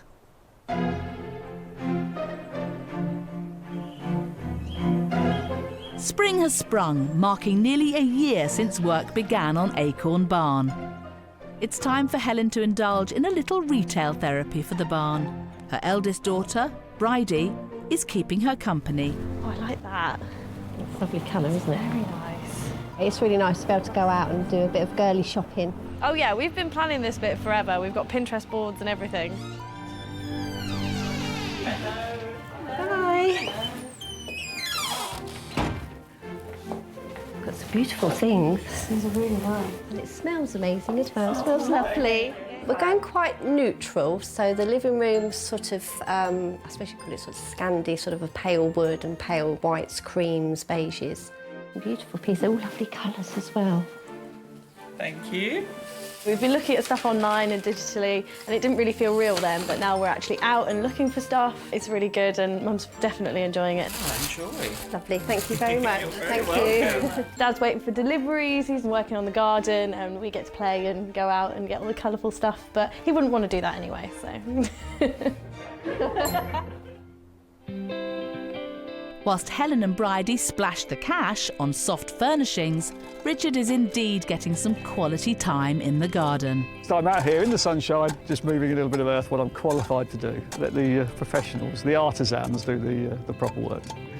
We have Slav and his tilers, so we're just tiling the whole of the downstairs. So that's just one uniform tile that goes all the way through. I do this job roughly 1.5 weeks. I do the big project. The upstairs is 2 bathrooms I done already, and the big area, the kitchen, dining room, is the big house. And then this afternoon, hopefully, we'll have the stairs put in. And these aren't just any stairs. We've got an oak staircase going in just to give a bit of a focal point. We'll be building a cupboard underneath it, so it's not completely open because we need a little bit of storage space. We'll have a bit of a featured balustrade for the gallery, and obviously balustrade going up, and we'll expose the bottom couple of steps, so there's a bit of oak on show. The downstairs is beginning to take shape, and another arrival today will be a huge step forward. The kitchen is being delivered. Did the kitchen people turn up? Yeah, he's just arrived now. Right, okay, yeah. So, Everything all right? well, we're about to find out in a minute when it comes out the back. Okay. When I offload it. Oh, yeah. You should be able to slide it out. And flick it over the top. You stand it up on its feet. I'm dropping it off a bit of cardboard. Just that. Well, the kitchen's arrived. It's ahead of tomorrow's fitting, so all looks okay. And more to go. About half of it, so the rest of it will arrive in the morning, I'm being told. Okay. There we go. Brilliant. Well done. Cheers. That's one delivery in the building, but another one still hasn't appeared. The day is drawing to a close and there's no sign of the feature staircase. Cue a rather anxious phone call. Hi Kevin, Richard Gibbs here at Acorn Barn. I just wondered whether we can get an ETA for your lads. Well, I wouldn't be phoning you if they were with me. I'd be talking to them. Richard might be laughing, but no staircase means more delays. Tomorrow the barn will be full of tradesmen who need access to all areas to do their jobs. OK, cheers then. Right, bye-bye.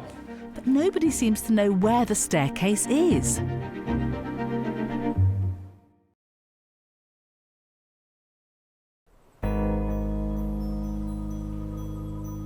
At Acorn Barn, Richard is waiting for an AWOL staircase. They're almost a year into the build, and there's a busy day scheduled for tomorrow, and no staircase will slow everything down. Thankfully, the renovation gods are smiling down, and the much-anticipated delivery finally arrives. Right, so this is it. Can I put it over there, is that right? You can put it there, yes. I'm sure you deal in a lot more confined spaces. So yes, stairs here. First bit of oak going in. The staircase is coming off the van in pieces. It's just a big old bit of flat pack, isn't it? But the hold-up will have a knock-on effect to the installation. And Richard also needs to ensure the wood matches the original timber. We're having a bit of purling matching to see how close it is. Oh, it looks relatively, it's a similar colour. We might get away with it. Bearing in mind that one's a soft wood and this is not. Frustratingly, time has run away from them yet again, and the staircase, like the kitchen, will stay in bits overnight. We're just going to do a couple measurements now, check everything's all right, make sure we've got everything, and then tomorrow we'll just come and just start first thing in the morning. Ever the optimist, Richard is looking ahead. There'll be a few bodies on site, and I think a couple of builders will be here as well. So we'll have a full complement tomorrow. All working in the same space. They'll enjoy that. And the very next day, the barn is indeed full, and it remains a hive of activity for the next few weeks, as an important deadline looms. So we're T-minus 2 weeks to moving in. So yeah, all getting exciting now.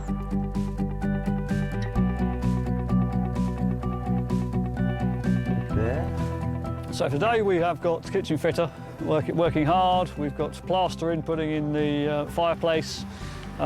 We've had carpenters in, putting in the architrave and the doors, and we've got the painters and decorators here as well. So yeah, busy old day. At the end of the job, everybody's in, and it's just everybody's on top of each other because we're all trying to get it done for that specific date, and that's just it's part of the job. You've got everyone everywhere, and so you can't have it as you want it. Charlie the Chippy is back to do some finishing touches. For the last few days we've been hanging the doors, doing the skirtings, architraves, just the final bits just to finish it off. I think he's missing having the site to himself. Plasterers have put ski slopes on the bottom. That's where they start, you see, and they haven't took it off. Down there, Charles. Play sensibly, children. So it's making my life difficult. Whilst the tradies thrash it out amongst themselves, Helen can't resist a visit, and she's brought Bridie over to show her the progress. It's looking really nice. I like the way the windows are opening out, actually. I didn't Yes. realise they'd go that way. Rather than Yeah, I didn't realise they'd open at all, actually. Oh, wow, look at the kitchen. A bit different, isn't it? Oh, it's beautiful. So when we first came to see it, it was literally some bricks and barely a roof. And so I was a bit worried because obviously, you know, they're my parents, so I want them to live the way they want. But at the same time, I was like, is this going to be a good idea? It's really starting to come together now. Yes. And then the island, obviously in the blue cupboards rather very than nice. the creamy coloured. So hopefully it will like look that. quite nice when it's all done. And yeah, especially with the light, I was worried because the windows are quite narrow, but actually it's really bright in here. I think because we've got the huge barn window and it's all open plan, Mm. it has let a lot of light in, so yes, we don't need to worry about that. thank No, goodness. it's absolutely gorgeous. Yeah. Since lockdown, everyone had a pretty rubbish time. And yeah, the timing couldn't have come more perfect. It's kept them busy, and I think it was the perfect thing to kind of get out and focus on something new. So I wasn't here when the staircase first went in, so when I arrived, they were sort of starting to put a few bits in, and then literally the next day the whole thing was in. Oh, It's wow. incredible. And then they just put the banisters on and the balustrade at the top. But Nice. yeah, it's amazing now to actually get upstairs without going up the rickety ladder. There's a whirlwind of activity inside the barn, but outside, Richard's back in his beloved garden. For now, I'm just moving stone.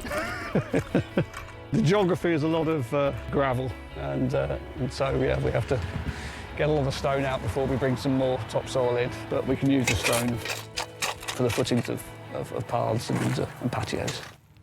Oh wow, it's quite high up. Oh, no, get a good view of the doors as you come in, don't you? Very nice. It's amazing to come and see it all taking shape, and it's these last few months it's happening really quickly. Every day, every couple of days, there's a big change.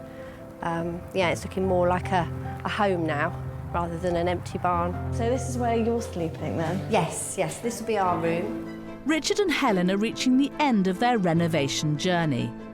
Are they confident about their moving in date? Well, we've put the removal company, so yeah, we're moving in, so and all our stuff will be coming out of storage. And yes, it might not be completely finished, but we will be in. Confidence is key. One by one, the final fixings are ticked off until 8 months later than planned, they can move in.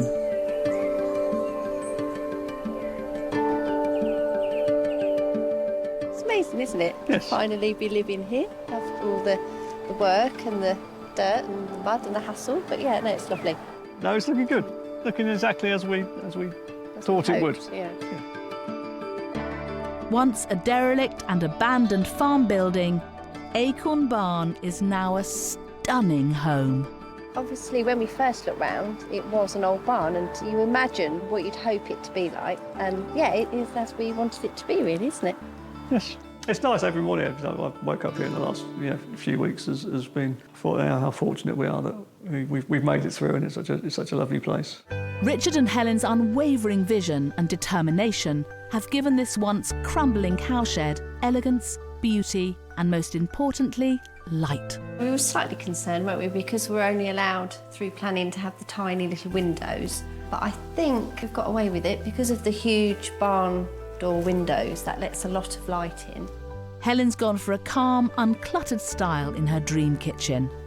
Didn't want any wall cupboards, but I quite like the shelves, but everything else is sort of tucked away. At the moment I've got this almost like as a tea and coffee station, so you can sort of bring everything out when you're using it and then pop it back. and hide it all away. The barn's history has always been important to Richard and Helen, and they've cleverly created a little window to the past. We have the original builder's signature and the date of when he completed it, we presume. So Mr. Holland, June the 16th, 1898, so it's coming up to its birthday. We've changed what he built originally, and it's right homage to have his little signature being shown. So you know, his work still lives on. It's a lovely space to entertain, because obviously we've got lovely views that way, and when you're cooking you can still see everyone. Yeah, it's nice. It's the fact that we have this big space to interact, and because it's so light and airy in here, it's lovely. We wanted to have it open plan as possible, but equally without it being completely just one room. You know, in the winter when we've got the log burner going, it should be a little bit cosier in here. But the fireplace is one of the nice aspects of it, to have the herringbone backdrop using the bricks that we had out of the barn, just to give that little bit of an effect and a little bit of contrast on there. It's one of the nice little features. The ground floor of this now beautiful barn is finished off with a cloakroom, utility and office. Oh, it's so nice to be able to walk up some nice stairs with a banister rather than that rickety old ladder. The first floor continues the light and open feel and boasts another nod to the barn's history. So this is my favourite part of the build, is to have a nice gallery, and how we've managed to match the purlings into the balustrade. By keeping it raw, we've managed to match it in reasonably well. On one side, the gallery leads to the master suite. Yes, really pleased with this room.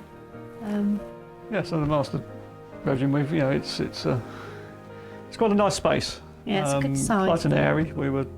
Obviously we could replicate the original hatch we had at the other end to give us a nice big window.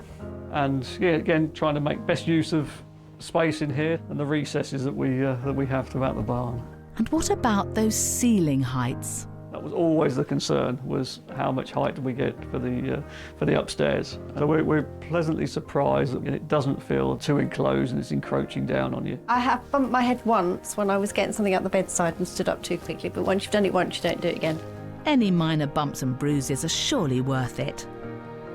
Alongside the master suite on the first floor is an ensuite, 2 guest bedrooms and a family bathroom. They'd hoped to spend £300,000 on the renovation. How have their figures fared? We're sitting at about 375, and of which £80,000 was piling, so it's probably a £50,000 differential. So, an unexpected extra 50k on the foundations, but surely the whole new roof would hit the budget as well. In fairness, the roof cost us less because of the redesign of the roof. We actually got a rebate from the builder on that because of the difference in materials, of the amount of steel we had to use. They pushed me to go for new. So although we spent more on slate, the overall roof came in at less than budget. So I was pleasantly surprised about that element of it. I think we all are, Richard. The sign of a great project is happy homeowners and happy contractors. Acorn Barn ticks both boxes, and Chippy Charlie can't resist coming back for a final fixing. It's lovely to see they finally got their dream home. Obviously from what it was at the beginning to what it is now. Yeah, no, I'm very happy with working on it, and it just looks lovely. Helen called it Acorn Barn, so we wanted to put a little acorn motif somewhere in the property, just as our little mark on there, so I thought you might be able to give me some tips. Helen's already said that she feels lost with no one in the house. So yeah, no, I'm sure they will miss us, but I'm sure we'll come back round here and have a barbecue or a drink at some point. So you don't want it too small, because then it'll be harder to chisel as well, because you've got to be really precise. So if you go, I'd say, what, 150? To start with, I would use this chisel here and see how you get on. Just have a little play with it. No, excellent. I shall give it a go, and then if I've got any problems, I will give you a call. Always at the end of the phone.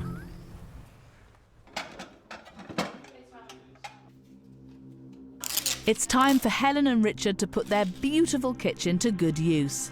Their daughters, Bridie and Harriet, have popped in to see Mum and Dad's new pad. Hello.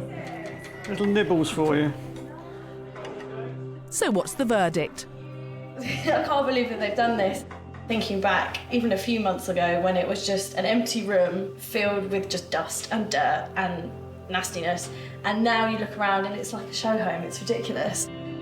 I think they really do deserve this, and to see it all come to life and kind of see their vision, now it makes sense, whereas before I was like, how are you even going to manage this? But no, they've really exceeded expectations, I think. Careful, they might want to move back in with you. So you're happy it's all done then? Yeah, we can actually start enjoying it now. And it's nice and clean, not dusty and yeah, what it was before. Yeah, it's all nice and clean, And everything in the right place. Yeah. You do forget very quickly sometimes, you know, when it was all muddy and dirty and cold, and you're sitting in it now and it's nice and warm and clean and dry. You know, you come downstairs and you've just got the view of the fields, and it's, you know, you open the back door when the weather's lovely and sunny and you've just got the birds, and it's a beautiful home and it's a lovely location. So I think it's been worth it, yeah. Should we do cheers to the house? Yes, the house. It's our nice new house.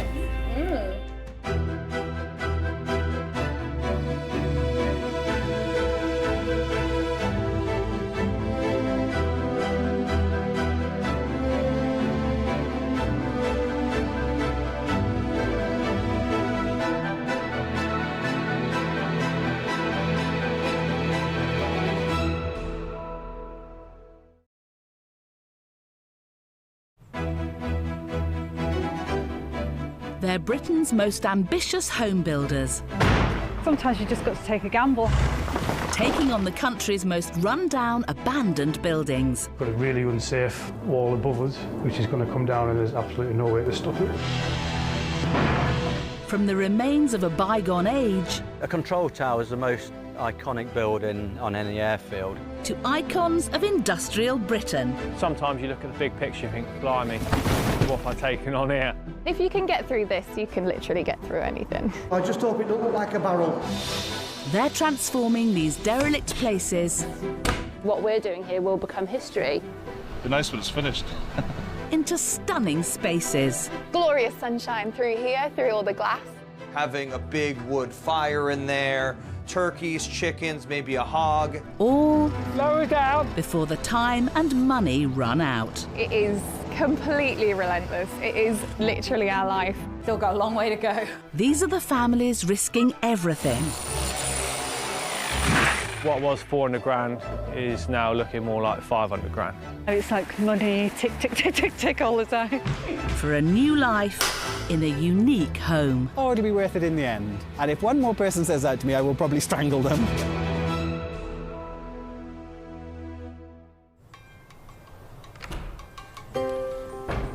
So I think this will be a lot easier once we have a pulley system in.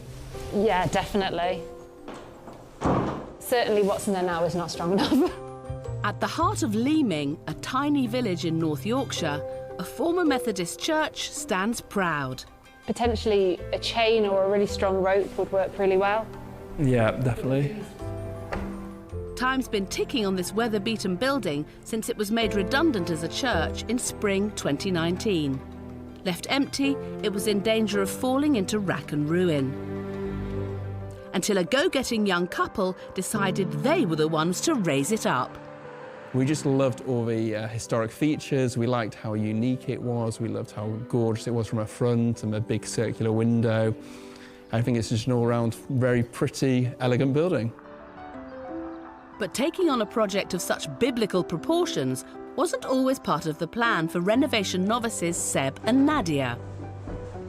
One of the online property websites had an alert set up for barns for sale, and the agent decided to list it as a barn for sale, and yeah, who'd have guessed this would have been my the barn conversion I ended up going for, a church.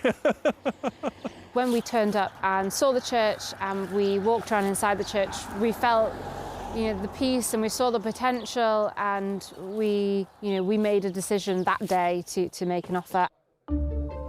Winning a blind bids battle, the pair nabbed this church for under 100 grand and are putting heart and soul into making this a heavenly haven to escape busy city life in Leeds. We've got a complete opportunity to put our own stamp on this building. You know, it's not a home yet. We're going to determine how it goes and what it looks like for at least a couple of 100 years, I would hope. Amen to that. But taking on a historic building like this comes with added challenges and responsibilities. Fortunately, we bought it with full planning permission for quite a brutal conversion, and actually we're going to do something a lot more kind of characterful and to honour the building's past. So it's going to, instead of it being a 4-bedroom conversion, we're going to go 3-bedroom with a lot more open space. We want to do it in the most sympathetic way and to maintain the feel of the church when you walk into it. So I think in that way, you know, we're really focused on preserving the history. When the project's done, we're leaving a lectern, so there'll be no doubt in anyone's mind that it's, you know, once was a church and kind of will still feel like that. An altar in your front room? That's one unconventional focal point. We're not making a museum, and we're not going to keep it as a church, but we still want it to feel very traditional. We could be here forever, or, you know, our family could be here, and therefore, you know, we want to do it in a way that feels authentic to us. Constructed from traditional red brick in 1903, this chapel was the centre of Leaming's Methodist community for over 100 years, before closing its doors as a church in 2019. And with preservation at the core of this conversion, Seb and Nadia's plans are spectacular. The building's elegant church altar will be retained, and the large open space it faces will be used to dazzling effect. The pews will be removed to be reused elsewhere in the church. In their place will be a stylish open-plan living area, ideal for the party-loving couple to play host. The old Sunday school classroom will be turned into a spectacular kitchen, complete with central island and original fireplace, behind which will be a downstairs bedroom and bathroom. The wooden slatted ceiling will be removed to increase the ceiling height by 6 feet, allowing a whole new mezzanine level to be built across 2/3 of the church, with an ornate plasterwork ceiling designed by Seb and Nadia that complements the building's age. The new upstairs will be home to 2 identical, generous bedroom suites that make the most of the church's impressive pitched roof. A show-stopping staircase will lead to the ground floor. And outside, the stained glass windows will be preserved and timber windows reinstated at the side. It's an ambitious renovation project that will rely on some key skills that have almost been lost to time. We're going to work with some really good craftsmen to try and hopefully build a really beautiful kind of original feel staircase. So that combined with a plasterwork ceiling and the lectern, it should be a really, really unique space, hopefully. I think a challenge is when you're building on a property that has so many features, you should be building to align with those features and not just to maintain the ones that are there, but to build in new features, you know, for the future. It's part of the history, you know, what we're doing here will become history. With a bold claim like making history comes some bold design choices. When the project's done and we insert this mezzanine floor, it's going to be 2/3 mezzanine, the tips of these windows. And actually, it's going to be enough of a square footage to provide 2 quite big bedroom suites upstairs. Then we're going to leave the front part of the church triple height, and it should give a total ceiling height of about 35 feet. So it's going to be a really special space and, you know, great for Christmas trees as well. The couple's ambitious plans promise grandeur on a seriously epic scale. But are their pockets equally deep? So our budget is between 80 to 120,000, and it might be that we spend up to 120 if we feel that we can get the added value from the sort of fit out stuff that we would like to do. And, you know, potentially that will mean that we have to wait another month or 2 so that we can earn and save, really. 120k max sounds a shade ambitious given their extravagant plans. And even though the couple are prepared to roll up their sleeves, as well as the old carpet, hopefully their timeline is a little less ambitious. We'd really, really hope it to start looking like a proper family home towards May 2022, but who knows? That's a no then. This gives the determined couple just over a year to complete their dream home, whilst both working full-time. It's a lot to take on. They'd best get cracking.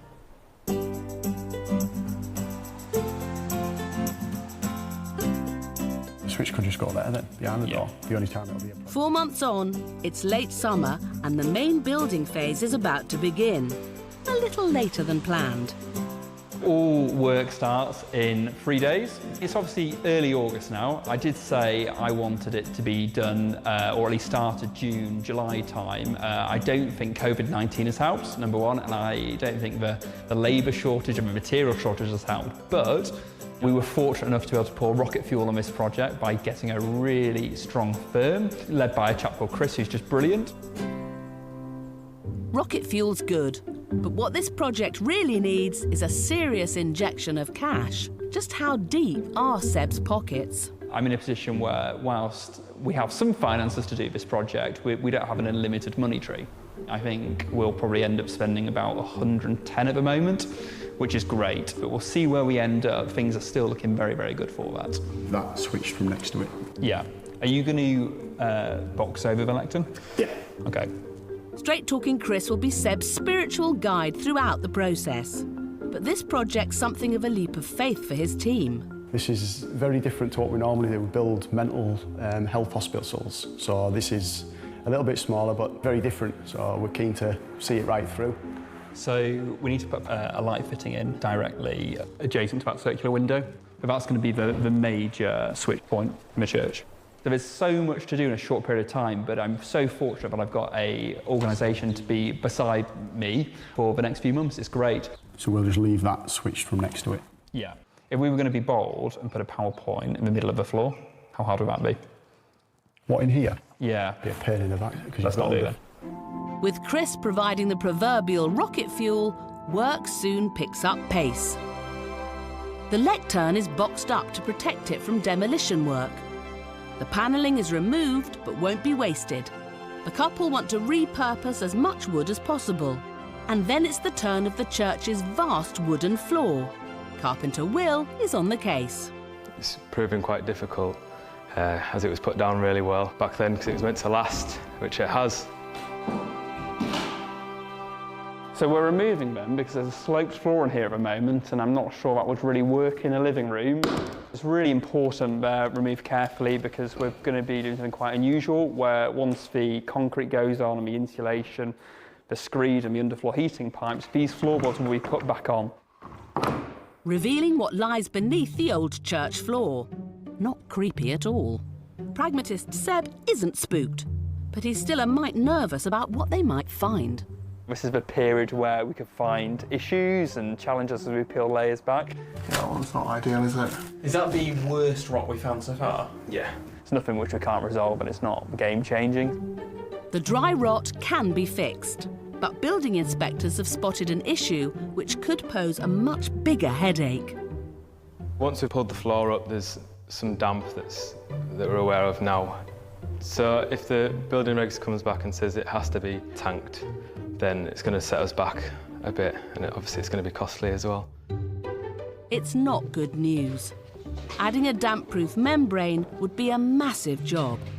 Is the couple's schedule and budget about to take a tanking?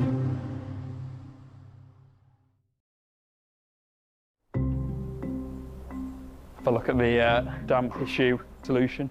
Back in the village of Leaming in Yorkshire, a worrying discovery threatens to put an expensive dampener on Seb and Nadia's ambitious plans. Just see how low down it goes and how damp it is. No-nonsense project manager Chris has been brought in to size up the situation. So I guess this is where the inspectors suspected we have some rising damp. I'm not overly worried. What do you think, Chris? Yeah, no, I'm not concerned. I was concerned at first, but now I've seen it, I'm not concerned at all. Fortunately, the building inspector's given me a solution. It's quite an easy one. It doesn't require anything intense. Tanking slurry, you basically paint on the walls and you're all good to go. I don't think that'll be the last challenge we'll find on here, to be fair, but as long as we can overcome them all, we'll be okay.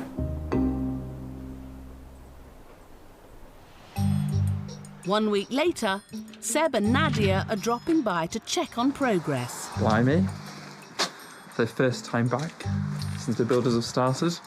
Okay. Oh my god.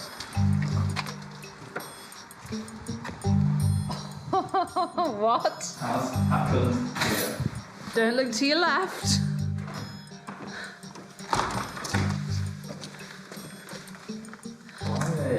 Oh. The realities of their rescue plan are beginning to hit home. Having never done anything like this before, we hadn't truly appreciated the complexities and the different sort of layers of what we would go into and the questions that we would have to answer with the church. And it's, you know, very easy to think too short term about how well you do things, but equally, you know, you have to consider, you know, what can I afford, and I want to finish this in the next, you know, few months. But it turns out Nadia's fears are unfounded. Over the next month, the builders make huge progress. Flora Dan's been busy.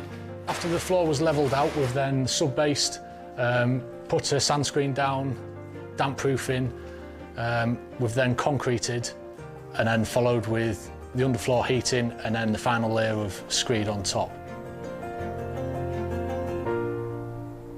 With the downstairs well on its way, focus now turns to the new upstairs.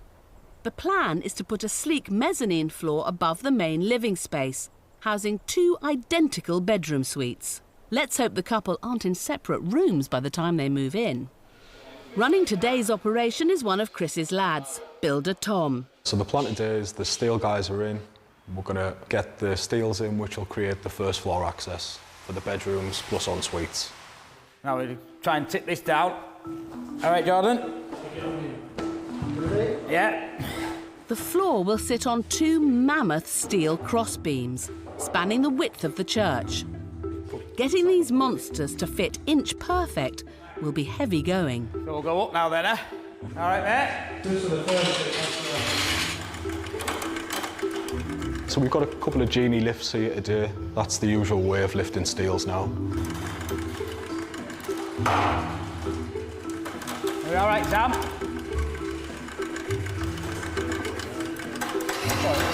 Wants to be about there. Oh, go on that one, sir. Starting up a bit. I'm just sceptical of that timber there with the cross rail hitting it, but we'll only really tell when it's in. Have the team bitten off a bit more than they can chew. Will that go in there, Sam? You ready? The crossbeam is inched towards the pre-prepared pocket in the wall. It's just up a tad, just on the edge of this timber. So you're not going to do it? Not with that there. The box section that's going to carry the landing is fouling on the old roof truss, so it's not going far enough in to sit on the pad store. So we're going to have to cut that off and bring it that way to get it into where it wants to be. Right, we'll have to bring it back down and cut it off. Oh dear, not a good start to the day. Come down together now. With all buildings, you can never tell until you actually get it up into the position that you really want to be in. All right? Nothing square and measures up exactly what you think it'll do anyway, so that's the problem with them, isn't it? If the steel fix proves tricky, it could cost the project time and money. While the on-site team wrestle with the structural stuff, in the next village is Leon. The skilled craftsmen Seb and Nadia are entrusting with repurposing some of the old fixtures into quirky and creative decorative features, including a show-stopping centrepiece, the staircase. Originally, I was going to buy an off-the-shelf staircase, but a really nice one. But when I looked at the pricing, I was like, blimey, we can make something better ourselves. Seb's got an ingenious plan to ensure the church's old pews are part of the building's new future and save himself some cash. So we've got a really beautiful staircase being made, which is really ornate, and the treads are made of the old pew seats, so it's really nice quality wood. It's really important to us that all the wood we've taken from a church, because it's so high quality, we reuse because we can't even buy it anymore. And most of it's ready to go with Leon now at this point. Turning seats into stairs is surely near impossible. Leon certainly has his work cut out. This is going to be one of the treads of the staircase. Just run it over the surface planer, which gets rid of the varnish and flattens it, and also brings out the grain so we can really see what we're working with. And then just 16 more of them to do to complete all the treads for the staircase. No rest for the wicked. Or should that be the righteous? Those pew seats couldn't be more perfect for this job if they'd been sent straight from heaven. Back at the church, the team could use some divine intervention with this steel. They've managed to remove the arm, but now they need to work out exactly where it should be repositioned. I would say that roughly wants to be there, mate. 100 mil off into the padstone, that's roughly 500 mil. If I make it 600, does it make any difference to you that it's further this way or not? Nope, because I can then strap my timber to the wall. Yeah. And try and keep 50 mil gap, like we said.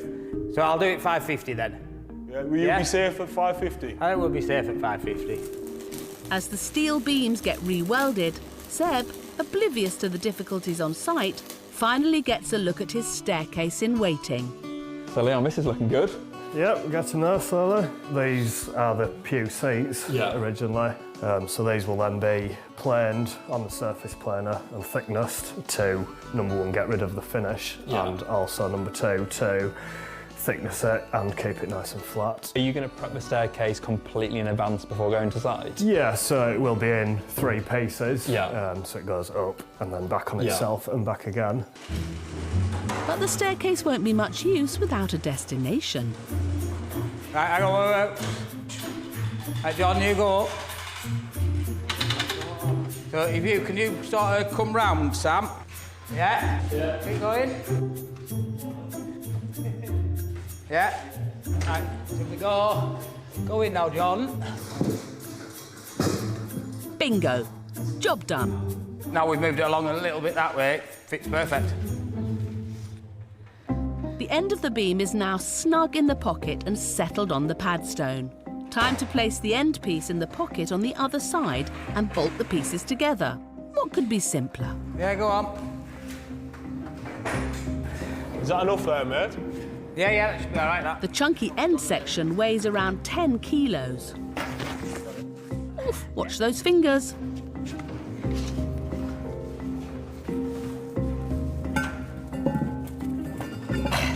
Right, you can come back down now, mate.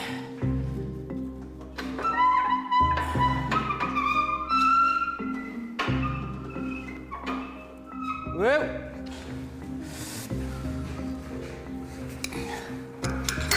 Right, can you walk past you, Sam?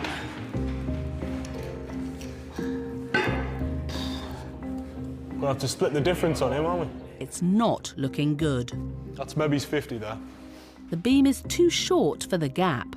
Securing it at both ends is going to be impossible.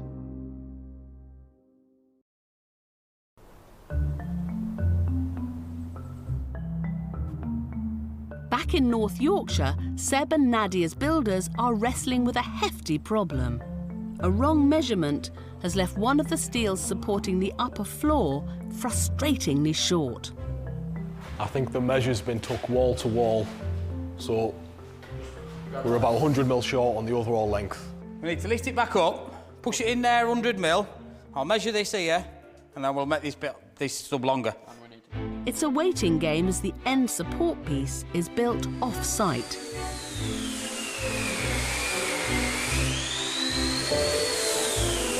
But before long, it's ready, and the team can get going again. Up, Jordan. Up. Yeah. Go on. Go on. Go on. Yeah, go. You always get little bits and pieces like that when you're doing old buildings anyway.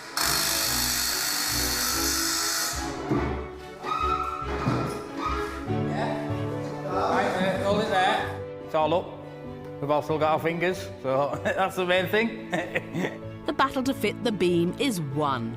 Now it's onwards and upwards. It's October, and Seb and Nadia's renovation of the church is coming on a treat.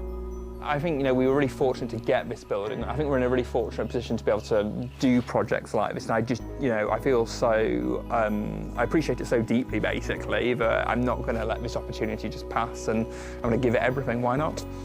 Seb is a unique blend of passion, hardworking, eccentric, some would say a bit kooky, but I think we're really aligned in terms of what we like and how we want it to look. So I'm really excited as to what we can do together on it. The majority of people who would buy a building like this would go for a conversion to maximise bedrooms, maximise profits. But that isn't us, and we've got no intention of ever selling the building. So we've done something which really suits for what we want, which is a big kind of party house ultimately, but really really over the top, really grand, and that's just much more us.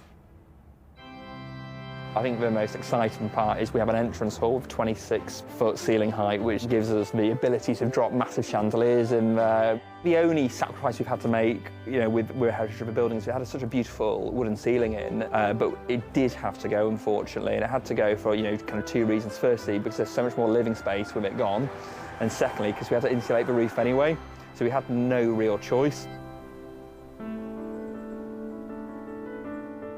Over the last few days, it's all about the plastering, which is always a great visual step to see.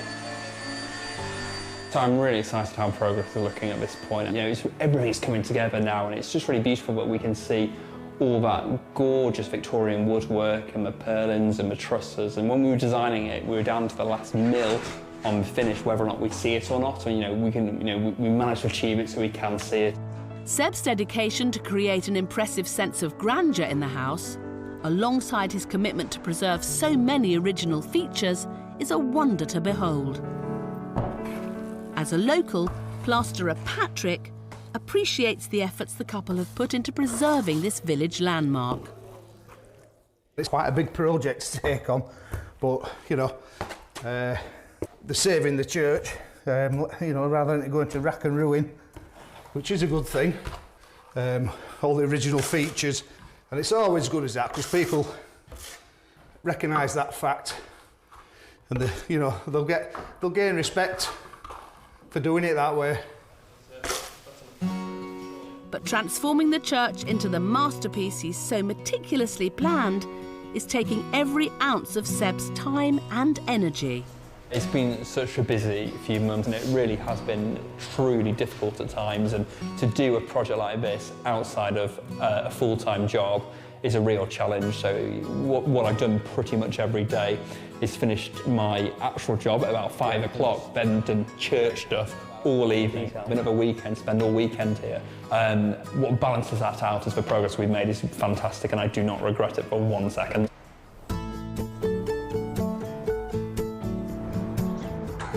After all his hard work, Seb's treating himself to a couple of luxury features, which are bound to cause a splash. So I'm so excited today because I have 2 copper baths arriving. I've always wanted a beautiful freestanding bath. Look at that. Wow, I find it pretty sexy. That's the Christmas present to myself, and I'm delighted. As ever, Seb has managed to offset his grand plans with some smart shopping.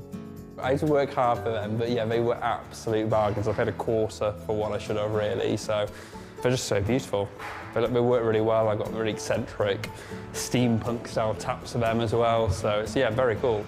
I'm just so delighted, and they're just so beautiful, and I'm a little bit shocked, really. The first thing I'll do, actually, as soon as they're plumbed in, I don't care what the rest of the building site looks like, I'm going to be jumping in one of these. Can't believe it.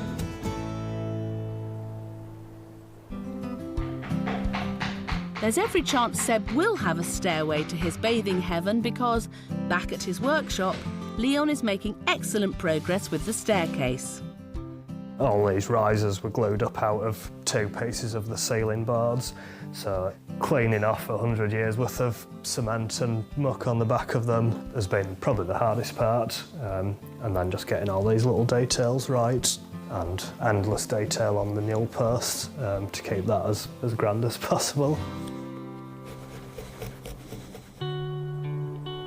It's the new year, and Seb's brought Nadia along with faithful Pooch Gatsby to check on progress. Hi, Leon.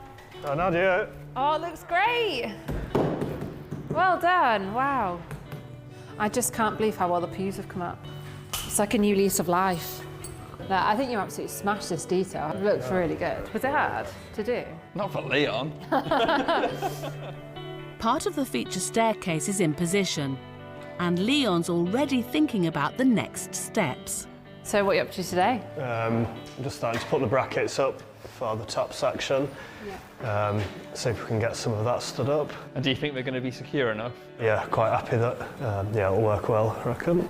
It was an absolute nightmare to find ones which were not only beautiful but structurally able to take the weight of a staircase. Looks brilliant. Other contractors said it couldn't be done, but Leon's proving to be a miracle worker. The whole staircase is pretty eccentric and pretty wacky, and I really had a vision of what I wanted, and it kind of a bit inspired from Georgian stately home staircase, and just very fortunate with a wall strong enough to do it. We found the brackets to work, and we found Leon as well, and we have the wood. It was just all panned out beautifully in the end. With the brackets in place, Leon's keen to test their strength. We dare stand on it. Are they in now properly? Yeah. Can I do a pull-up on them? Yeah. They look pretty strong. I think that will be a challenge potentially in the church for when we have a bit of a get-together. Yeah. Is this an official strength testing method? Yeah. It's in the book. Building inspector's happy now. Got it on film.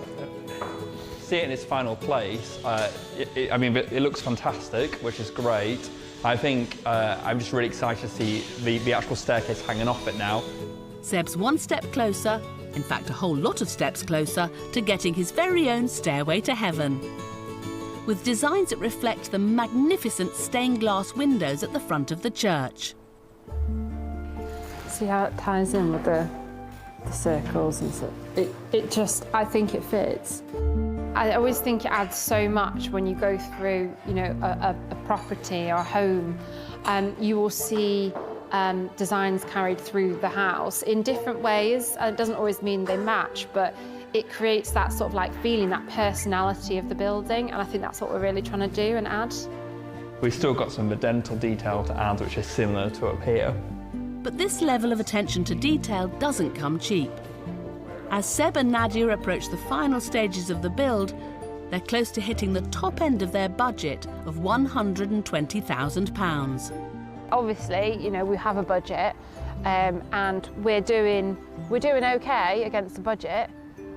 We're just having to start asking ourselves the questions of, well, all of the things we want, where are the compromises? We're restricting our lifestyle in many ways at the moment, but it's all for the short term, short-term pain, long-term gain and all that. But are these perfectionists prepared to push the boundaries to get the perfect finish they want? We're having to look at each individual piece and work out where we want to spend the money, where we can save, and where we can do things slightly different, perhaps.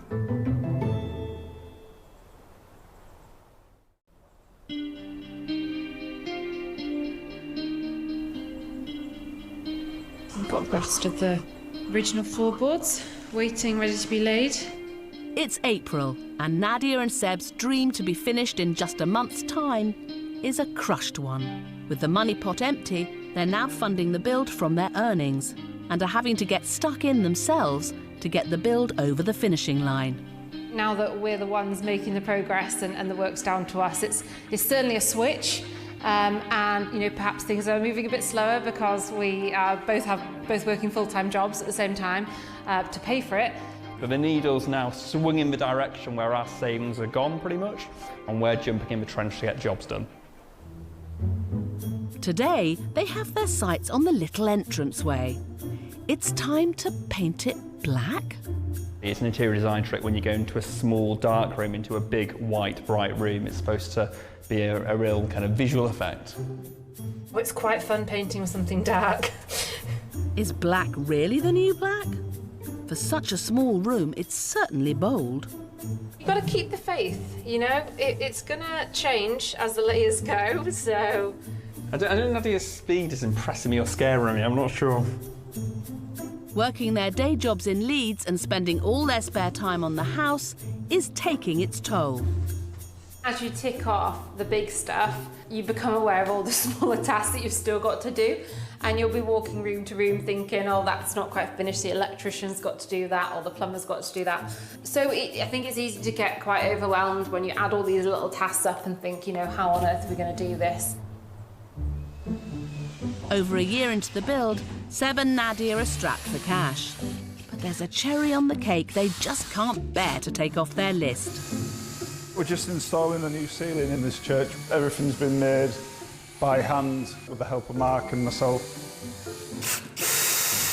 Specialist plasterer Mark and right-hand man Ben have worked off-site on this elaborate decorative ceiling. And of course, Seb and Nadia never miss a trick. So once again, inspiration comes from their favourite original features in the building. So obviously the chapel's never had a decorative ceiling, but it had decorative features around the room. And Seb wanted to reproduce something in the ceiling. So we came up with a pattern and design which I like, so hopefully it will suit. It's a vision that he has, and everything from the staircase, and putting the floor in, the bathrooms, the ceiling. I think it's amazing what he's doing, and it's you know, it's been great to be a part of. Back edge. Back edge, I think. Have you got your finish? Yeah. Despite everything else needed on the build, Seb secured Mark's services right at the beginning of the job. I met Seb 15 months ago. We agreed a budget for the ceiling, and he said that will not move. I am keeping that budget for the ceiling because that's what I want in the end. And I'm grateful for that, because if not, he could have spent that money elsewhere. This would have been a flat painted ceiling, because again, sometimes that just gets lost in then they say, oh, we haven't got the money anymore. But yeah, Seb's kept to his word, and I'll hopefully keep to my promise. And at the end of the week, we'll come up with what he's expecting. Seb and Nadia's single-minded mission to craft the very best finish for their conversion doesn't let up as they push towards completion. Over the next few months, the ceiling plasterwork is finished. The kitchen is fitted. Woodwork is painstakingly sanded and stained. Seb and Nadia roll up their sleeves whenever they can. And finally, 4 months later than planned, they're finished.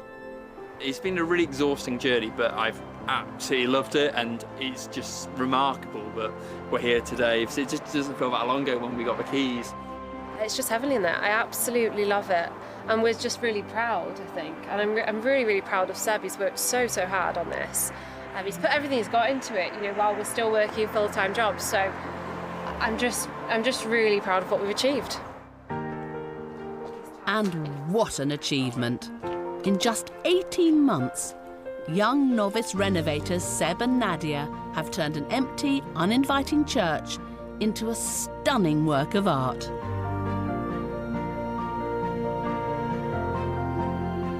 It's funny actually walking through the doors. It's a bit like walking into a dream. It's just perfect. What I really love about the mezzanine is that it's given you this full height to really enjoy that space, the stained glass windows.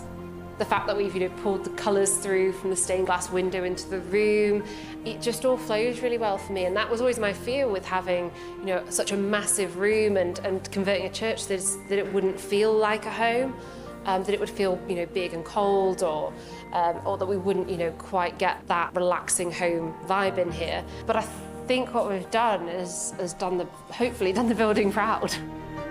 They've certainly done that.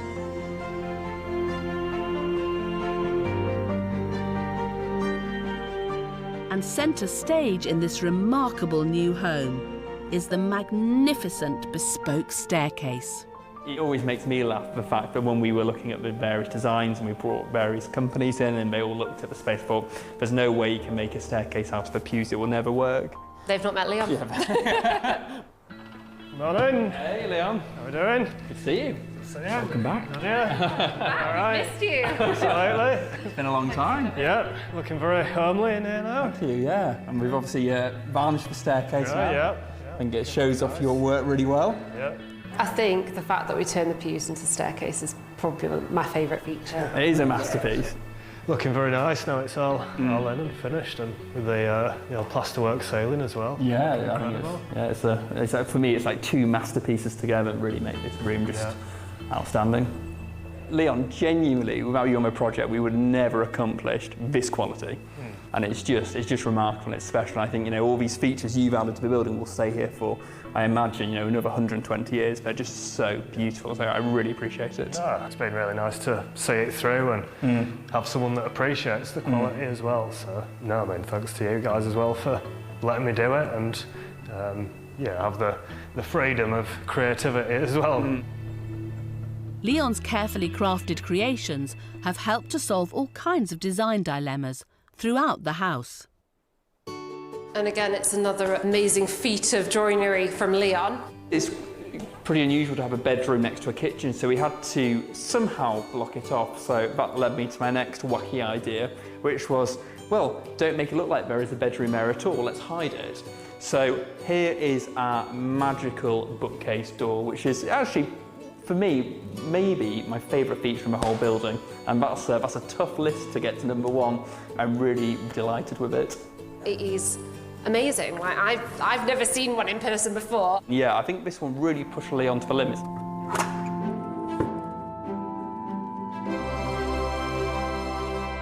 It's a bit of a surprise, but it is amazing. But the success of the build has also been down to Seb's dogged determination to find the perfect finishing touches.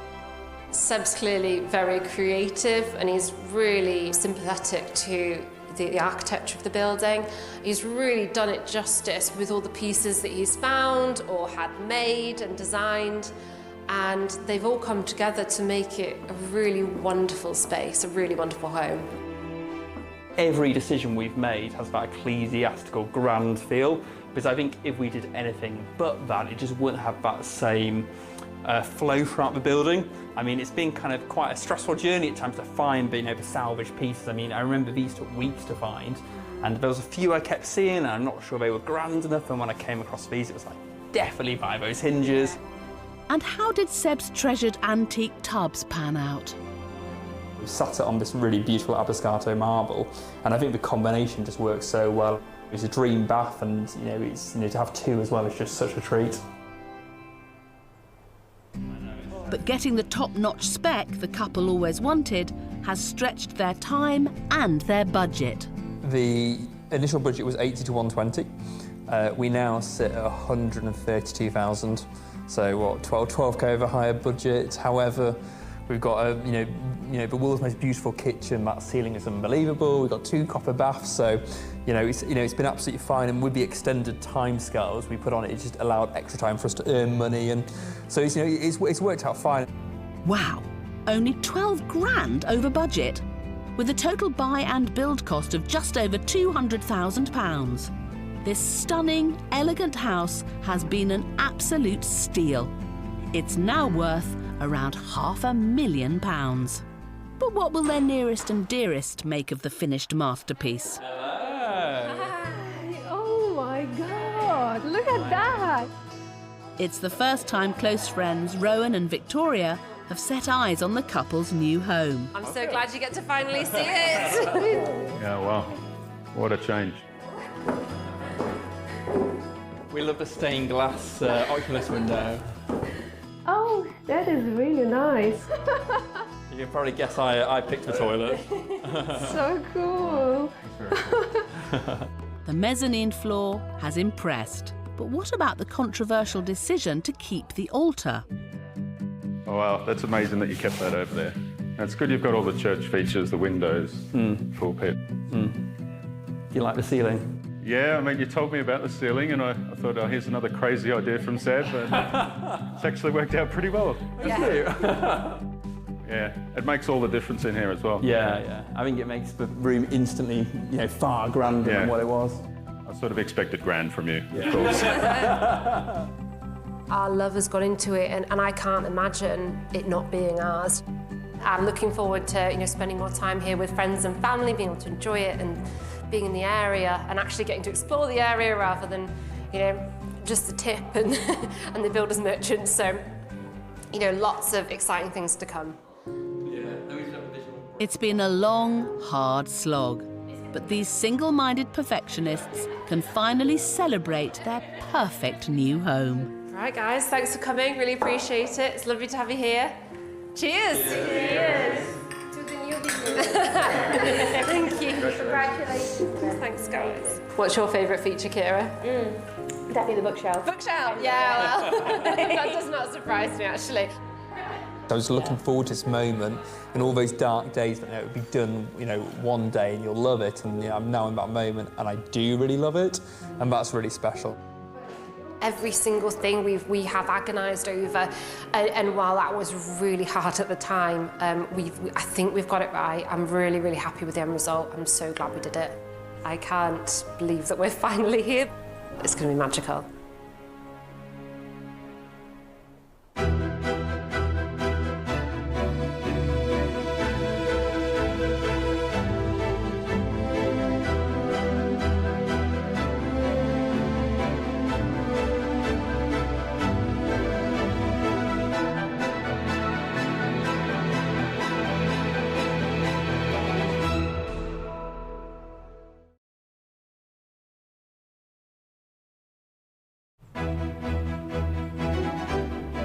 They're Britain's most ambitious home builders. Sometimes you just got to take a gamble. Taking on the country's most run-down, abandoned buildings. Got a really unsafe wall above us, which is going to come down and there's absolutely no way to stop it. From the remains of a bygone age... A control tower is the most iconic building on any airfield. ...to icons of industrial Britain. Sometimes you look at the big picture and think, blimey, what have I taken on here? If you can get through this, you can literally get through anything. I just hope it don't look like a barrel.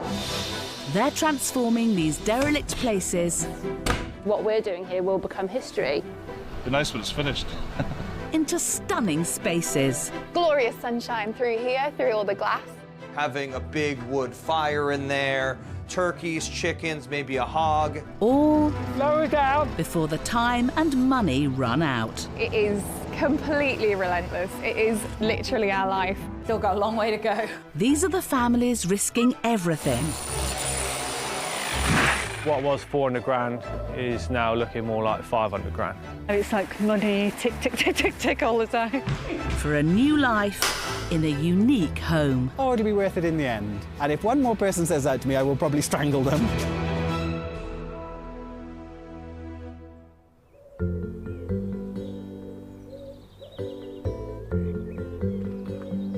Cold, crumbling and abandoned.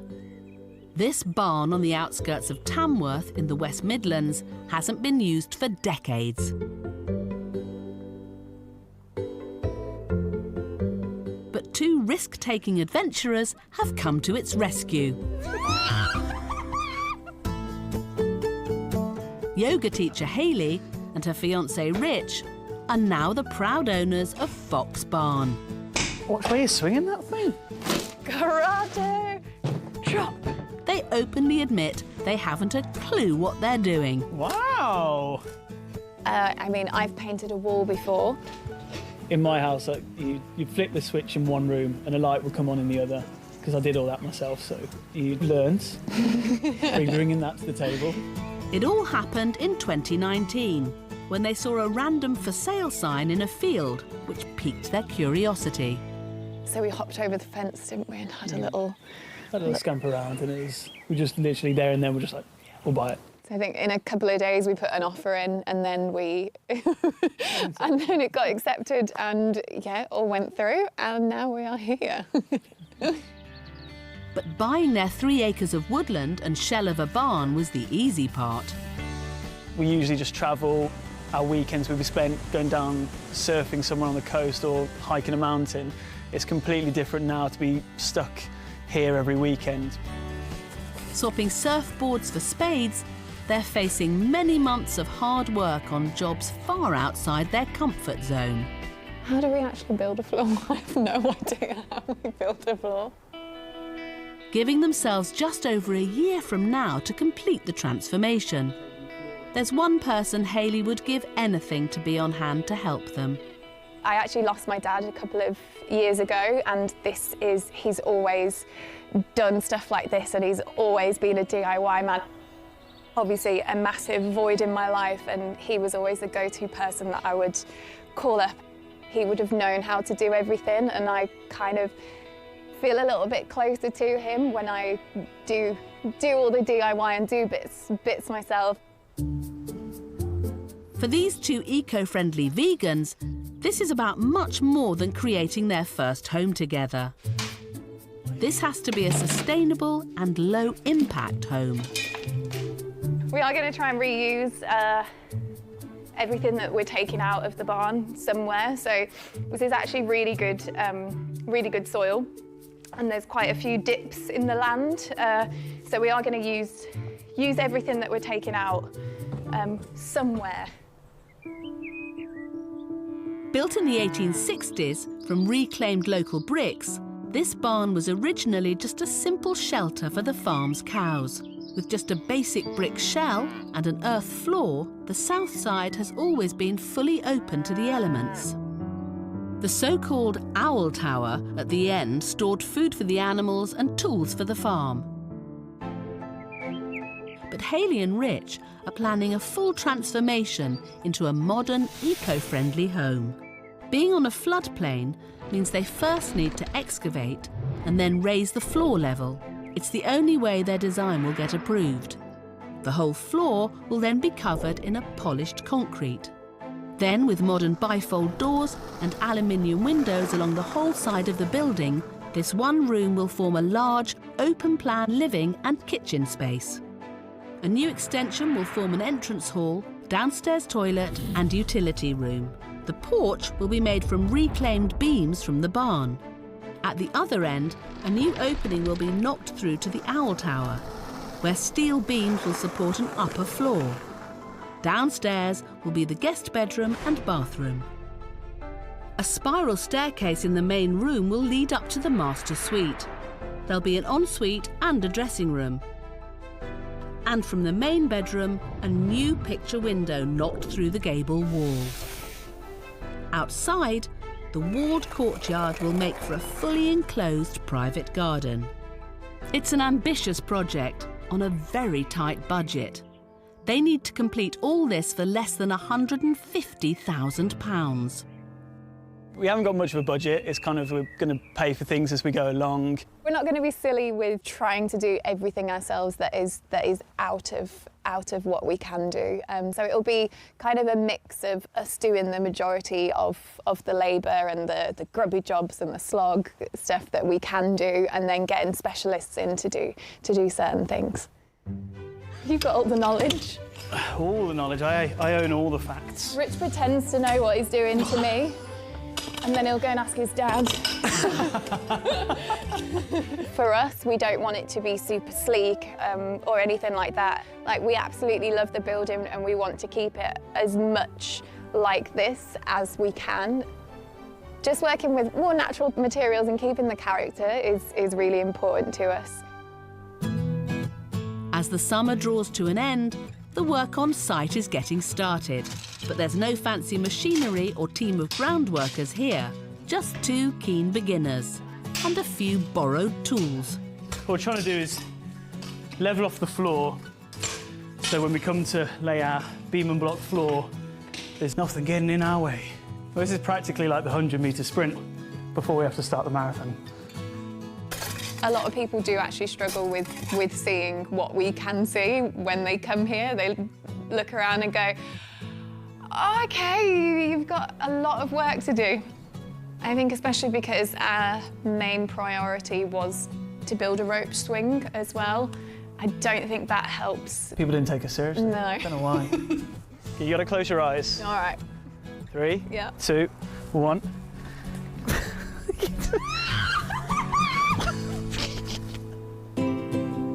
Over the next few months, Hayley and Rich do begin to take the build a lot more seriously. Oh, the water's swimming. It's going swimmingly, most of the time. What you doing there? I'm measuring a centre point for the block so we get the central point for our sleeper wall correct. These little walls will support the block and beam flooring. This is my first time laying bricks. Yeah, we kind of just went for it, didn't we? So almost 4 walls down, 5 to go. Yeah, and there it is. And with all the walls in, Rich can't resist testing his new beam and block floor. So, just... Oh my God! What?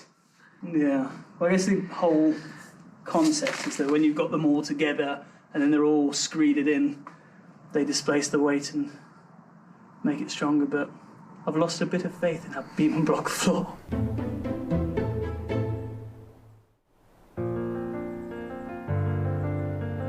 In a remote corner of the West Midlands, Hayley and Rich are now 2 months into their ambitious barn build. Oh my God! And after a disastrous start with their floor, they're not ones to let a minor setback get them down.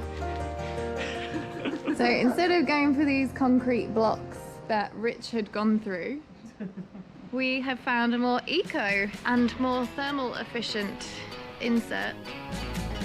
So we had a delivery, but no trucks can get down our driveway, so they have to drop it off here. And there's the barn. So, so this is our floor. It's recyclable polystyrene. Ta-da! Good job it's not fragile.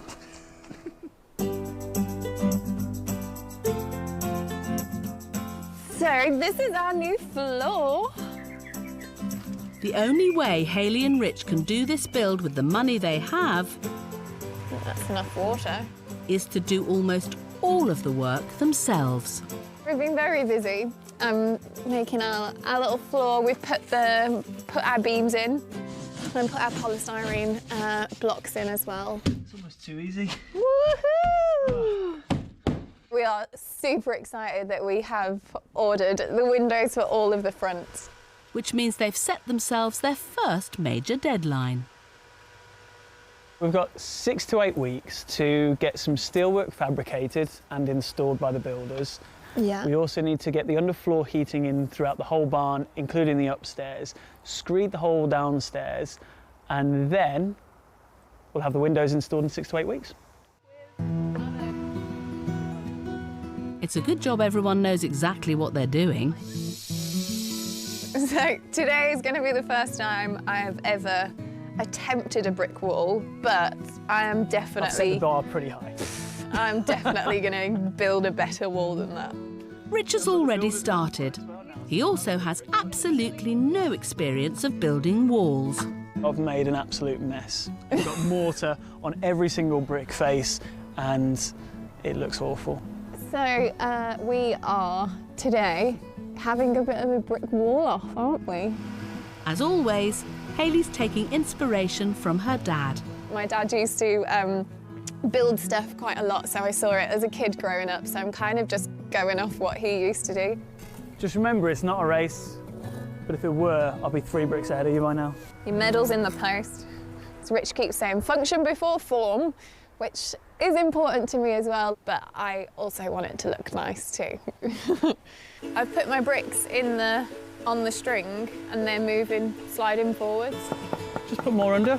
Well, it's got more to slide on if you put more under. Pack it down more. I'll pack you down more in a minute. Oh. I think this piece of string's wonky. Wherever they can, Hayley and Rich are trying to use reclaimed materials. We researched how much carbon it takes to actually make new bricks, and it is astronomical. It's crazy. So we've gone to a reclamation yard and we've went for a blue brick on the in-between to make it stand out a bit more, even though you probably won't be able to see much of the brick if Rich carries on building the walls. All right, first course done. Is that lunchtime?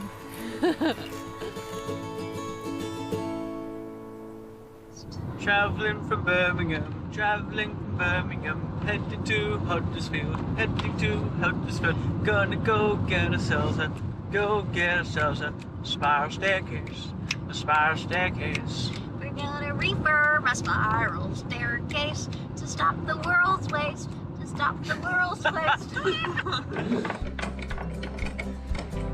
Look at our beautiful staircase.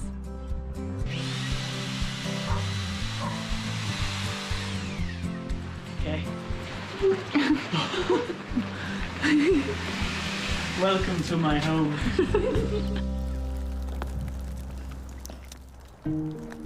It's a new year and a big day at the barn.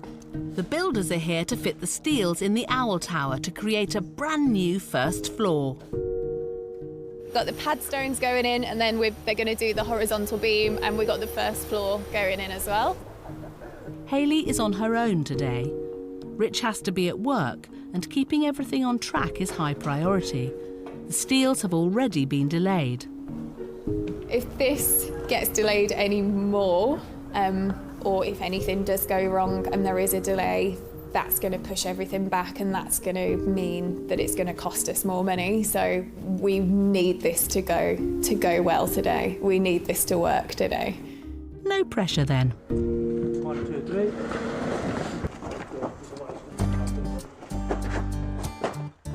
We're in. It was just that step up then was a bit, oh gosh. Oh, I could literally cry. Why am I crying? It's a steel beam. Just such a milestone, so it's amazing to see it going in. It's all good. Just got to get it up now. 1, 2, 3. Tony and his team take charge. This was the main concern. If this, you'll get wrong, and then everything goes wrong. Hayley's a little bit terrified. Just worried about this bit because it's a bit tight and they've got to lift it up quite high now. 240 we said, didn't we? Yeah. 305. Are you happy with that? Come here. Come here. They're 1 mil out. Slowly. You happy to put it down, yeah? It's a perfect fit. It's all starting to come together, isn't it? Doing this whilst working does have its challenges. This project just encompasses your whole life. We literally go to bed talking about it, we wake up talking about it. So we're very much enjoying it. We love doing it, but we are also very much looking forward to it being done so we can just get back to being us and just enjoying life. They're doing a great job. It's going to be something special and you'll look really nice. Just so impressed. This is exactly why you get professionals in to do it. There was absolutely no way Rich and I could have done that. It is snowy Sunday morning. 2 weeks later, and it's amateur hour again, as the couple take on another first. And we're going to have a new door here by the end of today. We're just trying to take out some bricks so we can get our lintel in and create a doorway. It's wobbling. Woo! We did a brick! One brick down. A few more to go.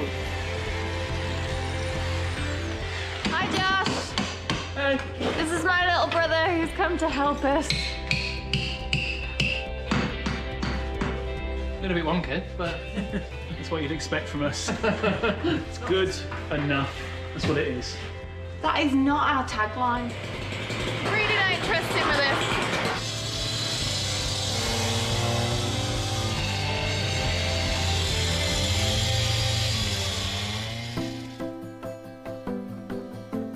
It's the end of January and the barn is still standing.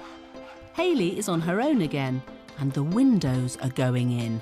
It's going to go from being a completely open barn to almost a house barn. Almost, we're getting there. Tight fit. Perfect. But there's a problem. I've just thought, I think the damp proof needs to go under the door, under the frame. Is the damp proof meant to be going under the windows? It is, isn't it? Yeah, I just thought that. We didn't tell Ben. Is it possible for those ones? On this one, no, it's too tight. It's too tight. Okay. I can try and stick them on these two. Oops. This needs an emergency call to the architect. So windows are being fitted right now, but we completely forgot to tell them to put the damp proof underneath the frames. 2 have been put in, and the one in the middle, it's too tight to fit it underneath. It literally won't go under. All right, bye. Ben? Yeah. Architect's not happy. The reason why the damp proof is there is it's a direct route for the damp to get into the building. So it's like it needs to go underneath. Well, let's see how we get on with these two then. Yeah. And we'll go from there, yeah. Okay. Thank you. But that's not the only issue. More problems. Oh, what now? This wall is like that. Oh, this is the one that I built. It should be. It should be more like that. So. Okay. And you're saying because it's going to sit further forward than every other one? Like drastically.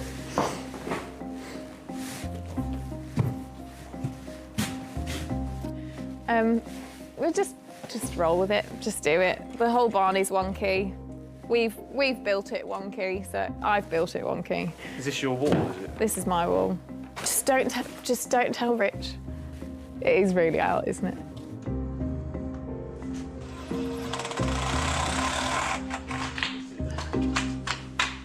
With all 5 frames now in, I like it. It's time to take out the ones without the damp proofing underneath, but the middle one's not budging. Because it's so tightly packed in, the frame is almost bent when they've been knocking it in.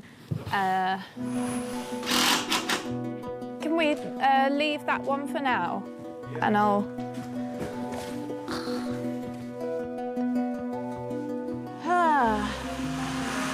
I wish Rich was here.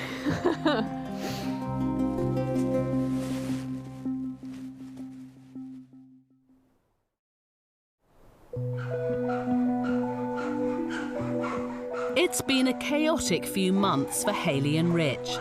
Their plan to be living here by the autumn seems a very long way off. Today the window frames have gone in, but an oversight with the damp proofing means they're now having to come back out. We're just trying to pull the frame out to slide this under, if possible. I'm trying to keep the frame in position, because it was a bit tight on the head there, so... Hayley, we might need your help, yeah? Could you hold that there, like that? Yeah, if we lift... Oh, it's just...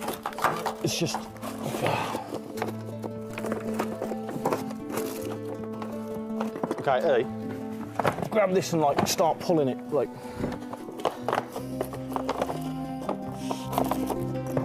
Okie dokes. Yay! It has been resolved, and yeah, we didn't crack the frame. We haven't had to cut out concrete underneath, so super happy that that's gone well.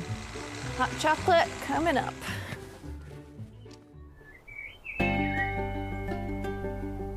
With the barn now watertight, Hayley and Rich are starting to think about the interior. And they have an ambitious plan. They're literally wanting to bring some of the outside in the shape of a 150-foot oak tree from the middle of their pond. The plan for today is to get this tree down and to get as much furniture out of it as possible, and no other trees get hurt. Local tree specialist Liam is here, but even he's never done anything quite like this before. I've done stuff on the edge of ponds, nothing really in the centre of ponds, so it may be a wet one, but it's all getting excitement. It looks like one of those obstacle courses. We know where it's come from. There's no shipping involved. We know it's our wood, it's good wood. We want to use the resources that we have access to. It's on our doorstep. It's a tree that has no life in it, so we can use it and bring some life to it, can't we? We can eat our dinner off it. Yeah.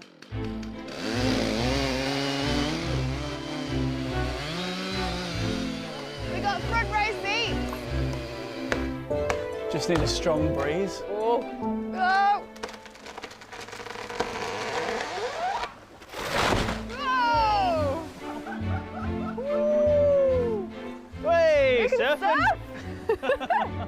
That was actually a lot more exciting than I thought it was going to be. Just hope the wood is good enough. Oh. Oh gosh. Oh no! Just remember, we've got a house to build, Rich.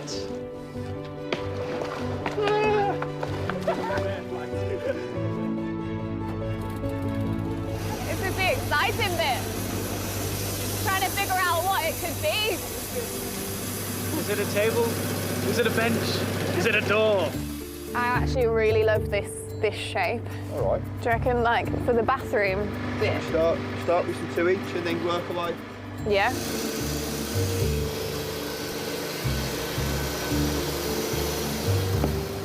Oh yeah, that's beautiful. The smallest section of the trunk may be sitting pretty, but the rest is still in the water. Yeah, kitchen is stuck.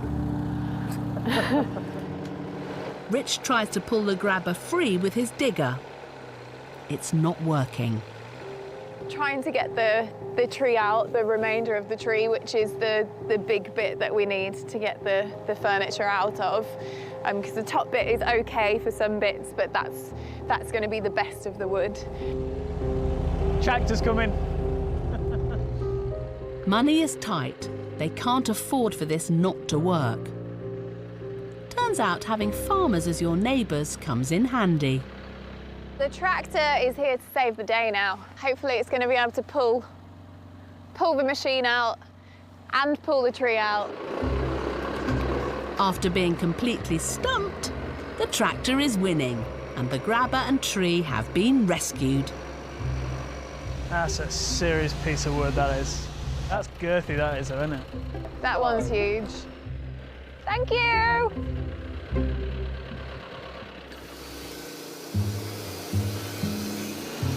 Despite today's success, the root of the problem is weighing heavily on Hayley's mind. Been a bit worried about budget, and I've had a bit of a meltdown this week. I was just trying to add up everything that we still have to do, and the money that we've got at the moment is not going to cover what we need to do. So I think we might have to try and borrow a bit more money maybe when the time comes to it, but we'll worry about that when it's here. 3, 2, 1. Over the next few weeks, there's some of this and some of this, but mostly this.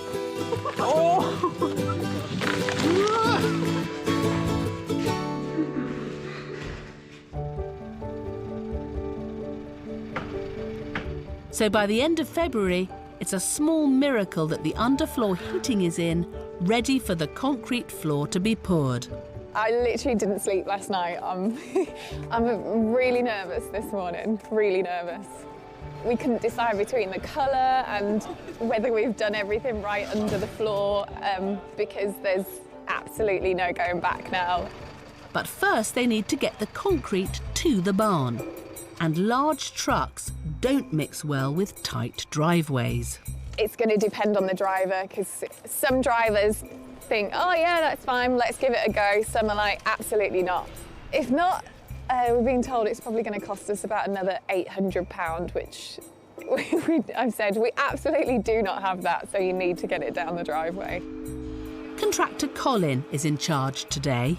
It's always a nerve-wracking experience when you're waiting for the concrete to arrive, because of course once it arrives there's no going back. It either fits down the drive or it doesn't. It's that one corner though, isn't it? It's tighter than you think. If the truck can't make it down the tight track, it'll eat into their even tighter budget. This tree comes in a bit, so it's, yeah.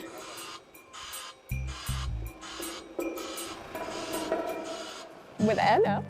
Happy that's gone well, because that was one of the things I was losing sleep over. So because we were between two colours, a light grey and a dark grey, we've gone with the darker grey but have put less in than they recommend. Basically they said it's going to be an experiment and it's on your shoulders. Take it up, it's the wrong colour. It's going back. Dark a medium grey with a speck of blue. Rich is a fantastic recipe for a four. It's like a concoction of beautiful ingredients.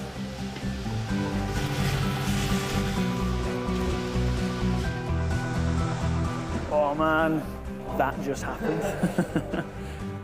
I just want to run on it. The next load of concrete has arrived, but it's over before it even began. Jack!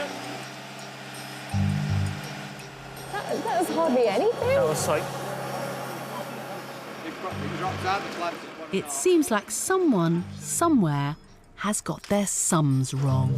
So we've had to order it in 2 truckloads, and they've done all the calculations however many times, but it's just run out, and we've got still a bit of floor to go. So, and we've not ordered it, so hoping that we can get someone to deliver the concrete before this goes off. With these loads now starting to set, they need another load of perfectly matched concrete.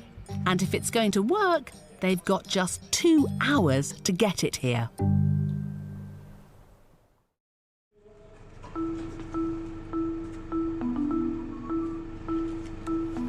That definitely wasn't half.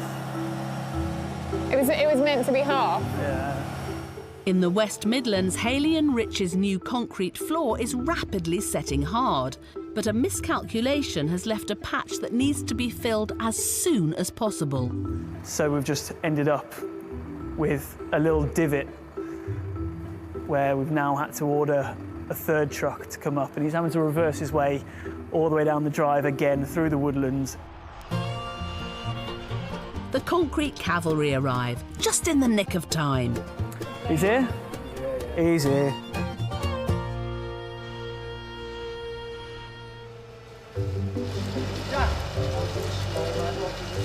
Hopefully we can fill this little gap in and Phil here can get home for his lunch. Yeah, I do.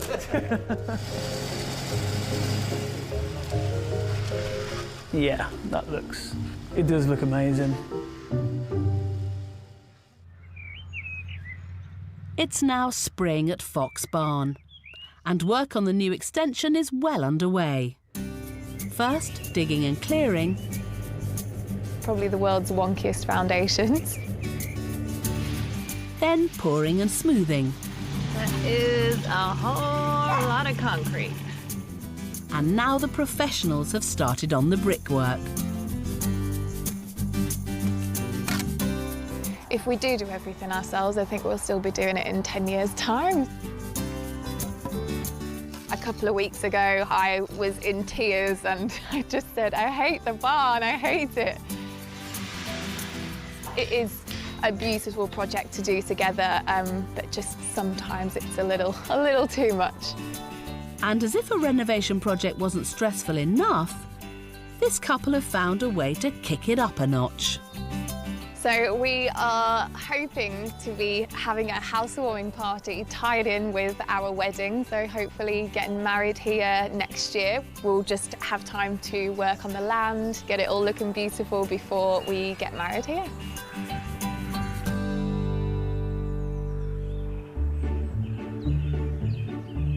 Months fly by, and through the summer of 2021 and into the autumn, it's lots of work. I've been waiting 2 years to do this. It just takes all of the screwing.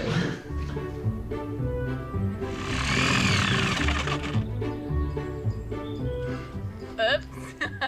But also a good deal of play. What you doing? Building a door. But when is a door no longer a door? When it is a jar. Their original deadline of December 2021 swiftly comes. Safety first. And goes. But they keep persevering with some interesting methods. Me and Hayley are just currently shouting down the pipes trying to find out which one's which. Say something. No.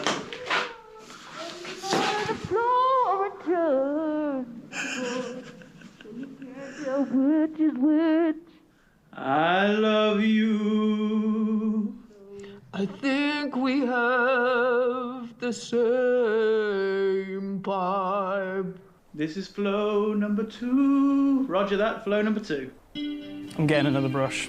No, it's got the dark stuff on. But by the following May, just over 3 months away from their wedding day, they're still a long way off. We've had delay after delay after delay, and just waiting on materials and waiting on this job to be done or this job to be done.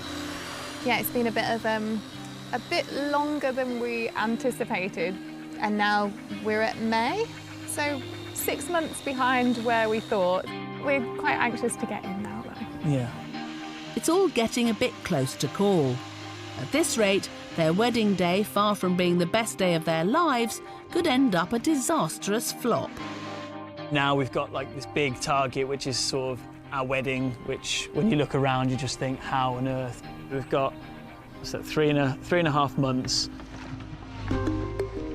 By deciding to set their wedding in the grounds of the barn, they're forced to pull out all the stops to get the outside space finished. If they don't get a move on, they'll be adding "bring your own wellies and spade" to the wedding invites.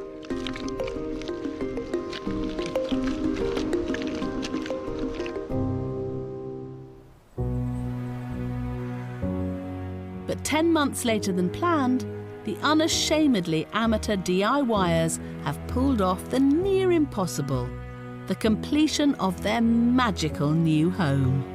It's incredible. It's really, really great to just actually be in.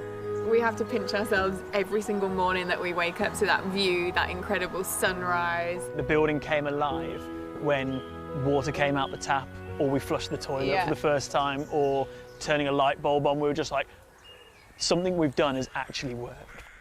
And boy, does this spectacular new house work on so many levels. Welcome to your home. Oh, thank you.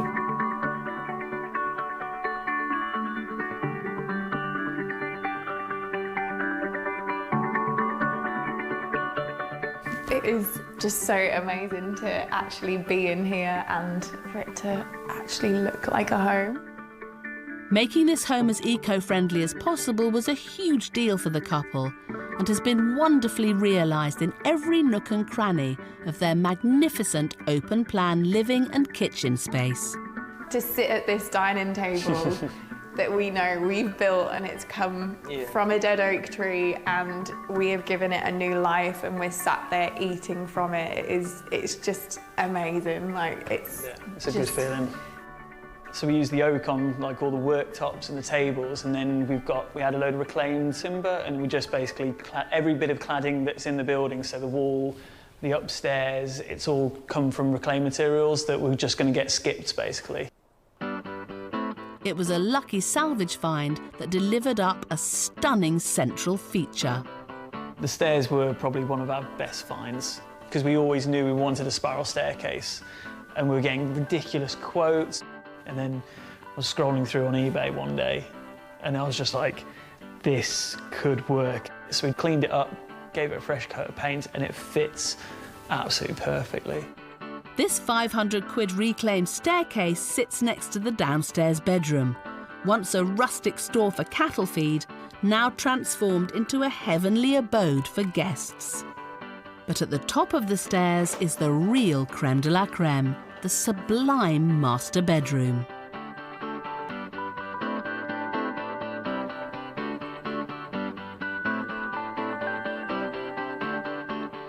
It's just so light, so big, and then you've just got that as a massive view, soft carpet. Looking out the window and just seeing all of the trees and all of the woods. We sleep so well here, don't we? We sleep pretty well. And when you do look down at the rest of the barn and see everything else that we've done, it's just like, how? I still question how we ever managed to do any of that. But manage it they did. And the love-struck couple's blossoming relationship has played a key part in the success of the barn. So we found it after a year of being together, and 3/4 of our relationship has been at the barn. So our relationship and our life together is basically built on this barn. There was maybe a couple of days where we both turn up, burst into tears and drive away again. But for the most part, it's just been phenomenal. Like, we've come together, we've done things that we never thought we could do. Working closely together, they've created the house they always dreamed of, both on the inside, with the beautiful finishing touches, and with the enchanting outside space.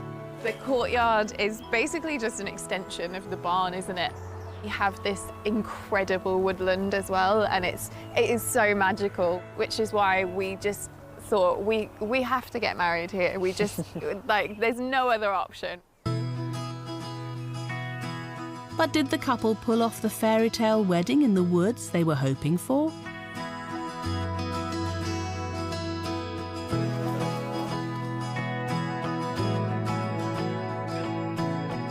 Their love grew, and they now share with you their biggest adventure to date. This wonderful place that, after 3 long years of dedication, they can now call home. With my body, I promise to hold you. The wedding was a sensation and a fitting celebration of all they had worked for, learned and achieved over 3 remarkable years.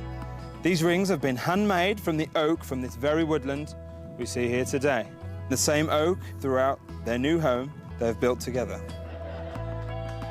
The wedding day was just the most magical day, wasn't it? And just to be able to enjoy this space and share the space with all of our friends and family and all of our loved ones. So many people who hadn't been here before, or they'd been here when we first started, and they were seeing it for the first time.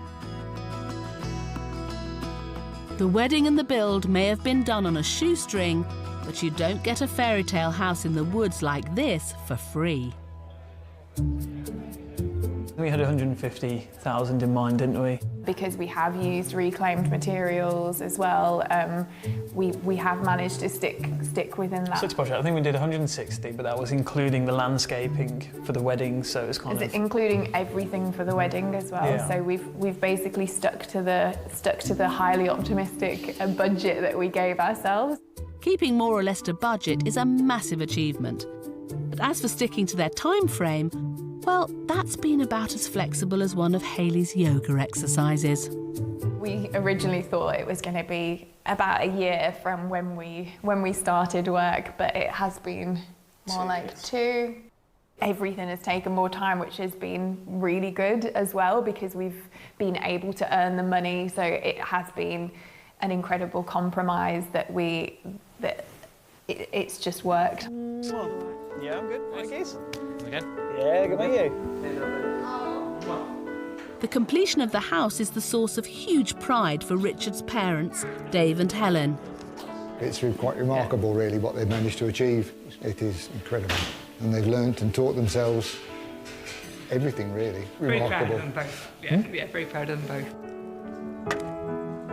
And for Hayley and her brother Josh, it's also a poignant reminder of a cherished, absent loved one. It's been good. It's been a good learning curve, so What do you think Dad would say? I think he'll be very, very proud.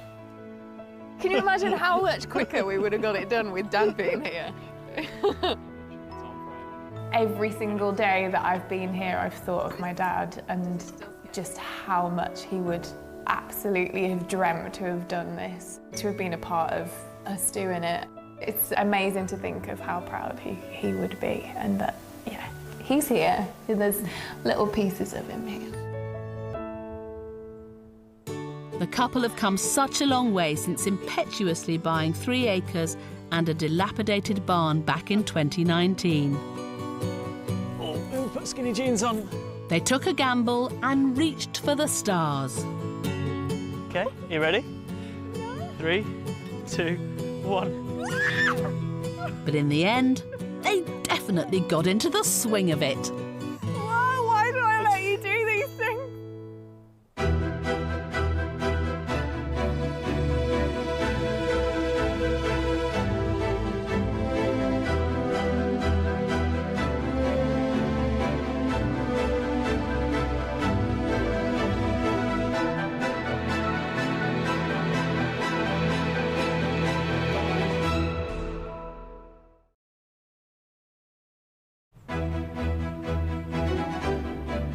They're Britain's most ambitious home builders, Sometimes you just got to take a gamble. taking on the country's most run-down, abandoned buildings. Got a really unsafe wall above us, which is going to come down and there's absolutely no way to stop it. From the remains of a bygone age A control tower is the most iconic building on any airfield. to icons of industrial Britain. Sometimes you look at the big picture and think, blimey, what have I taken on here? If you can get through this, you can literally get through anything. I just hope it don't look like a barrel. They're transforming these derelict places What we're doing here will become history. Be nice when it's finished. into stunning spaces. Glorious sunshine through here, through all the glass. Having a big wood fire in there, turkeys, chickens, maybe a hog. All Lower down before the time and money run out. It is completely relentless. It is literally our life. Still got a long way to go. These are the families risking everything. What was 400 grand is now looking more like 500 grand. It's like money, tick, tick, tick, tick, tick all the time. For a new life in a unique home. Or it'll be worth it in the end. And if one more person says that to me, I will probably strangle them.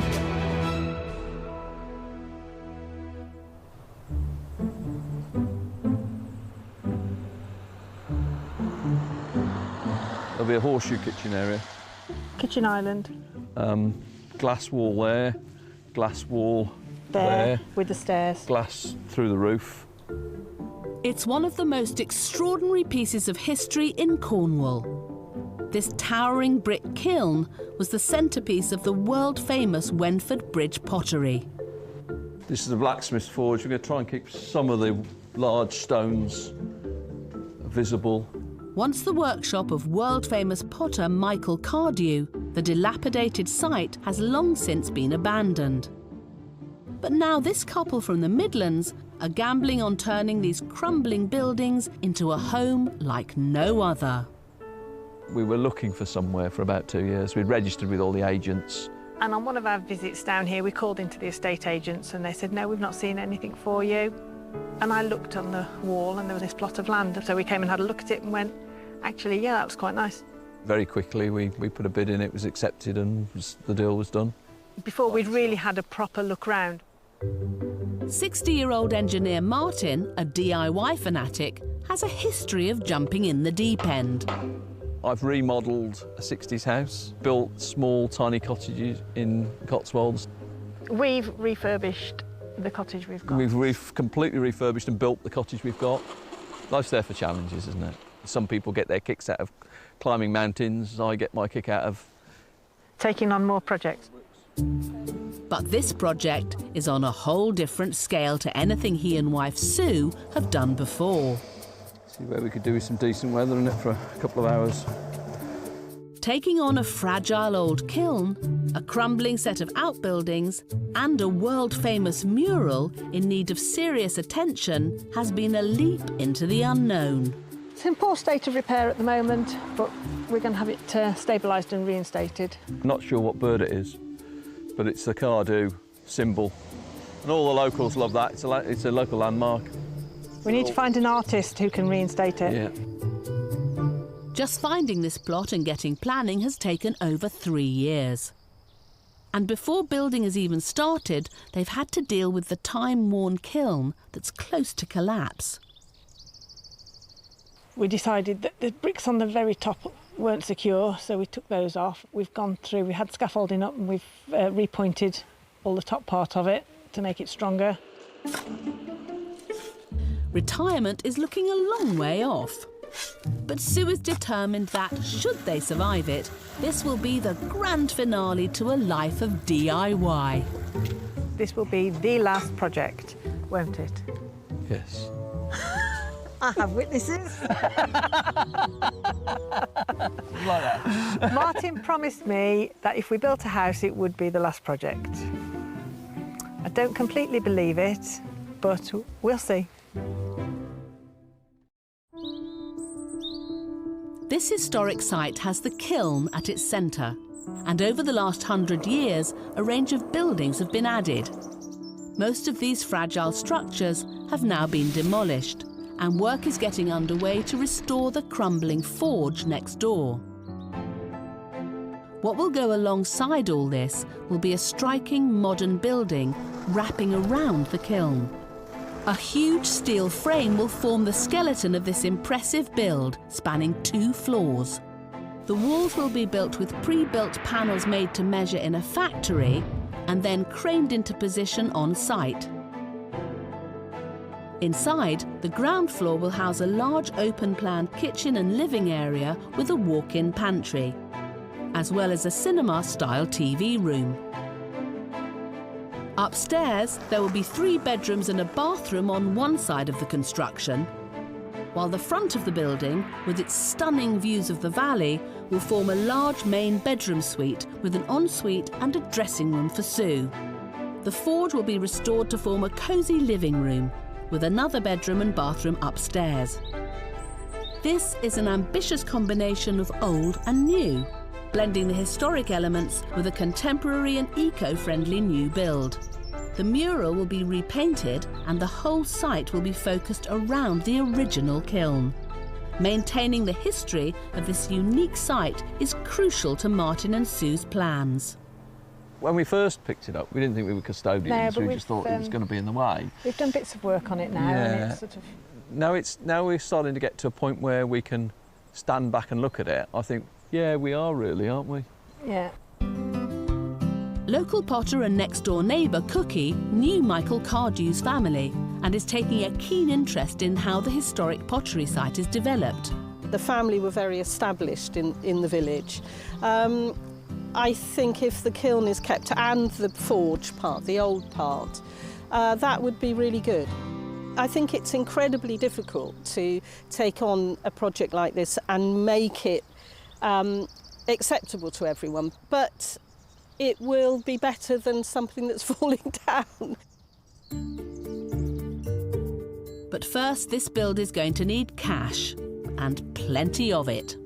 The only way the couple can raise the £500,000 they need is to sell their current home, 180 miles away in the Cotswolds.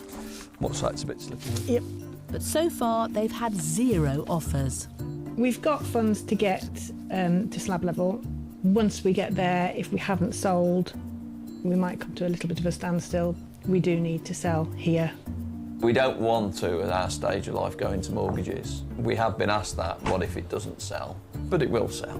While they wait for the cash to turn their dream home from an architect's model into reality, Martin and Sue are spending 4 days a week here, in their caravan on the Cornwall site. With their his and hers hard hats donned, they're getting stuck in themselves. This is what's holding the building together. The problem is with lime mortar is that it's OK for letting damp in and out, but it's not too good for structurally holding things together. If I move this, love, is there something else underneath it? No, that's just that. OK. Just get rid of that. Martin and Sue want to remove the huge chimney from the building known as the forge, but they need to do so carefully to avoid damaging the mural wall behind. There's 1, 2, 3, 4, 5 courses on an angle. So you take 2 or 3 out and then backfill, wait for it to go off and then take it down another level. When it is all done, we can say that we did this, you know, we put that steel across there, we pulled those walls down, we took the chimney down. So we just do as much as we can and we enjoy doing it, except when it's freezing cold and pouring with rain. It's not so much fun then, but we still do it.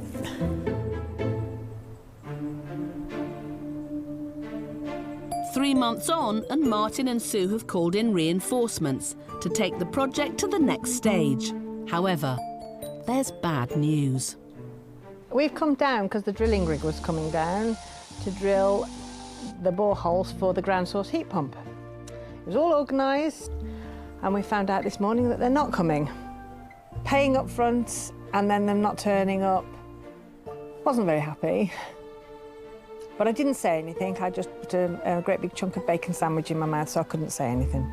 It was never going to go swimmingly with no problems, but we wanted to be here when the drilling happened. It's the first real step, isn't it? Yeah. Drilling was like the first big major step on site.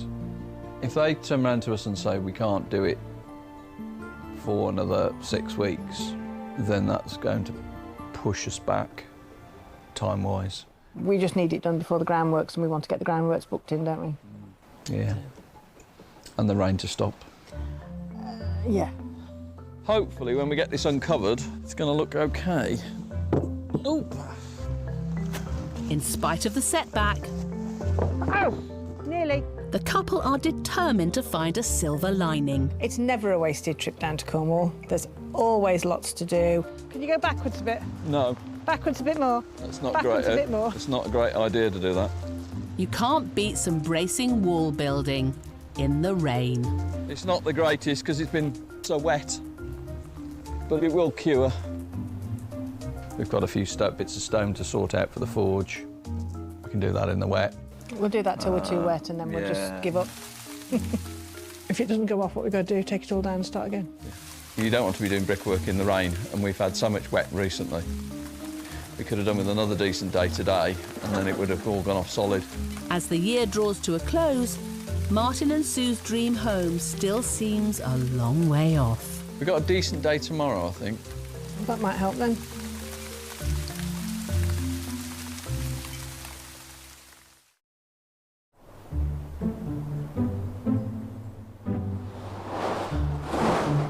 We'll stack that timber neatly on that pallet in a bit. That'll do, because I don't want to get this cement wet. In Cornwall, It's too big, isn't it? Martin and Sue are trying to work a miracle, converting a crumbling potter's studio and ancient kiln into a 21st century modern home. The new build is a complex prefabricated design. So complex they needed to first build it in miniature to fully understand how it would work. I like to come up here every now and then and have a little look at it and think, yeah, this is what we're going to have. Helping to turn the Toy Town version into full-scale reality is the job of a company in Hereford who makes structural insulated panels, or SIPs. You build to slab level, and what the SIPs company do is they crane in chunks of the building, literally on a crane, and then drop it in. Flat pack house, really, super insulated, and the envelope can be watertight very quickly compared to a traditional build. SIPs buildings are basically a solid piece of OSB board, which is basically crushed up timber. So you can clad it with metal, you can clad it with wood, you can clad it with stone, but they're really warm.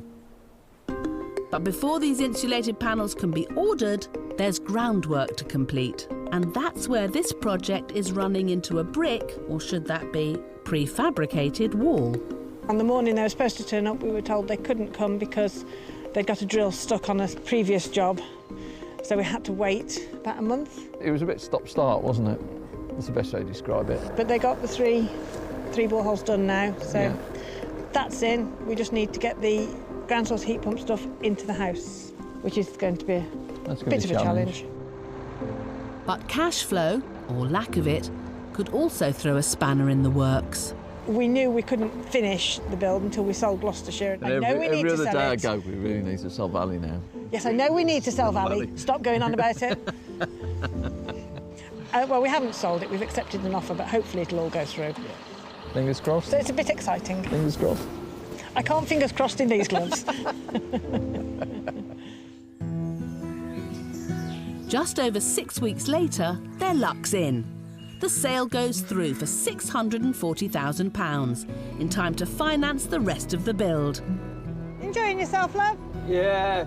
As the boreholes have now been drilled and the foundations dug out.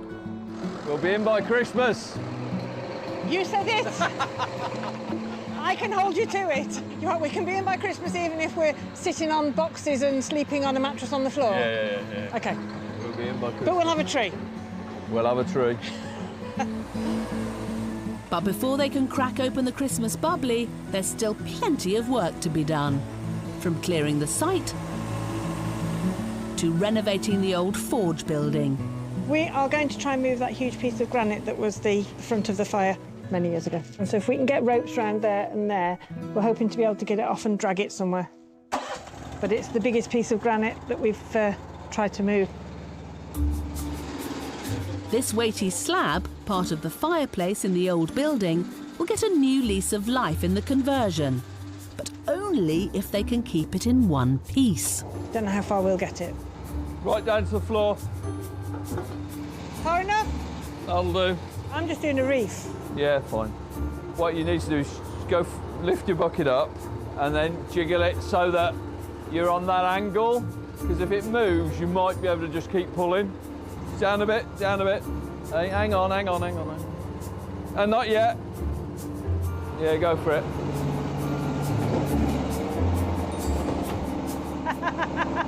What a result! That came off easy. Just let me get this undone. Now it's just a case of carefully dragging the stone off site. OK, Mrs. Jens, try going backwards on that.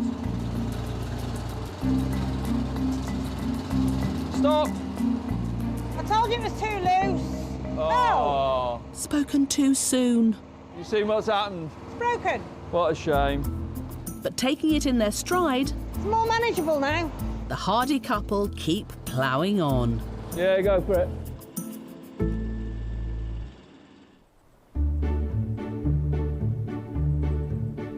Three months later, things are looking up. Martin and Sue are making great progress with the forge. 2 machines on the go, and the foreman sitting watching. Over the last few weeks, we've taken out the rest of the fireplace that was there. We hired a micro digger and they dug out all the floor so that we could then prep ready to have the new floor put in. Yesterday we put type 1 down, which is like a stone sand mix, and basically vibrated it down so it was all level. And then we put sand on top to blind it. There's a bit of a hump here. And then we put plastic on top of that. And then we've just basically raised the steel off the plastic by 100 mil, just to pour in concrete to a thickness of about 160, 170 mil. So it'll be a really strong floor. And it needs to be a strong floor because the building isn't particularly great. The flurry of activity means the building is now ready for today's concrete pour. It's a big step forward with the forge, isn't it? The forge will feel as if the forge is, you know, moving on. It will be like a proper building rather than a derelict. Although things are forging ahead with the, forge, elsewhere on the build, the seemingly relentless bad weather has caused yet more delays. Yeah, we had hoped to be in by Christmas, which was always a tall order, but the chap who's laying the blocks for our sole plate has had to just not be here because of the rain. So we were hoping to order the house by today. So because he hasn't been yesterday and today to finish the blocks, we can't order it this week. But on top of that, the window company have now said they want to come and do a survey once the house is on site to order the windows, and then there's a 12-week lead time on the windows. There's a 12-week lead time on the house. So if the house doesn't arrive till September, we're not going to have the windows possibly until January. So there's no way we can be in for Christmas this year. But we'll be in for soon after. It's a big blow, and a late Christmas present from Santa still isn't guaranteed. Thanks a lot. You're welcome. But despite the setback, the pair are trying to maintain a sunny disposition. This is our cellar for all the wine that we won't be able to afford. And at the moment, oh my Lord, look at all that. We've had a bit of rain. That's about 1 metre deep, I reckon, that water. We're going to have to pump it out. This is May in Cornwall. May in Cornwall. And their luck may be turning. It looks like the son may have got his hard hat on just in time for the concrete delivery. You reckon the concrete lorry will pull up there and the chute will go through the window? It's the plan. We just need to crack on, love. OK. I can't see plan A not working at the moment. I really can't. Ever the optimist. Hi, is that Gary? Oh, hi, Gary. It's Sue Jens. Hi. Just wondering, what kind of time do you think your lorry's going to be here? Fantastic, because we're all ready.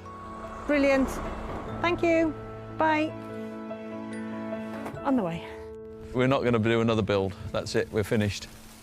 I mean, we chucked up years ago to site. We didn't know we'd be here now doing this. I think life leads you in a direction. We found ourselves here. I am waiting on that concrete and it is just raining. Oh dear. Laying concrete in heavy rain could ruin the whole process. We're on! But time pressures mean there's no backing out now. The concrete arrives thick and fast. as does the pressure to get it levelled before it sets hard. An uneven surface could play havoc with the finish of their floor.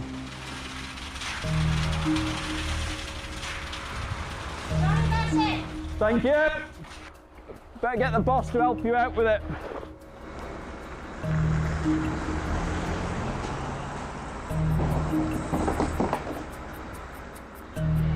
I've said it'd be fast.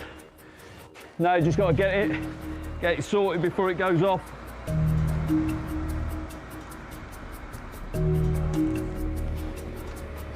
Loads in that corner.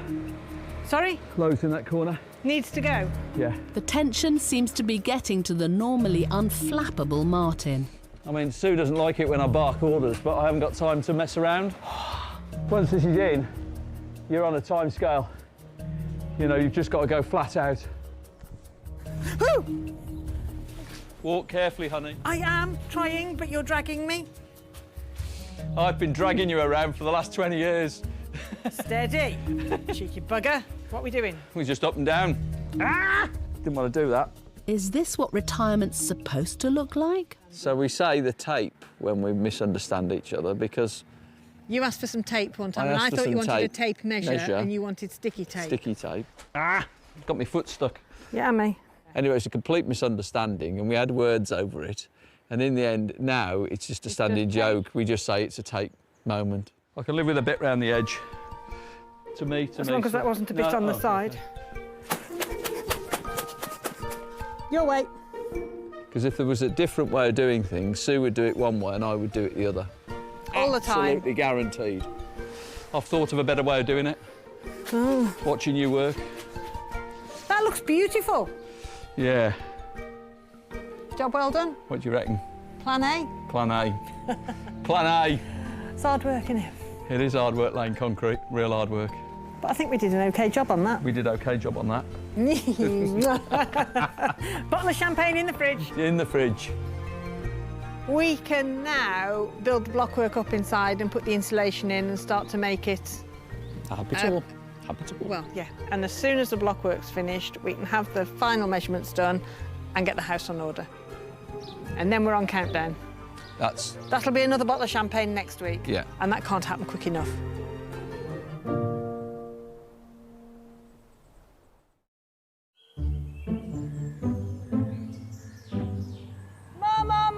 More!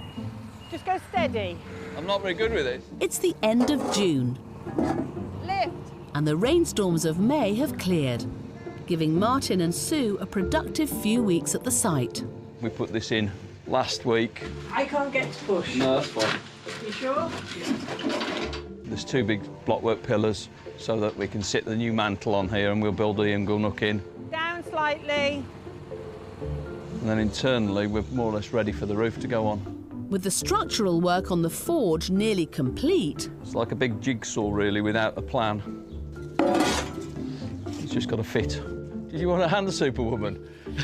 Just call me Popeye. Martin can concentrate on restoring the building's character, with the granite slabs they've salvaged taking centre stage in the new fireplace. Some of it looks a bit grubby, but it'll all look like that when it's cleaned. And that is where they put pegs in and split the granite years ago.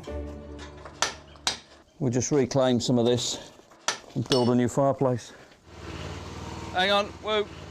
We didn't want to completely tear out the atmosphere of the building. Can I have a square piece, love? Hit one of those lumps in half. 28. Yeah, that one will do. 24. Ooh. 24. Ooh. But they've had to take a realistic approach to the mural on the gable end. Well, on the Cardiff mural, it's world-renowned, and we'd like to keep it. It's falling apart, basically. The mortar's gone in it. It's not safe, so we're going to sandblast it and reinstate it like for like.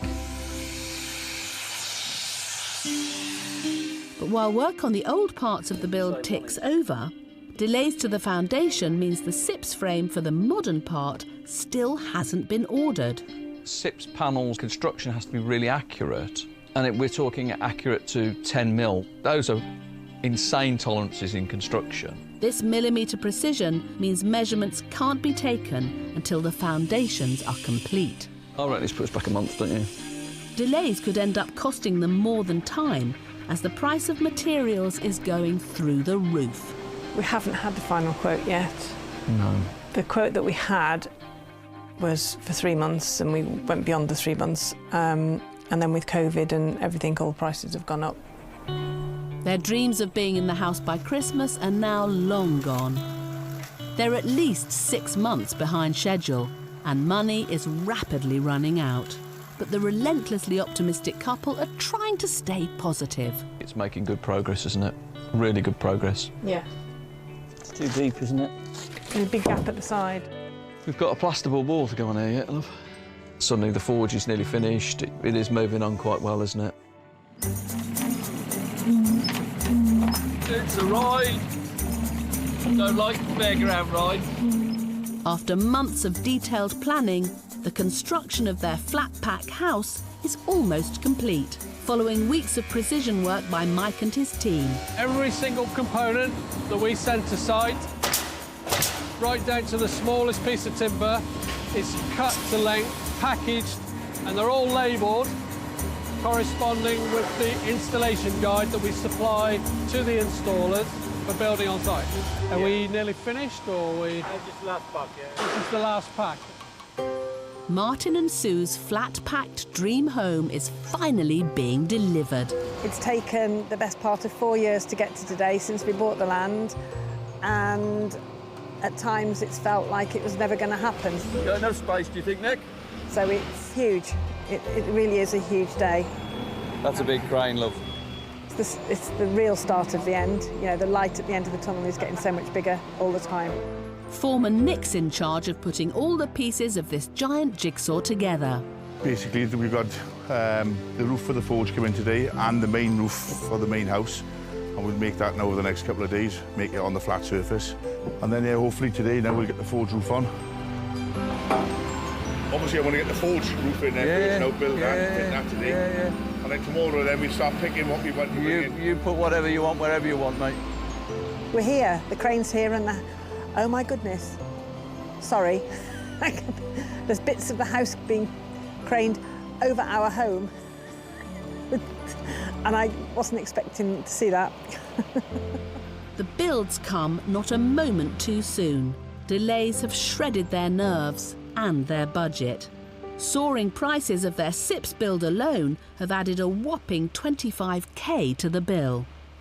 A self-build or a house build isn't the easiest thing in the world to do anyway. We've had the pandemic to deal with, which has created price increases. Yeah, good there, yeah. The price of timber's gone up 40%, so it's had a knock-on effect. And having a timber-framed house has had a huge impact on our budget. I mean, look at all this here. It's all timber and insulation. Yeah. But with the frame finally here, the pair are optimistic that the end is in sight at last, as long as everything fits into place. We've measured and double measured, but now we've got it all in and the frame's in. At the end of this week, we'll be happy, won't we, that basically ready. Well, when the frame goes up, we'll find out whether the footplate is right or not. Yeah. And if it's not, we panic. And if it is, we cheer. This one's quite a complex building, actually. Wednesday now, when we put our base plates down and square the building up, then hopefully the ground workers should have done a good job. It looks pretty good. So, yeah, Wednesday we'll see. Moment of truth. I do wonder where all these bits are going to go. Yeah. I'm glad it's their jigsaw and not mine. Well, blimey, we wouldn't have a stand a chance, would we? Not a chance. But a week later, and it's a much more sombre scene. Basically, he needs to let me know in the next half hour what they're going to do. Yeah. All work on site has ground to a halt as, bizarrely, the crane driver has been locked out of his crane. We have a crane that's not working. We have 2 lorries on the road waiting to be offloaded. We've got a gang of guys waiting for the stuff off the lorries to carry on working. I've been using the fob all week to get me in. There's only one door to get in on the passenger side. We can't get in that. If I can get in any of the front doors, I can put the keys in the ignition and start and go. The driver hasn't lost the key. He has a fob that apparently gets him into the cab that he's been using all week and all last week. And once he gets into the cab, he can put the key in the ignition and the crane will work. But the fob isn't working. So he's been and got a new battery and he's tried the emergency keys in the locks and they haven't worked. Wedge, I've tried all of these keys. With the crane out of action, 2 truckloads of panels can't be lifted onto the site. And the speedy SIPS assembly is in danger of grinding to a complete halt. And the weather is doing nothing to improve tensions on site.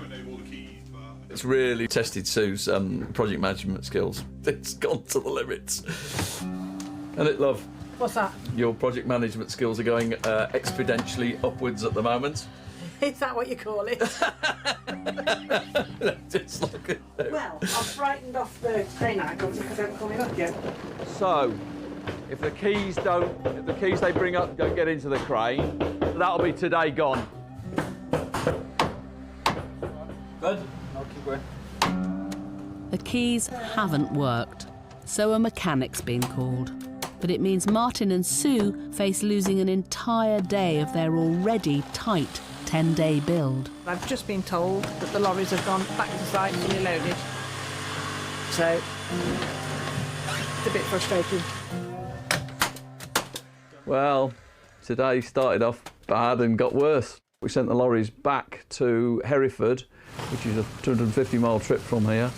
So they're going to have to drive all the way back down again tomorrow. Yeah. Hopefully with a crane that's working to get offloaded. Yeah. The crew will need to work hard to make up the lost time once the crane is fixed. The pressure is on. Even super resilient Martin is feeling the strain. Sue feels sometimes if I take No, we don't take it. Martin's had a bad few days just lately. And last night in particular was quite hard. Yeah. I guess I just... He just feels responsible for the whole thing and he doesn't want it to go wrong. And it's not just Martin's responsibility, it's me as well, but he doesn't see that. I'm happy to delegate, but I'm not so good at sharing responsibility, and that's just the way I'm wired.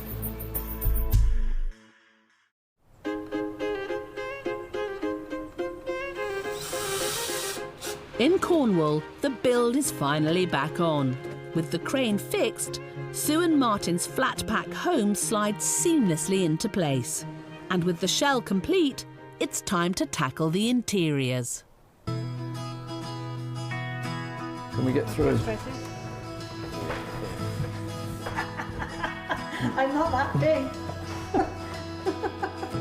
But 8 months later, and the couple are still moving heaven and earth, along with the odd cupboard unit, to finish their dream home and escape their less than dreamy digs. It's really frustrating when we're cramped in the caravan and we've got this lovely house just looking at us. We just can't wait to get in there. In January, we had a house that had been glazed, sat outside with a caravan that was -3. So what do you have in there? 2 tall units with the cookers in, and then my fridge freezers go in there. After years of hard graft, numerous hold-ups and atrocious weather conditions, Sue's dream kitchen is tantalisingly close to being finished. And then we're having the dishwasher and the sink along there. OK. So you can stand at the sink and look out the window. Right. Thank you for that. You're welcome. Mark 600s. 600s, but they're not 600s. But getting their ambitious kitchen plans to fit isn't exactly a piece of cake. That needs to be covered by the corner of the cupboard, so... We might end up buying another cupboard, mightn't we? If there's a gap there. And how long one cupboard would take to... Yeah. I think you need to think about it now, because that... We'll get some string and we'll measure that out and we'll actually work out exactly what that curve is. It's way off that wall at the moment. Outside, other jobs are in need of attention too. With the sandblasting complete on the gable end of the forge, the historic mural is sadly no more. It disintegrated a lot in between us actually buying the property and starting the work on it. So by the time we'd have got round to this point, there'd have been barely anything left anyway because it was all flaking off. The exposed wall is crumbling and needs some urgent TLC. That's pretty solid. I thought you wanted it looking all the same. I do, but that wasn't going to come out, was it? You can't do half a job. Well, I'll get that bit out then. No, that's... It needs to be nice and level and stable so that we can paint it and reinstate the mural, which is part of the planning application. Over the next few months, the couple's hard work and patience pay off, with finishing touches being completed. An artist is brought in to reproduce the much-loved original mural. Will it pass the test with the local community? Time will tell. Meanwhile, all the interiors are fitted out. And finally, 4.5 years after they purchased the plot, and after years of endless delays and hardships, Martin and Sue escape the caravan for the comfort of their stunning new home. It's amazing to be actually in. The caravan to the house, from no space I mean, to... the caravan would have fitted in the house how many times over? Still have to pinch myself and like, hey, we did this and we're living in this now, and it's brilliant. It's amazing. We love it. And although they still have to finish off the landscaping outside, what they've achieved inside is simply stunning. Still amazing when we walk through the door.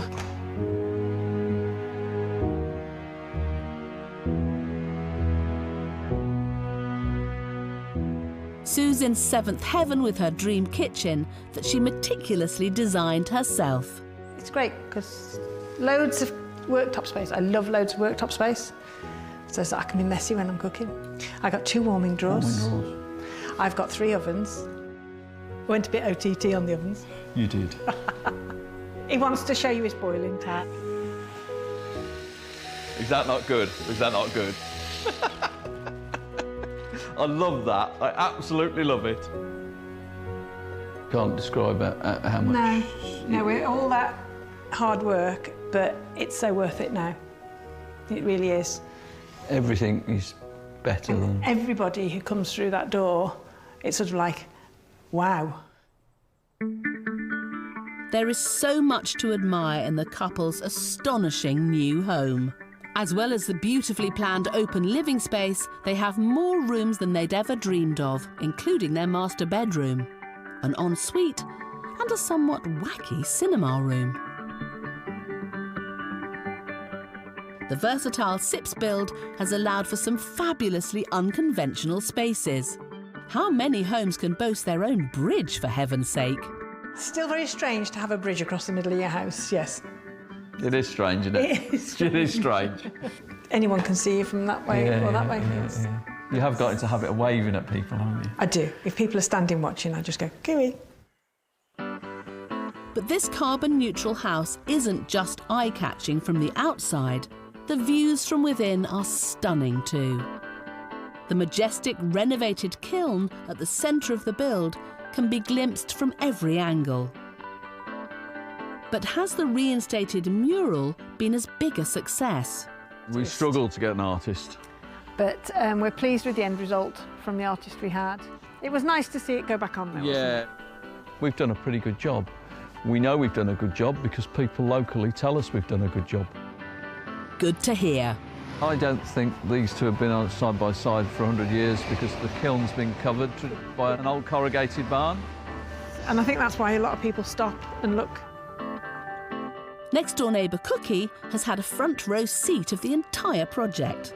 I think they've done brilliantly, actually, yeah. I think they've really had to work incredibly hard because there have been all sorts of things, weather being one of them. I mean, it could have all been bulldozed, you know, it could have just been knocked down and none of it kept. And I think it's really important that there's something there, that it's still part of the old site.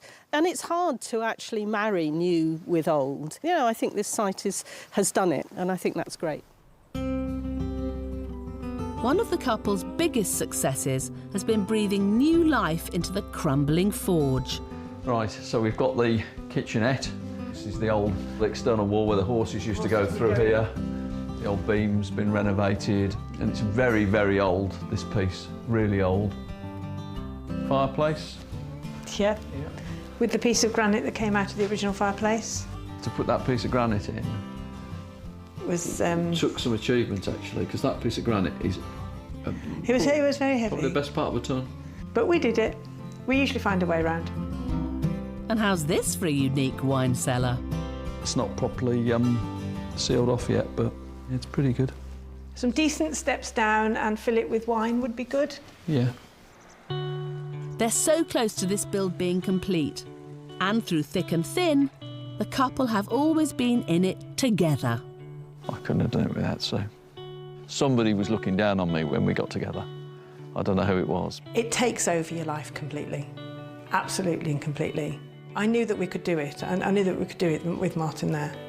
It's Martin's support and his help doing everything, and I don't know, we've got this amazing house now. And it's brilliant. However, getting here has cost a pretty penny, considerably more than the couple had counted on. We didn't do it for 500,000, but we did have a contingency, and we managed to do it with the money we'd got.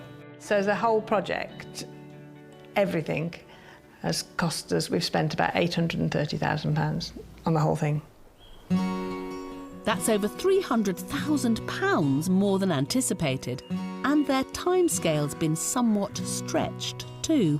I had the electricians put a plug socket in just for my Christmas tree lights. Completing by Christmas 2021 turned out to be a pipe dream. And you'd think that the staircase was here so that you could decorate the Christmas tree. But hey, they're in before Christmas 2022. And with a beautiful new self-sufficient house now worth around 1.2 million, there's plenty to celebrate.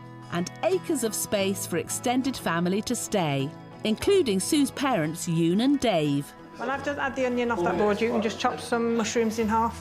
To end up with this is just fabulous. Yeah, you know, it's a lovely place. When I seen the state of the plot that he'd picked, I thought, oh, has he overstepped himself? And he hasn't, and it's come out brilliantly. It's absolutely fantastic. I mean, you've done a great job, and we. Thanks, Mum. Yeah, we're really proud of you, both of you, but especially you. God, that was a bit of a pop, wasn't it? Well, to Kiln House. To Kiln House. Cheers. Cheers. Well done. Many happy years. The secret of this home's success is the canny couple who built it. Is this all I get to? There's more in the bottle. Keeping the show on the road against all the odds and always with a smile. There have been moments when it's been, oh my God, is this worth it? But at the end of the day, yeah. Oh, it's been great. It's been great. No, I just... No, it's been... Oh, no, it's been... Say it with meaning. Oh, it's been wonderful. But will this stunning build really and truly be their last? Martin, you promised me that this was the last project. So shall we see if you keep to that promise? We'll try.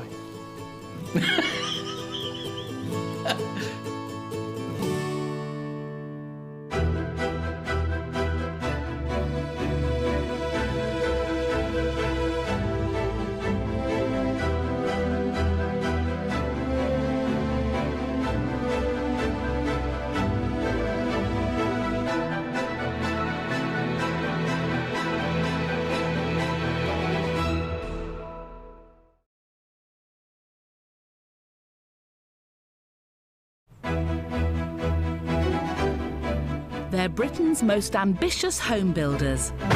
Sometimes you just got to take a gamble. Taking on the country's most run-down, abandoned buildings. Got a really unsafe wall above us, which is going to come down and there's absolutely no way to stop it.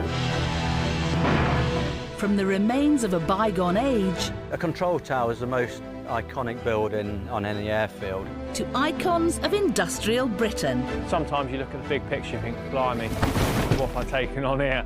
If you can get through this, you can literally get through anything. I just hope it don't look like a barrel. They're transforming these derelict places...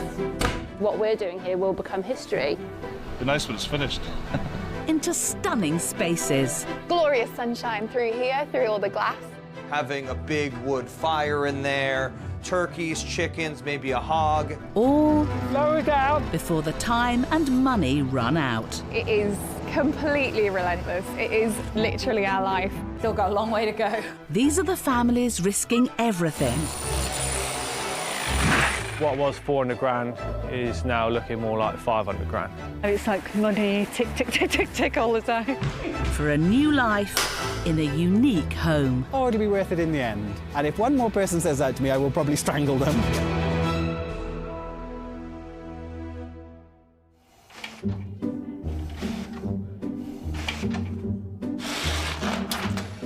We can look also at possibly splitting it. This intrepid couple from Yorkshire, But with it being a circular building, we can actually rotate those. Are about to boldly go on a property development journey like no other. How are those fixed to the concrete? Taking on a bizarre and mysterious building which could almost have fallen from outer space. When we start cutting holes in, etc., we're not actually affecting the structural strength. It's not a straightforward build, it's not a straightforward conversion. And this is what they're taking on. A hulking abandoned 1960s water tower on the edge of the West Yorkshire village of Flockton.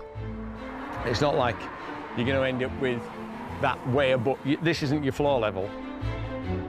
Put up for auction back in 2016, this top-heavy local landmark posed huge structural challenges for anyone foolhardy enough to take it on. Step up, shop fitter Chris and his wife Angela. I rang Chris and said, hey, guess what's for sale? Of course, it was like a red rag to a bull. Chris likes an auction. With a guide price of just £4,000, the couple thought they'd spied an absolute bargain. Well, it didn't go for £4,000, it went for way above.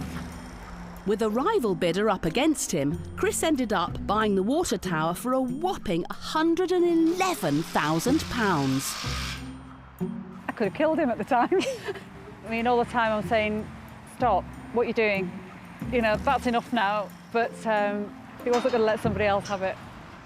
It's different, challenging, keeps you alive. Challenging doesn't even begin to describe it. And, astonishingly, Chris bought this tower before he'd even set foot inside. This is the inside of the cylinder.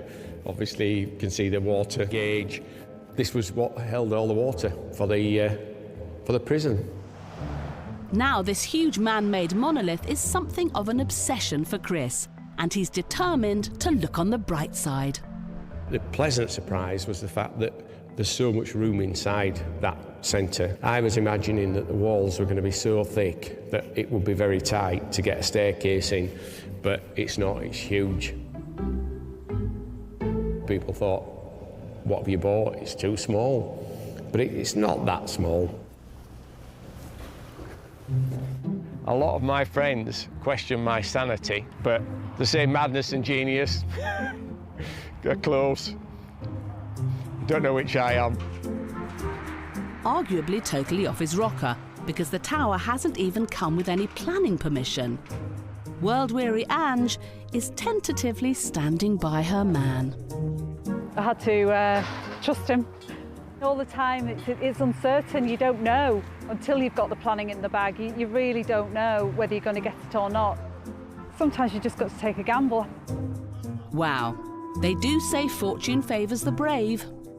And now they're busy working out exactly how to transform this misshaped concrete beast into somewhere people might actually want to live. You might as well put the cloakroom in this bit, because, well, you don't need it on an outside wall, do you? No. It's going to be holiday let. It's going to be quite high-end, and hopefully it'll be very appealing. There's no other holiday property that I'm aware of in the area that's got those kind of views. Hopefully it will have a wow factor and be memorable for the right reasons.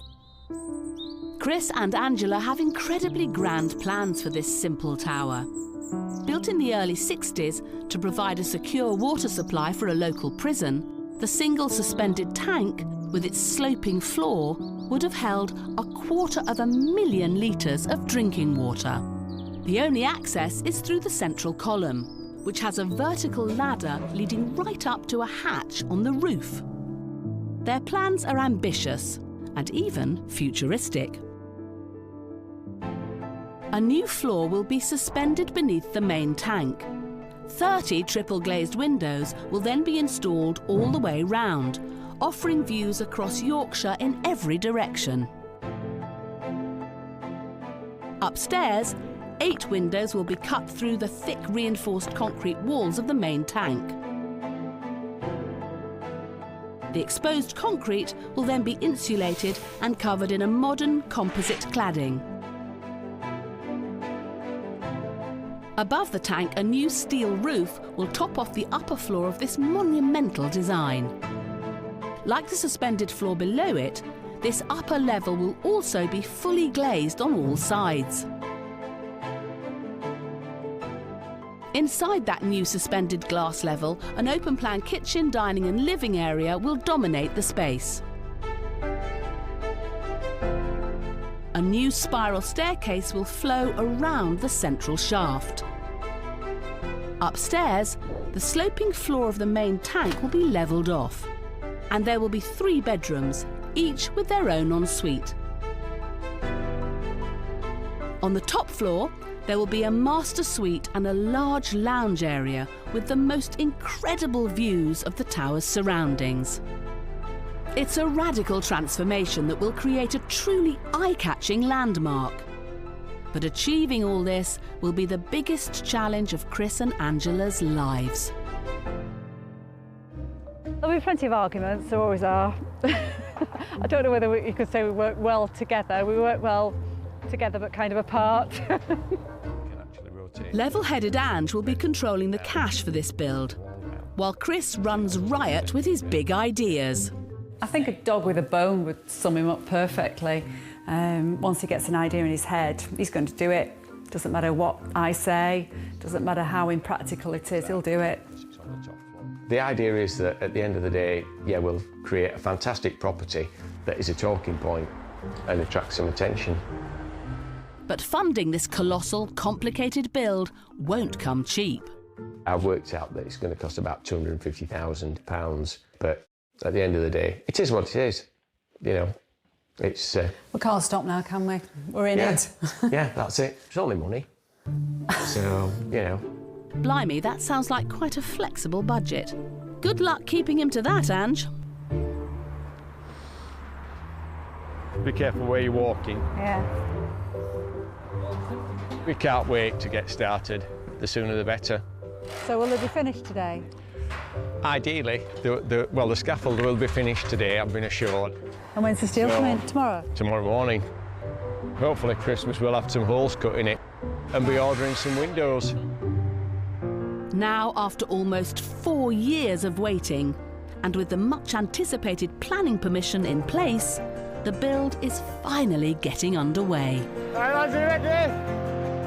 And the first major challenge with this concrete mushroom-like structure is getting the materials up where they need to be. Should be able to take crane off right now. Long and hefty lengths of steel are being craned and fitted into position on the tower. They'll create the framework for that completely new floor suspended below the existing tank, almost doubling the space inside the building. It's a stroke of genius on Chris's part, but can he and the team pull off this technically tricky addition? You wouldn't expect a house to come out of a water tower. So when you get a chance to work on jobs like this, it's very exciting. Local lad and steel specialist Rob's up for the challenge. Squares are a lot easier. Circles, they're hard because it's hard to get a true measurement, especially when you tape measure. Chris is working through the mind-boggling measurements with foreman James. So it's that one that you want to check, in it, 8519, from top of concrete to your last lift. Yeah. Correct. 8545, Chris. 2 steels have already been painstakingly fitted into place, but there's a problem. Spoke inside, we need to have that as low and tight into that bottom corner as possible. I'd rather these drop down a bit. The steels have been positioned too high. Left as it is, the new floating floor would have a ceiling that is way too low. seriously compromising Chris's grand vision. And we need a finished height for a doorway. So at present it's 1900. If we can bring that down that 100 mil inside, we've got another 100 mil, which gives us 2 metres, which will be enough. Yeah, if we can do that. Jim, pass me that drawing up. Making adjustments won't be straightforward. The diamond driller's doing a pilot hole to make sure we've got the height right for the internal steelwork to match the external steelwork. It's not a good start to the day.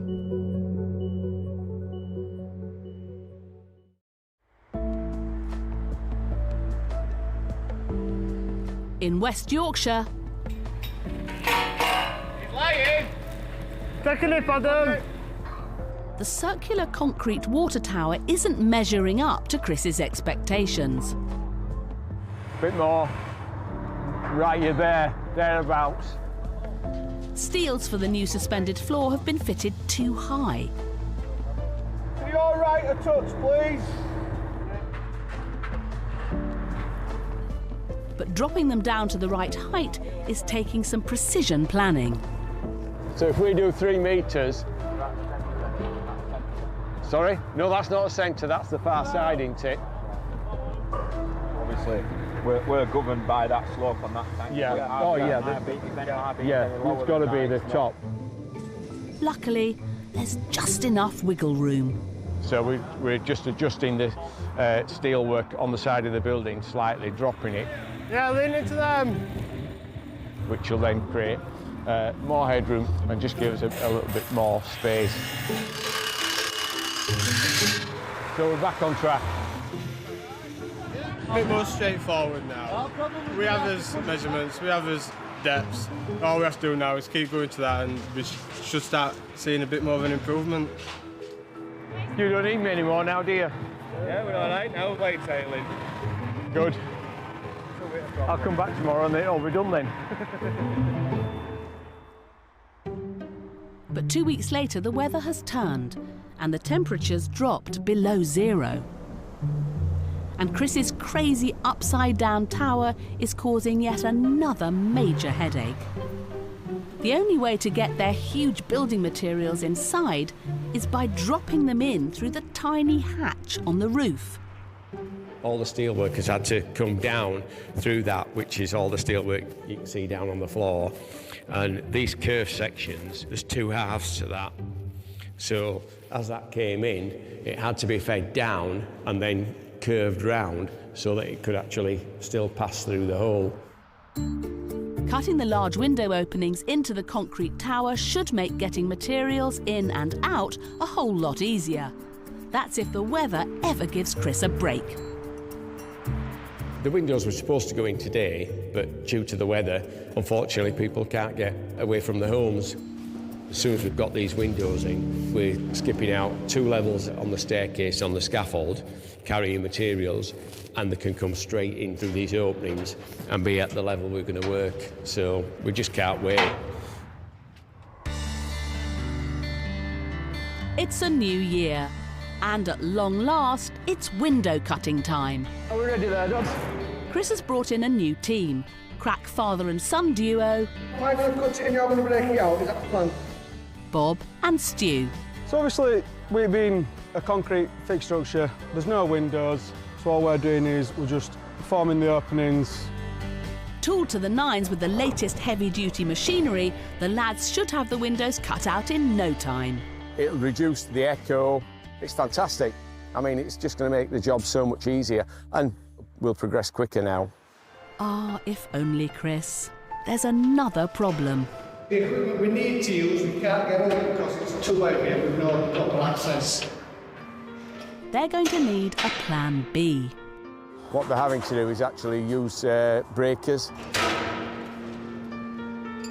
Do I put a smaller one in, Dad? Smaller breaker? Yeah, I'm too far away from the wall with that. Once they've cut the concrete into smaller sections, then they're having to use a breaker to break the actual concrete out because it's so strong. Not the quick and easy solution Chris had in mind. We'll all be deaf at the end of the job. if we're not already. What was meant to be days' work for Bob and Stu could now take weeks. I don't think there's many positives.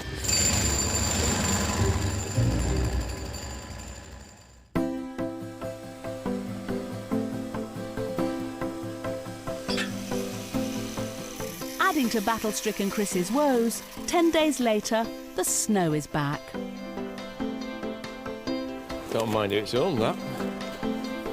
Sitting so high on a hilltop provides spectacular 360-degree views. But it also leaves them extremely exposed to the winter elements, meaning further setbacks for Chris. Nobody turned up yesterday because it was just impossible to get here.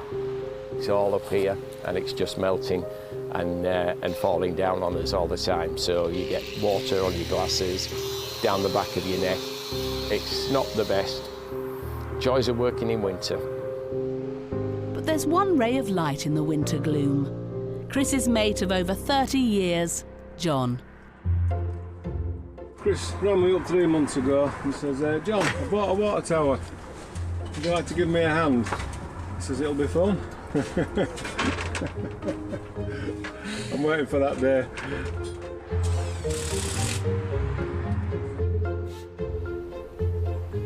Just put the plug in first. Can't feel my fingers at the moment. Yeah. Fortunately, the no-nonsense Yorkshiremans come fully togged. I've got plenty of layers on. I'm one of these people. I've got probably best part of 5 t-shirts underneath here. I've got the top coat. I've got 2 fleeces on, a woolly hat, and I've got leggings under here and the trousers. We just get on really well. He's often said, you know, he spends more time with me than he does with his wife, which is a bit sad, really. John, yeah, we have a good laugh. So yeah, it's almost not like going to work. It's meeting up with a friend and doing something you enjoy.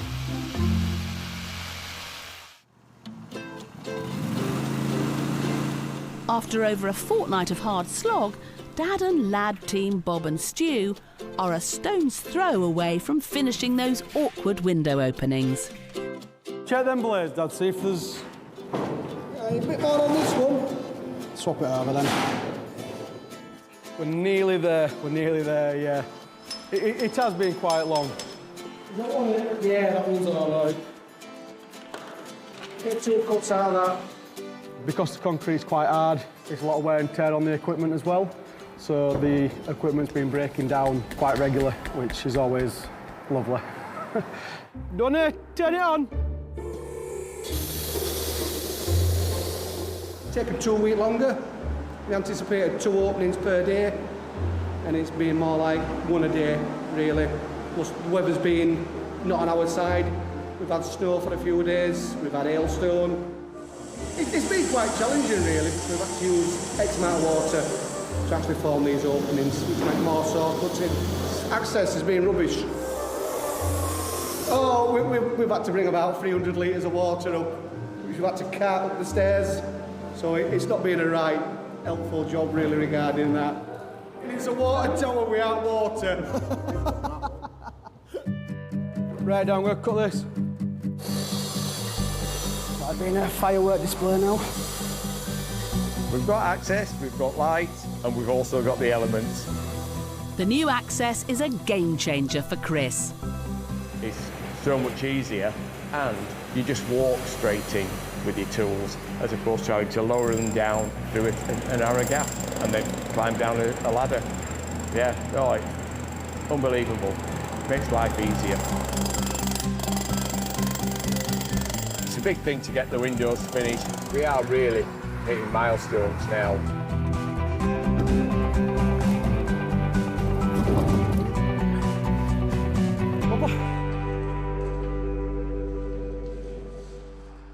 But nothing on this build runs smoothly for very long. It's difficult now, I'm not going to lie. The wind's one of the biggest issues. You've got to be really careful when you're out there on the scaffold. It can play a big part, the weather, as to how quick this project's going to get done. Right. too windy today, I think. Just going to get the rest of these boards cut and then we're going to get out of here. It's just too dangerous. Delays are costing Chris time and, increasingly, money. Obviously, if we're losing time, it's running up the bill on the scaffold. So if we lose 5 days due to weather, that's an extra £1,000. Not everyone, not every builder could take on a project like a water tower. You always manage to find a solution to everything, don't you? He kind of likes finding solutions to problems. No problems. Which is just as well, as there are no end of curveballs with this awkward concrete monstrosity. So I'll go to pot now. That's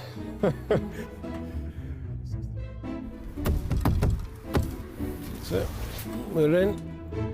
3 months into the build, and with John's help, Chris is finally getting the measure of the tower.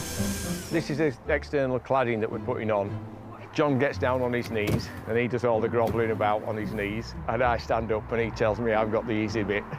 And I'm the one with the bad knee. So how does that work? He's got a bad back and I've got a bad knee.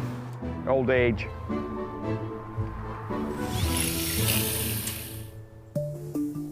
Figuring out the calculations is Chris's domain. With it being circular, this is the point where you find out how accurate you've been. If these are running parallel, then yeah, you've done your job. You've got a 10mm gap, so 28, so it's going to come to the... So it's actually going to be spot on, to be honest. I hate to say that, but... So your calculations were right, Chris? I'll give him all the glory. You mean our guesstimation? Yeah. Yeah. Well, we've got to have some luck. Yeah, that's it. That's it. Lovely. Whoa. That is absolutely perfect. But the celebrations are short-lived. The rest of the cladding, all bought and paid for by Chris, has bafflingly been sold off by mistake. It's not good. It's frustrating. I mean, well, to me, it's stupidity. We actually ordered all this material last year, checked stock levels, ordered it, paid for it, with the proviso that we could draw it off as and when we needed it. At this stage, there's a 2-week delay on the delivery of those boards into the country, which means that this scaffolding is going to be stood for 2 weeks, which at £1,000 a week isn't cheap. It's an absolute nightmare.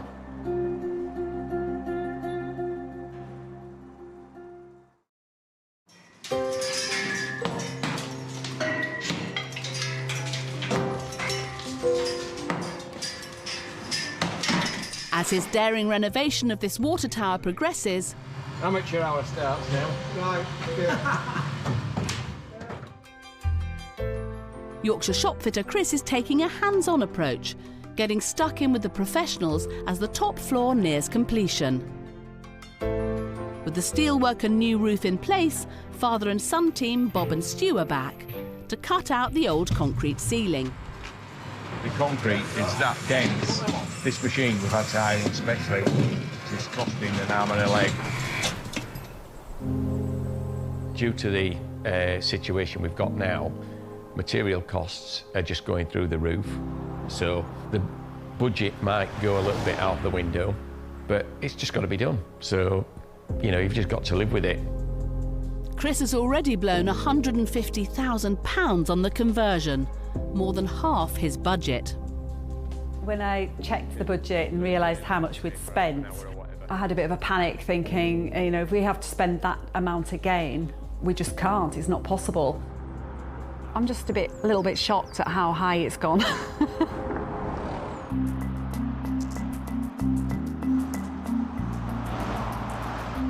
With the budget in free fall... No, it's just turning too soon, isn't it? Chris can't afford any slip-ups on this next stage of the build, installing thousands of pounds worth of glass for his masterpiece windows.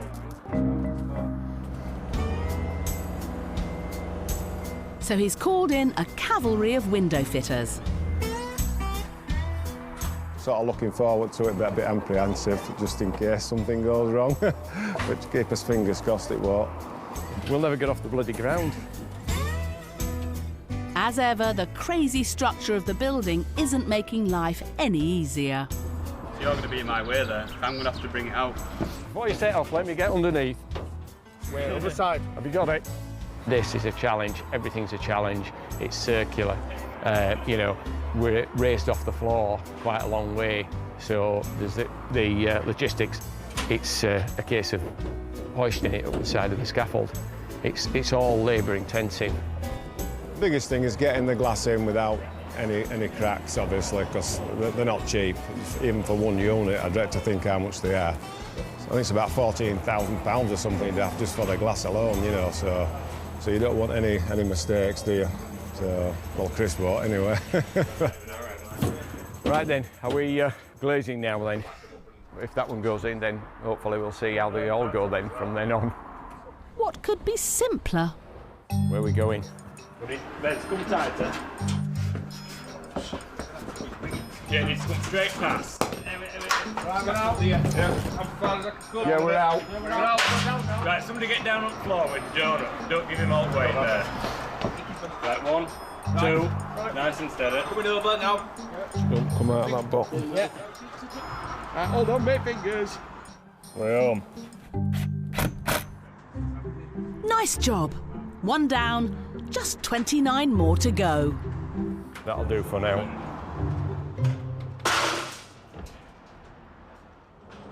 Three hours later, the crew are still hard at it.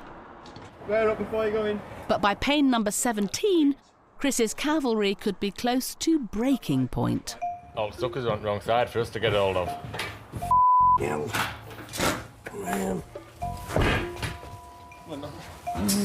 Unit still need turning. On my side. Yeah, it's wrong way. It needs flipping over. Oh. Come in there. So they are on the right side? Yeah. What are you doing? Throwing it over to me? Yeah. Do you want to just stop and put it down a minute? Yeah. Go out on the floor? No, I want some chocks of wood. Get it up, come on, get it in. Just put that bead in at the bottom, it's just come out. Seemed a bit of a struggle, that one. Yeah, we're getting older. Beautiful. It will be. It's been a long, tiring, but productive day. You're going red, Chris. I'm getting old, I tell you. Let's sit back out.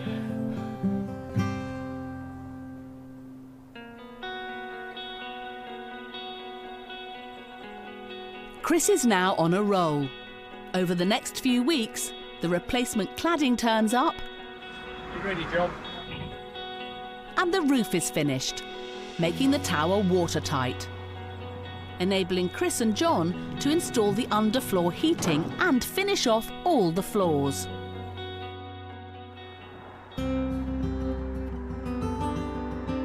Eight months into the build, and Chris faces another test, tackling the tower's tricky curves. Square buildings are far easier. It's just a challenge, and if it wasn't for a challenge, life would be boring. Should be somewhere about that. I'm in the field. Yeah. I'm in here. Right. Happy days. Happy days indeed. Now they're safely indoors, John's even been able to shed some of his many layers. Oh, I like this idea. It's going to draw the curve on the, on the floor now, for the corridor, that leads into the bathrooms and bedrooms. Just adapted that piece of wood there. It's got a notch in there that'll put his pencil in, and then it's just going to work his way around the tower.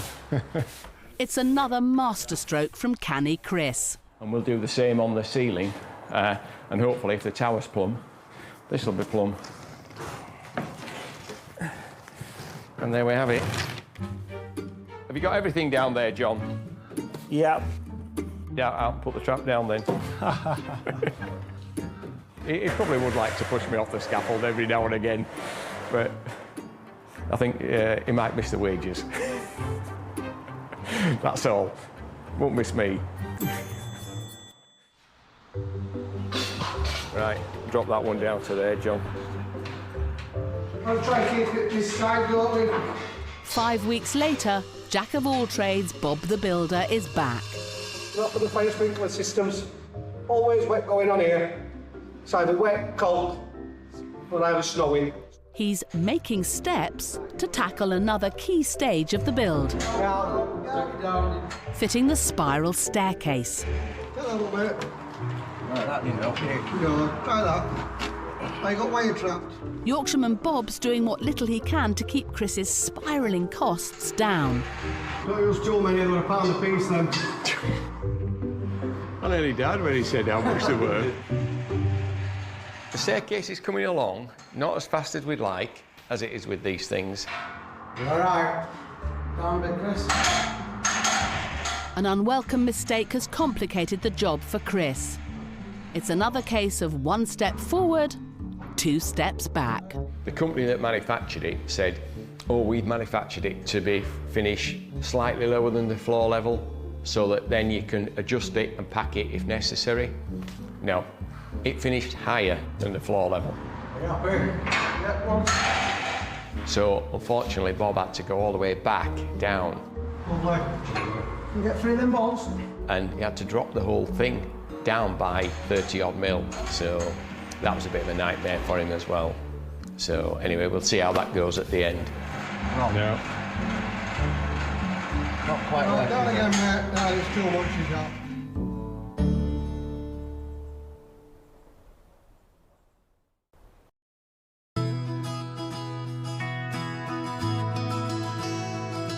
In Flockton, West Yorkshire, Chris has pumped more than £200,000 into his water tower conversion, and his schedule is down the drain.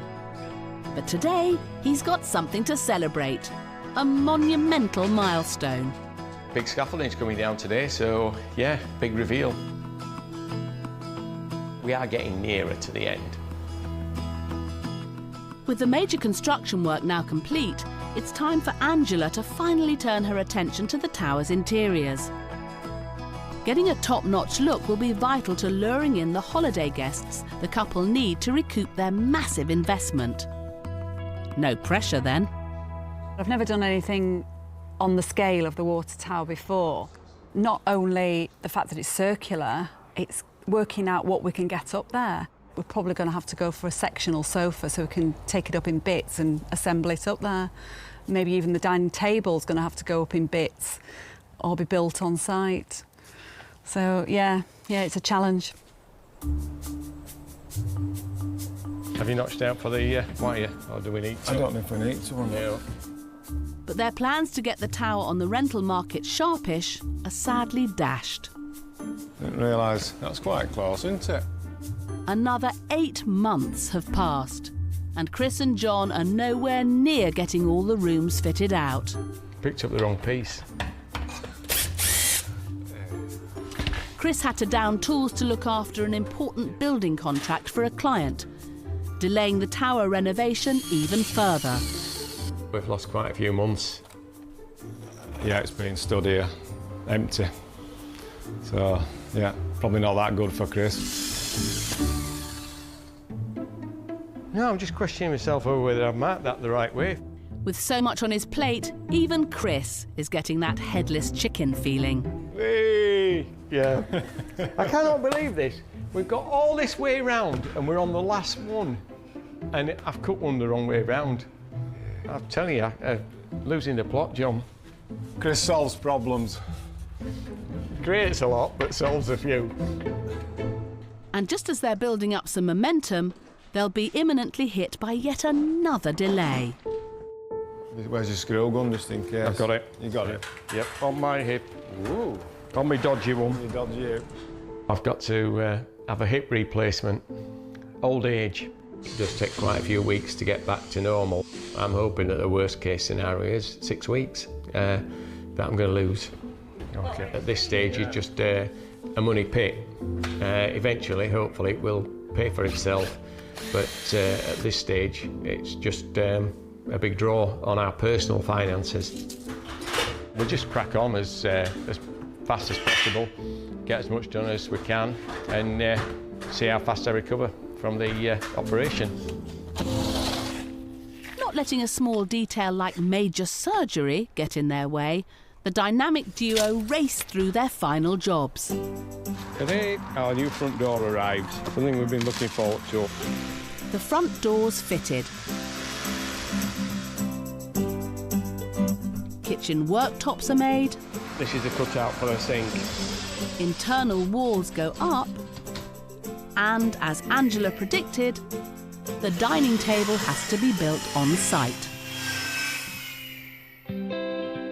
But finally, 6 years after the hammer went down at auction, and after an almost comical catalogue of setbacks, Chris and Angela's high-risk makeover of their lofty landmark is complete.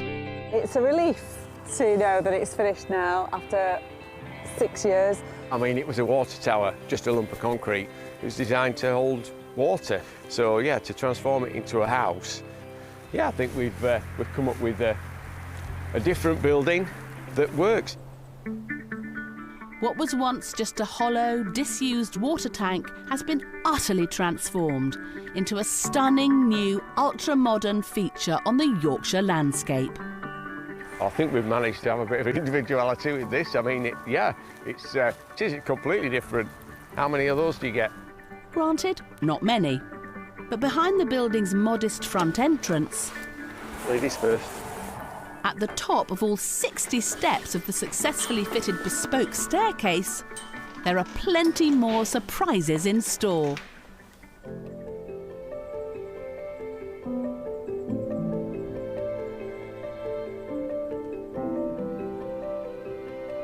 So this is the living space. It's turned out really well.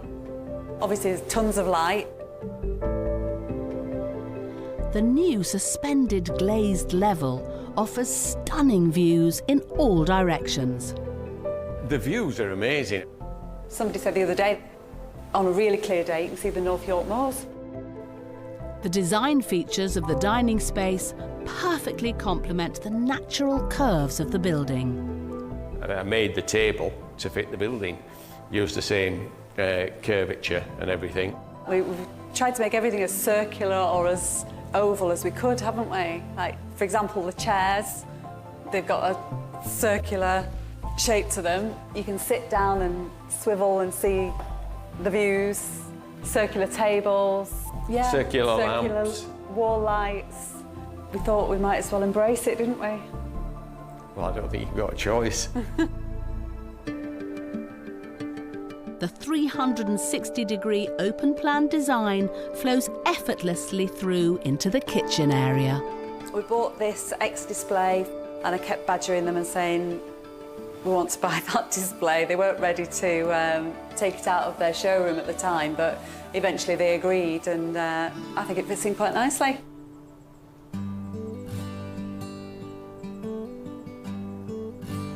And up on the bedroom level, Chris and Angela have worked yet more of their magic.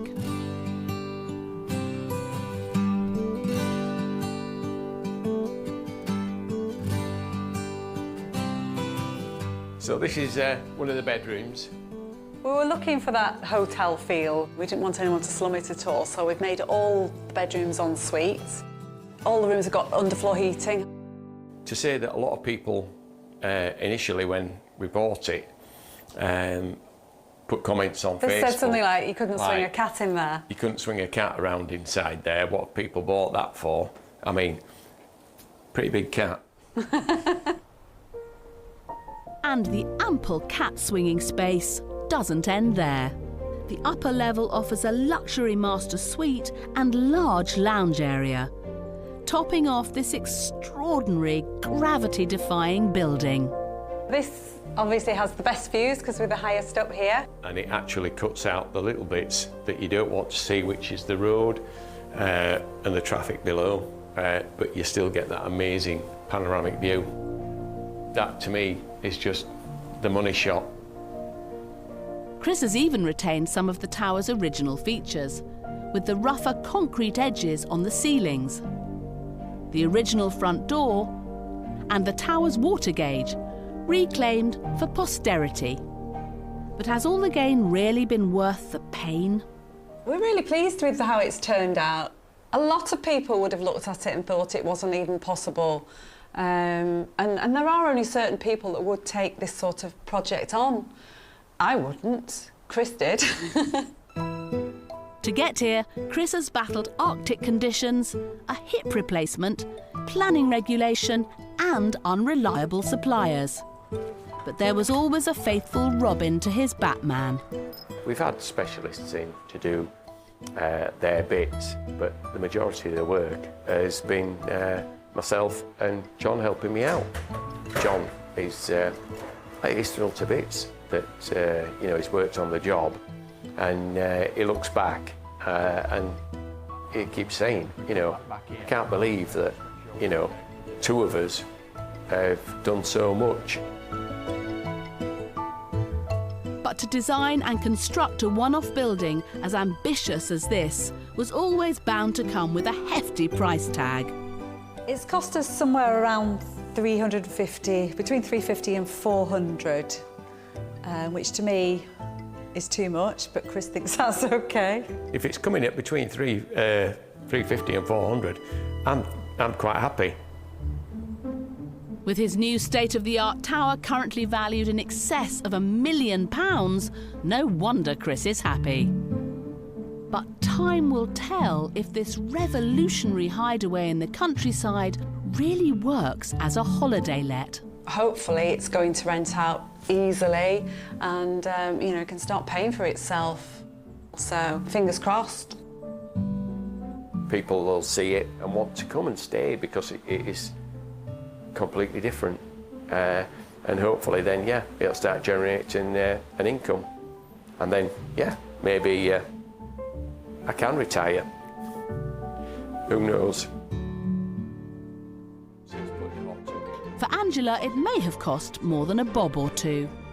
But for Chris, this project was always a labour of love. This is a big toy. Yeah, the biggest one you bought yet. Yeah. Was this your midlife crisis then? I hope it is my midlife crisis, because that means I'm going to live to be 100 and odd years old on that basis, and that suits me. It's definitely worth it now. If you'd asked me 2 years ago, probably not. At the end of the day, I think it's money well spent, and you're only here for a short time, so do something you enjoy.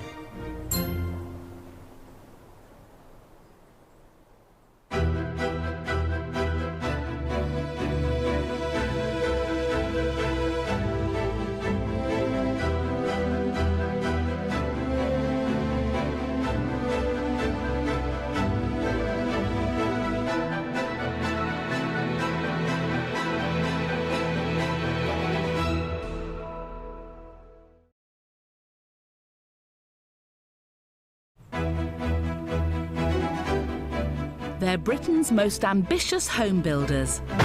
Sometimes you just got to take a gamble. Taking on the country's most run-down, abandoned buildings. Got a really unsafe wall above us, which is going to come down and there's absolutely no way to stop it. From the remains of a bygone age... A control tower is the most iconic building on any airfield. ...to icons of industrial Britain. Sometimes you look at the big picture and think, blimey, what have I taken on here? If you can get through this, you can literally get through anything. I just hope it don't look like a barrel. They're transforming these derelict places... What we're doing here will become history. Be nice when it's finished. ...into stunning spaces. Glorious sunshine through here, through all the glass. Having a big wood fire in there, turkeys, chickens, maybe a hog. All slow down before the time and money run out. It is completely relentless. It is literally our life. Still got a long way to go. These are the families risking everything. What was 400 grand is now looking more like 500 grand. It's like money, tick, tick, tick, tick, tick all the time. For a new life in a unique home. Or it'll be worth it in the end. And if one more person says that to me, I will probably strangle them.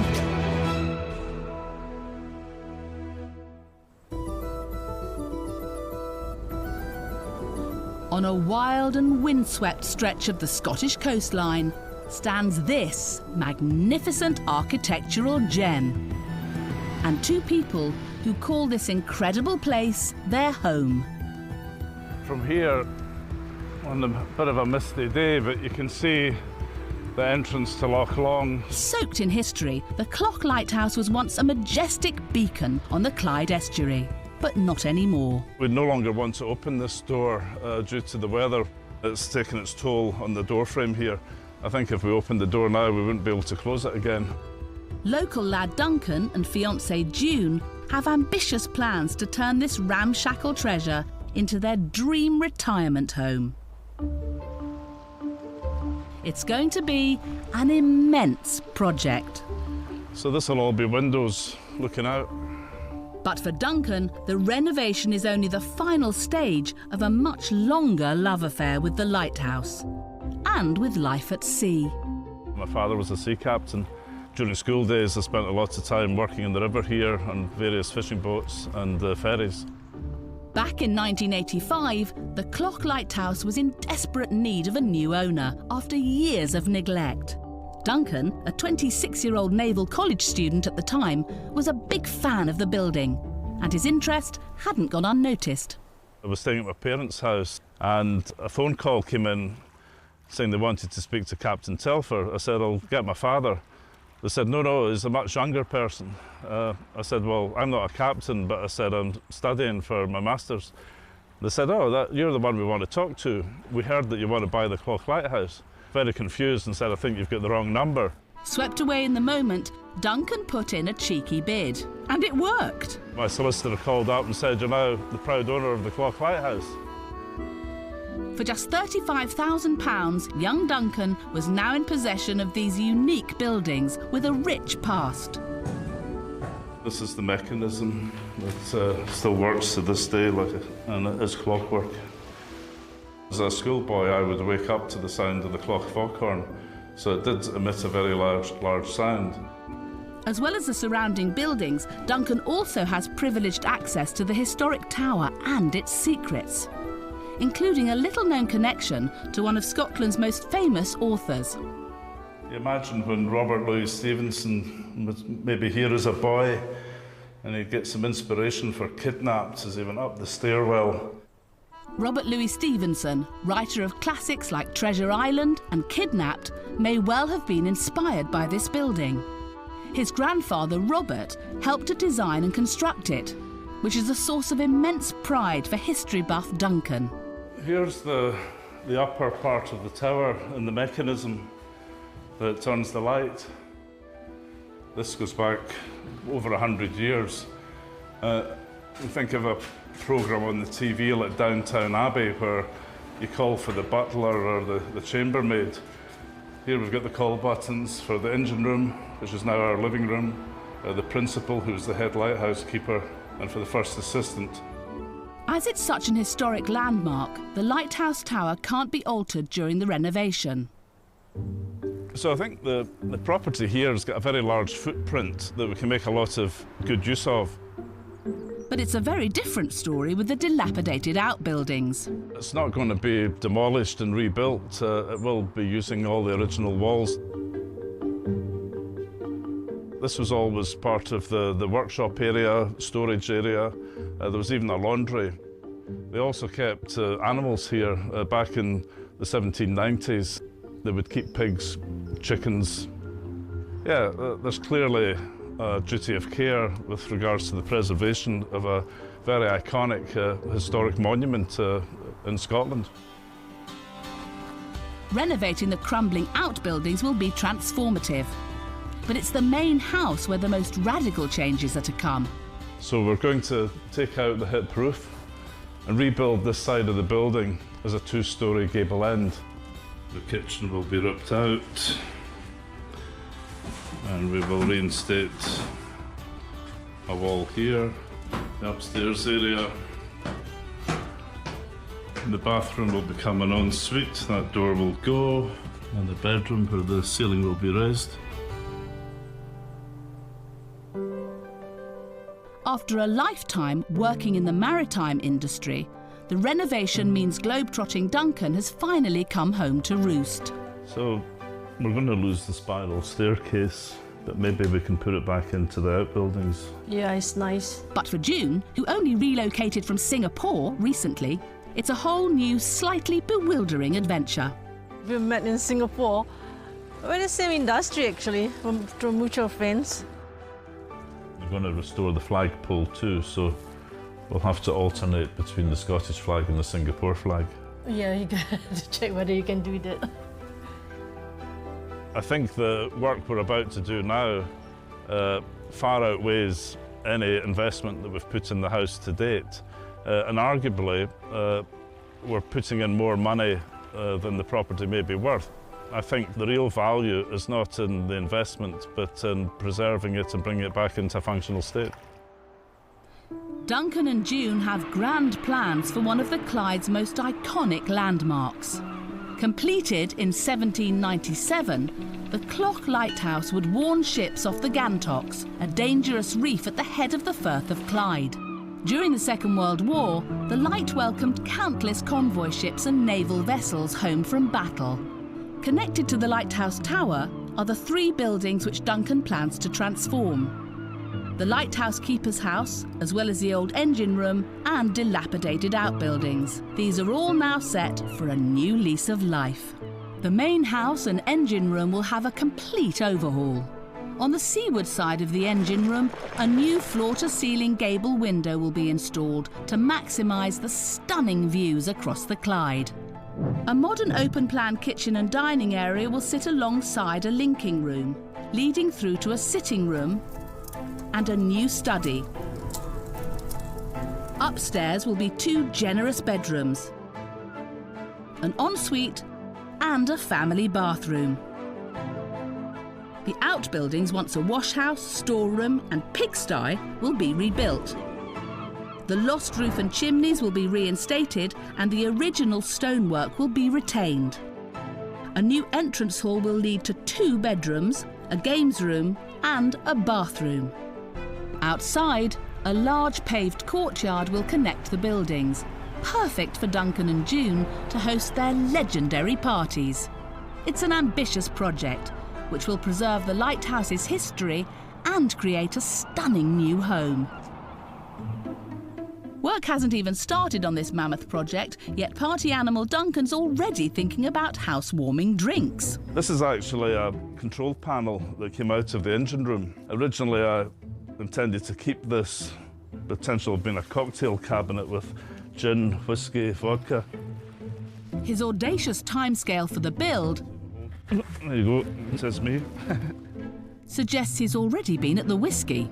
We'd like to think by the end of this year, we may see the outbuildings re-roofed, new lintels, new windows, make it secure. And then once we get into the spring of 2021 and the summer, that'll give the building contractors a good shot at doing the main house and hopefully come to finishing stages by this time next year. So he's hoping they'll be in and partying by October 2021. Let's see how that goes. But 8 months later and the wrap party's nowhere near to even getting started. Planning complications due to the lighthouse's listed status have caused significant delays. In fact, the first groundworks are only just beginning. Well, looking at it, you get a very clear impression of the derelict condition of the property, but the progress that's already been made in the first 2 weeks of the hole in the ground. After 2 years been waiting, and it started now. It'd be nice when it's finished. You look back here and you look back after it's finished, it'd be like, it'd be amazing. But this is only the first stage in a long and potentially tricky journey. The crew installing a new sewage system are already contending with Scotland's famously inclement weather. And this is what it's like in June. The position of the lighthouse, perched on top of steep rocks, is also posing something of a headache. Hang on, it's going to go in towards the building.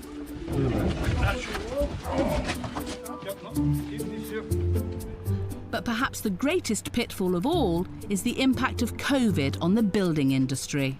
There's a shortage of timber, sand prices, the supply and demand prices are going up.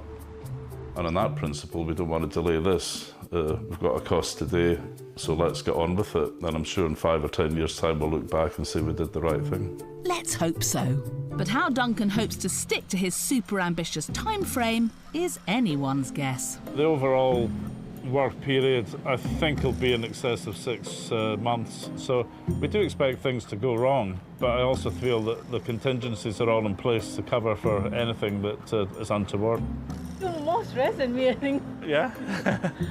Yeah, no, I'm the one that will wake up with the cold sweats, but that's because of the bank account.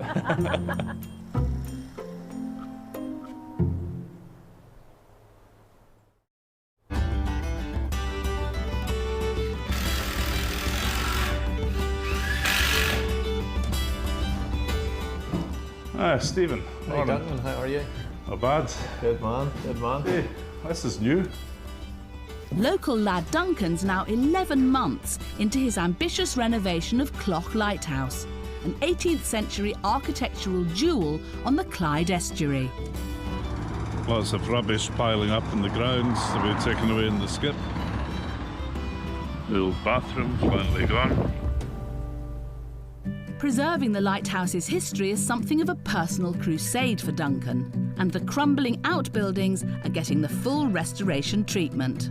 Led by stonemason Ashley. I needed 2 more courses of brick on here to bring me to head height.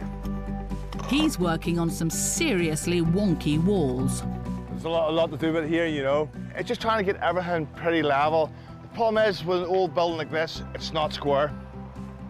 So we've had to get a special company out to measure the roof.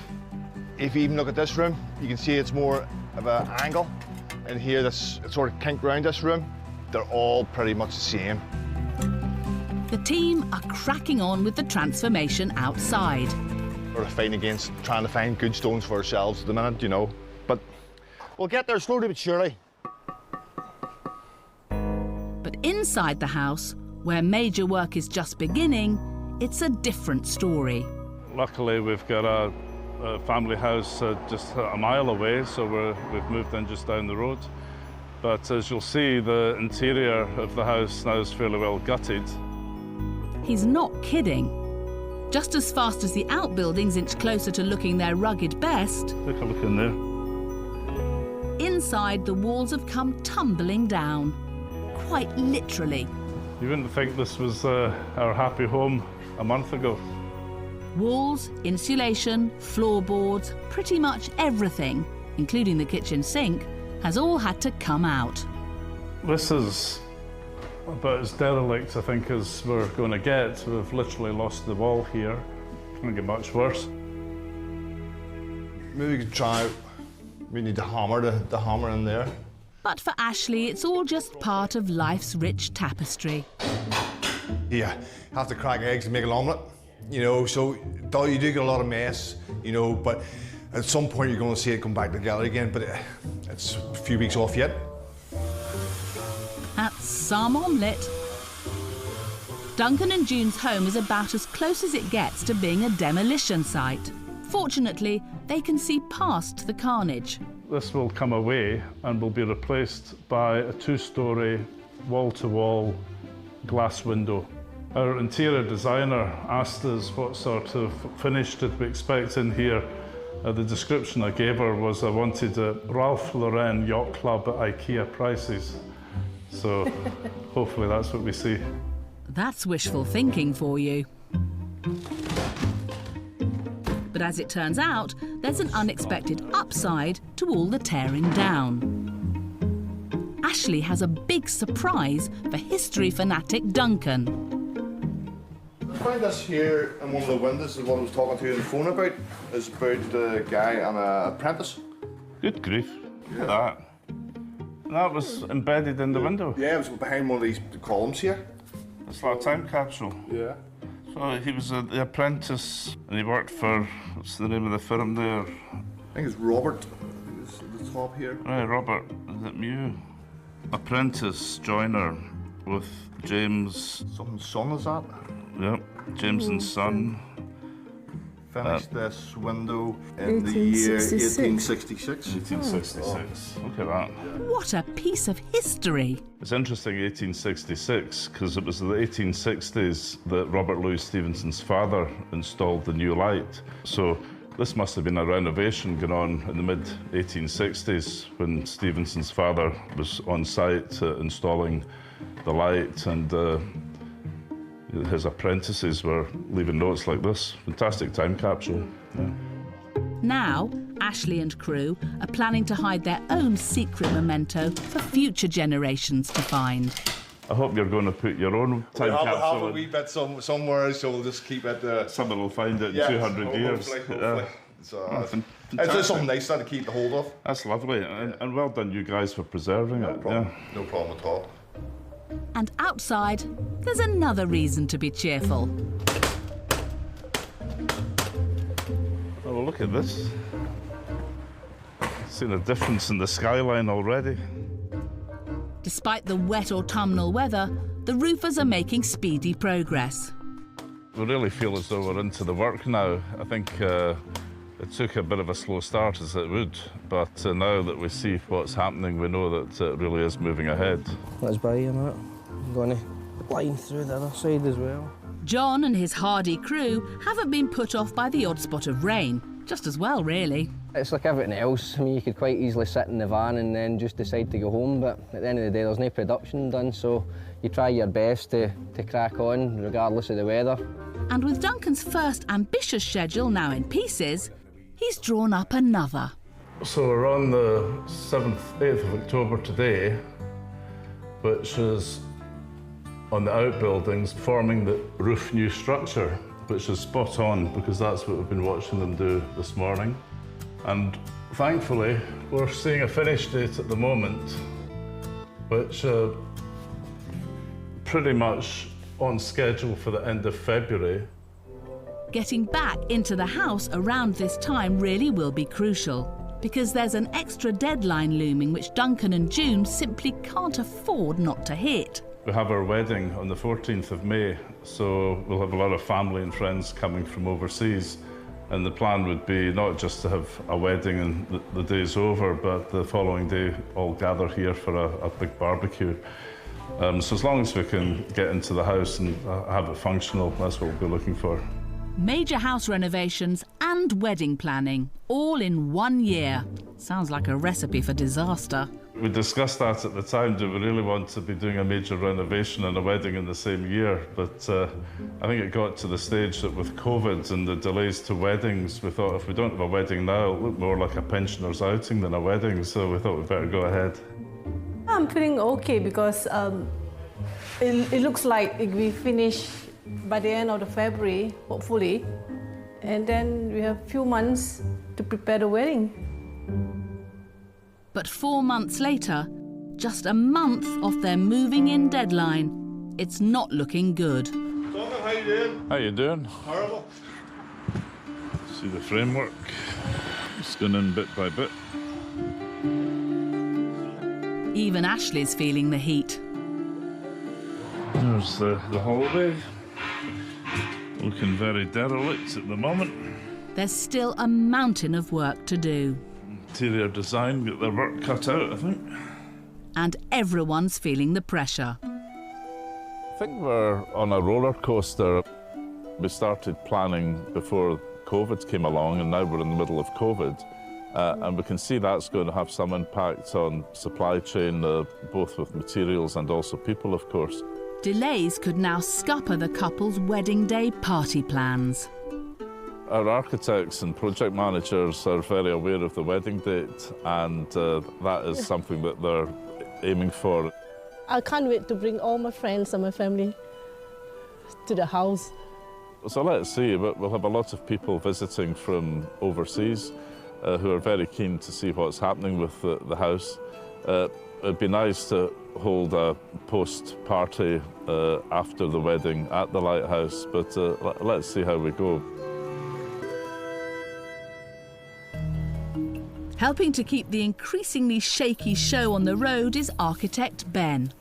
He's called an emergency site meeting to try to get the build back on track. Stephen, you said you really want to concentrate on the electrics just now. Yes. So that Nick can get away. Yes, perfect if we can. Okay. There's a lot of other things to be Yeah, said. no, let's Nick. It's a bit quiet today. I would rather see 20 or 30 men here. There's really quite a bit of reorganisation needed to really get this back on track. The COVID pandemic's not helping. The alarm company was going to attend together with Nick. and we were going to walk round, but they've tested positive for COVID, so they're not here. If they're available next week or the week after, then we can have the final walk round. We've got 3 lights in front of the wardrobe, which are these 3. Yeah. We've now got supply chain issues slowing things down, availability of experienced people. We've got our wedding coming up in May. Oh dear, the house is way short of being shipshape for a post-wedding party. Could their big bash be turning into Mission Impossible? There's no way we're going to have this completely finished, but we understand we'll be at a stage where we can move back in. Having said that, we don't want to be in the middle of moving house while we're looking forward to seeing visitors and having a wedding. We're not going to let it stress us out.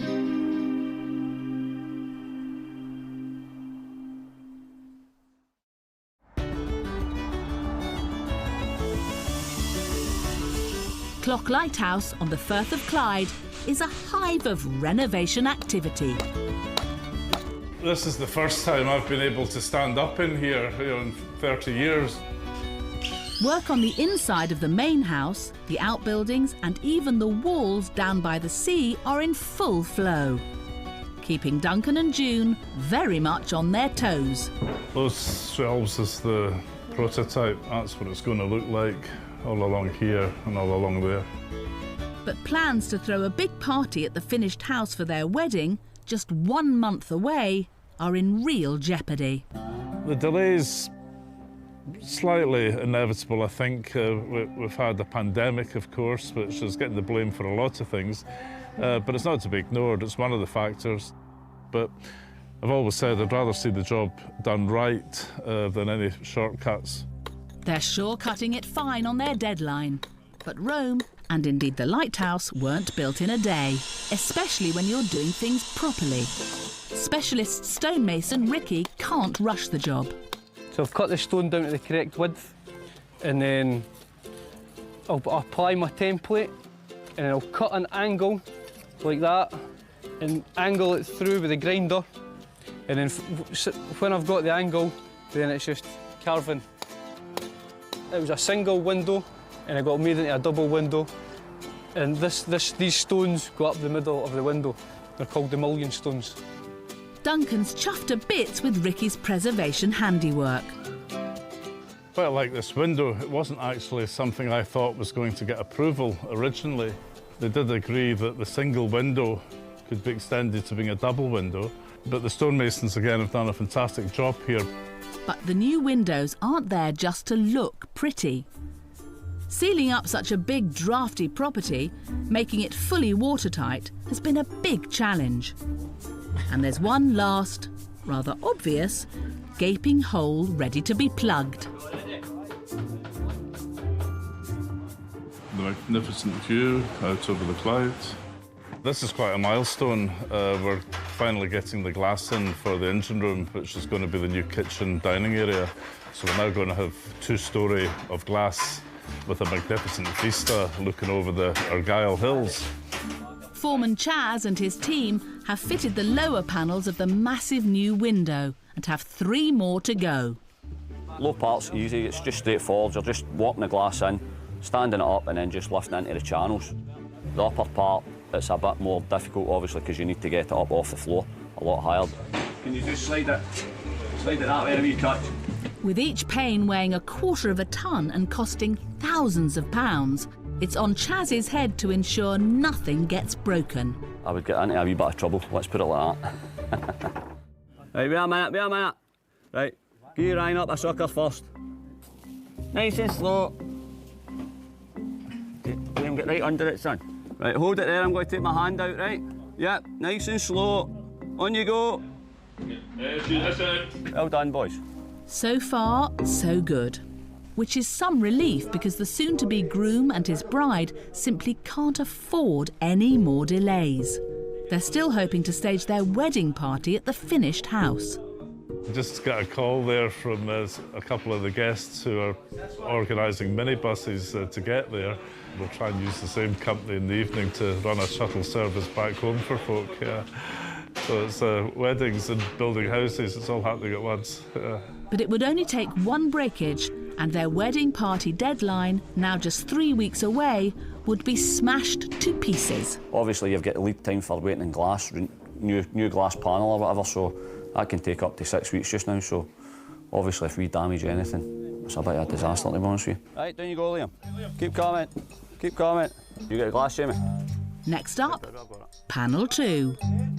Who's got to go inside again? Just all the same positions. Right, everybody nice and slow, right? Right, we all ready? 1, 2, 3, up.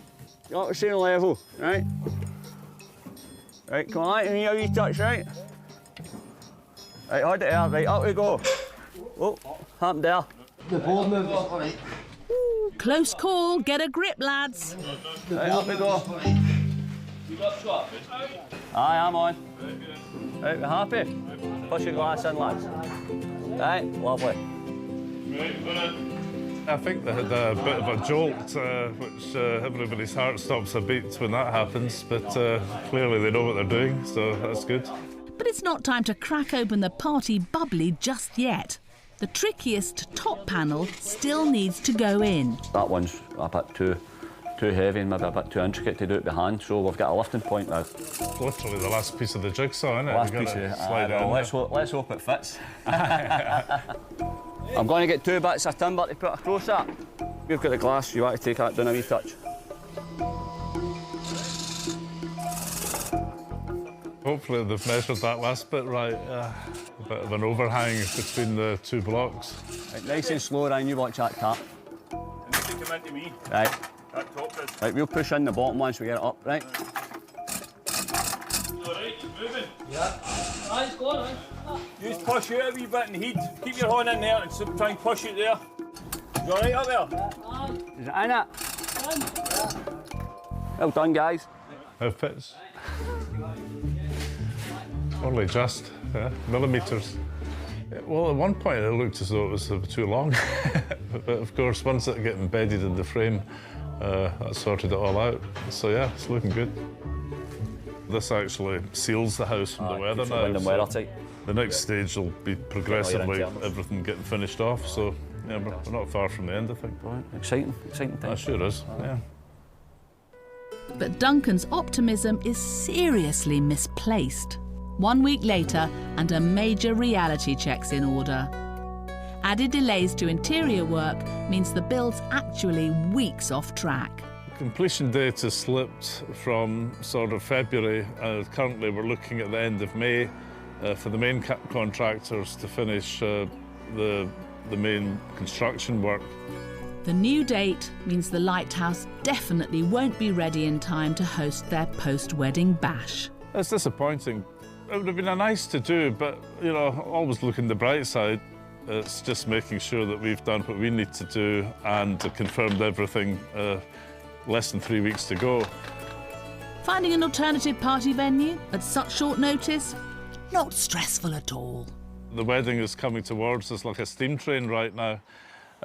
So you need to keep focused. There's a lot of moving parts, and obviously if any one of these moving parts fails, we've got a problem. Fortunately, the wheels don't fall off the couple's preparations.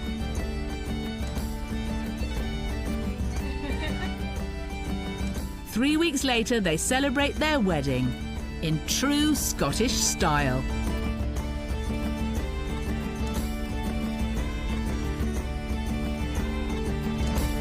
I give you this ring. I give you this ring. As a symbol of my love. As a symbol of my love. I declare that you, June, and you, Duncan, are now married. You may wish to kiss.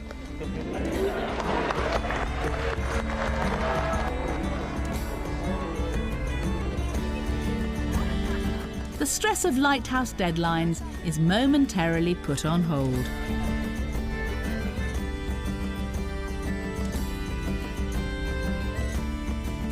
Although not for one guest, architect Ben.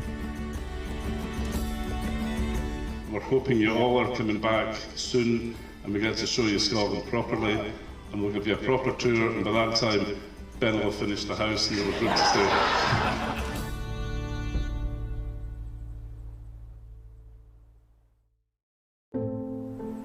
3 months later, the honeymoon's well and truly over, and the newlyweds are back to the grindstone of finishing their house. It's painfully slow going. Further supply chain problems and staff shortages mean the couple's moving back in date is slipping yet further from view. I'm really upset actually. We can be dragging and dragging, we delay and delay. I feel so frustrated actually, yeah. Because you can't do much, you can't go to the garden, you can't do anything. So nothing much you can do in a flat, so we can't wait to go back to the own house. Probably going to miss the whole summer season and a whole year indeed of making use of the house. There's probably times that you think, my goodness, what have we done the right thing here, when you consider the expense that's going into it and we're not getting to use it. But yeah, it's just very frustrating at a time like this.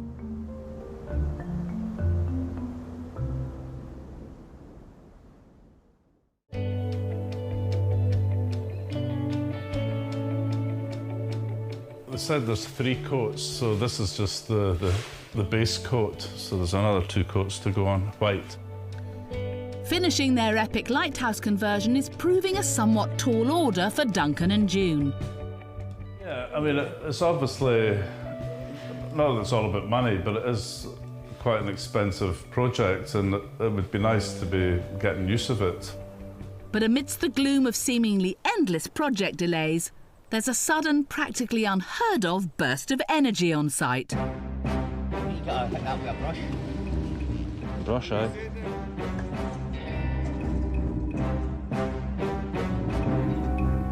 A crew of specialist painters have descended on the lighthouse like a unit of crack paratroopers, led by foreman Craig. Yeah, we work in kind of some of the most iconic buildings in Scotland, and it's an absolute pleasure to be part of something, the restoration of the lighthouse. It's incredible. The lighthouse tower's new paint job is aligning perfectly with Duncan's own revamp. Damien, how are you? I'm good, love my job. Oh, it's beautiful, for a wee holiday. You can't beat the views, can you? Can't mate, this is what it's all about.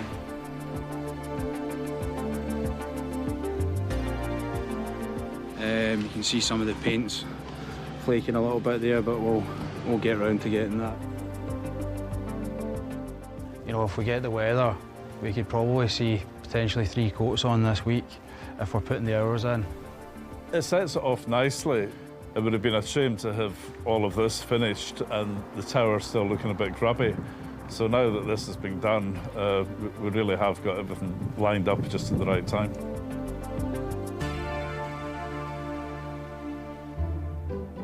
Three months on, and just look at that glistening tower. But inside, things are looking far from sparkling. The water's coming down here and I'm like... Duncan's interior designer Kirsty's got her work cut out, firefighting some finicky finishings. I think these are all too high. All right. And I suspect they've cut the cables. I thought a bit lower.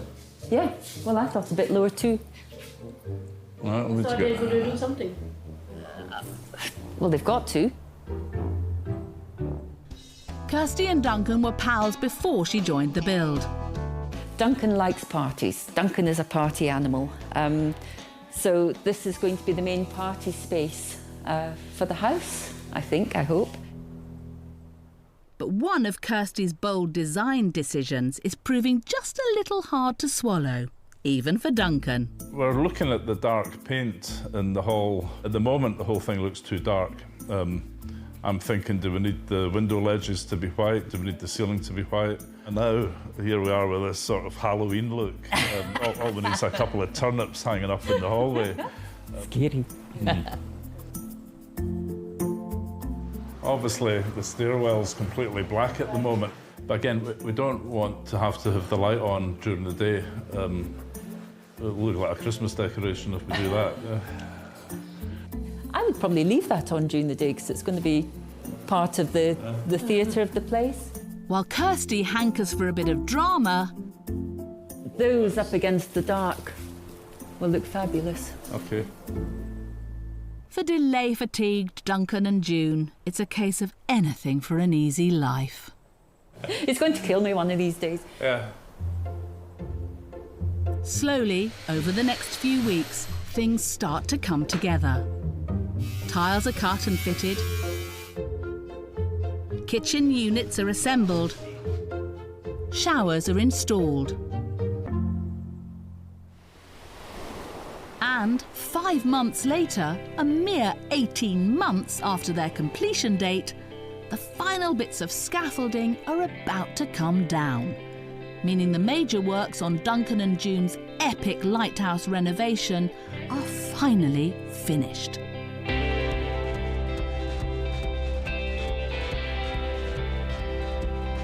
So here we come into the lounge, which is really taking on the final shape. The once drafty old building has been utterly transformed. One of the big changes and the approvals that we got, which I wasn't expecting, was to create a double window here. The new window has already had a huge impact. So they allowed us to widen the single window, which allows us to have this extended view from the inside. In the classy new study, Kirsty's risky interior design paint job has paid off perfectly. Obviously, a bit of a gamble going for the dark colours, but once we have the lights on the dimmers, the shelf units will be full of books and other artefacts from my travels over the last 40 years. And we've got a rather quaint step ladder here, which like library steps, so that'll be interchangeable. It goes into the other room as well to reach the high levels. This is the link. This is my favorite room. I can sit here every day, morning, drinking my tea, afternoon read my books, and at night, it's really lovely.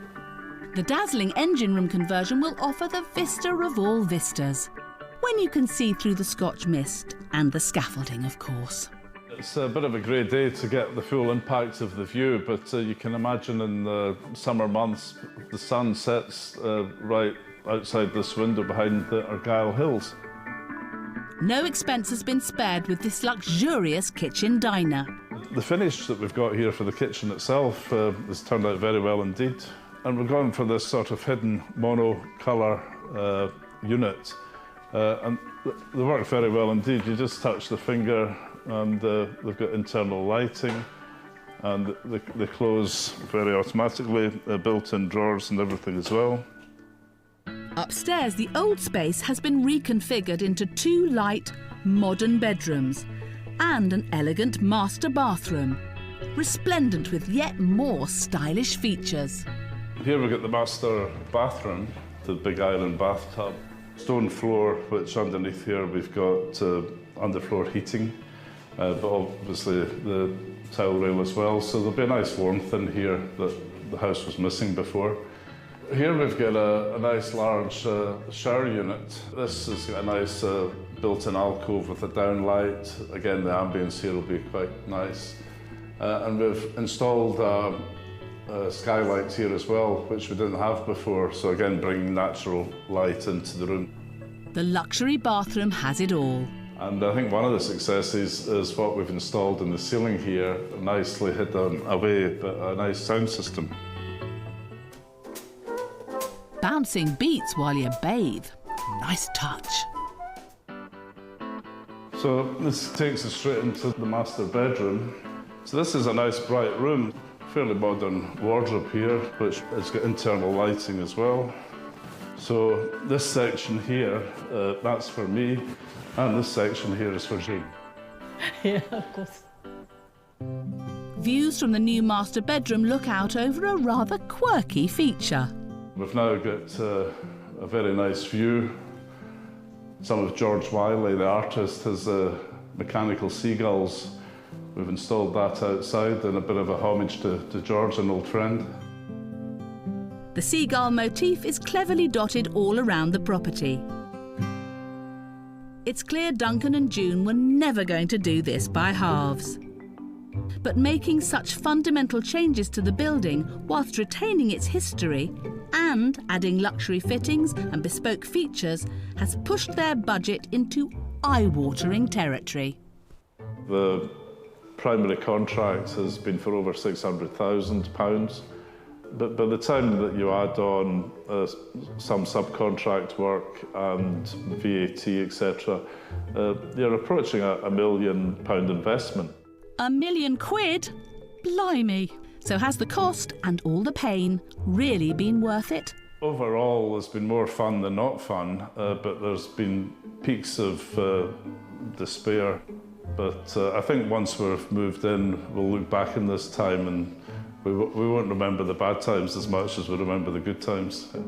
Selective amnesia. Always handy with a build this challenging. They've yet to move back in, but in the meantime, Duncan and June are heading to the top of the lighthouse tower for a wee pre-housewarming celebration. But I think we are now getting to a stage where we really do see the finish. We're on the final lap. I think the time has come. Well done, my dear. Zanzibar. Lovely. We can't be too far away. I think we're getting there.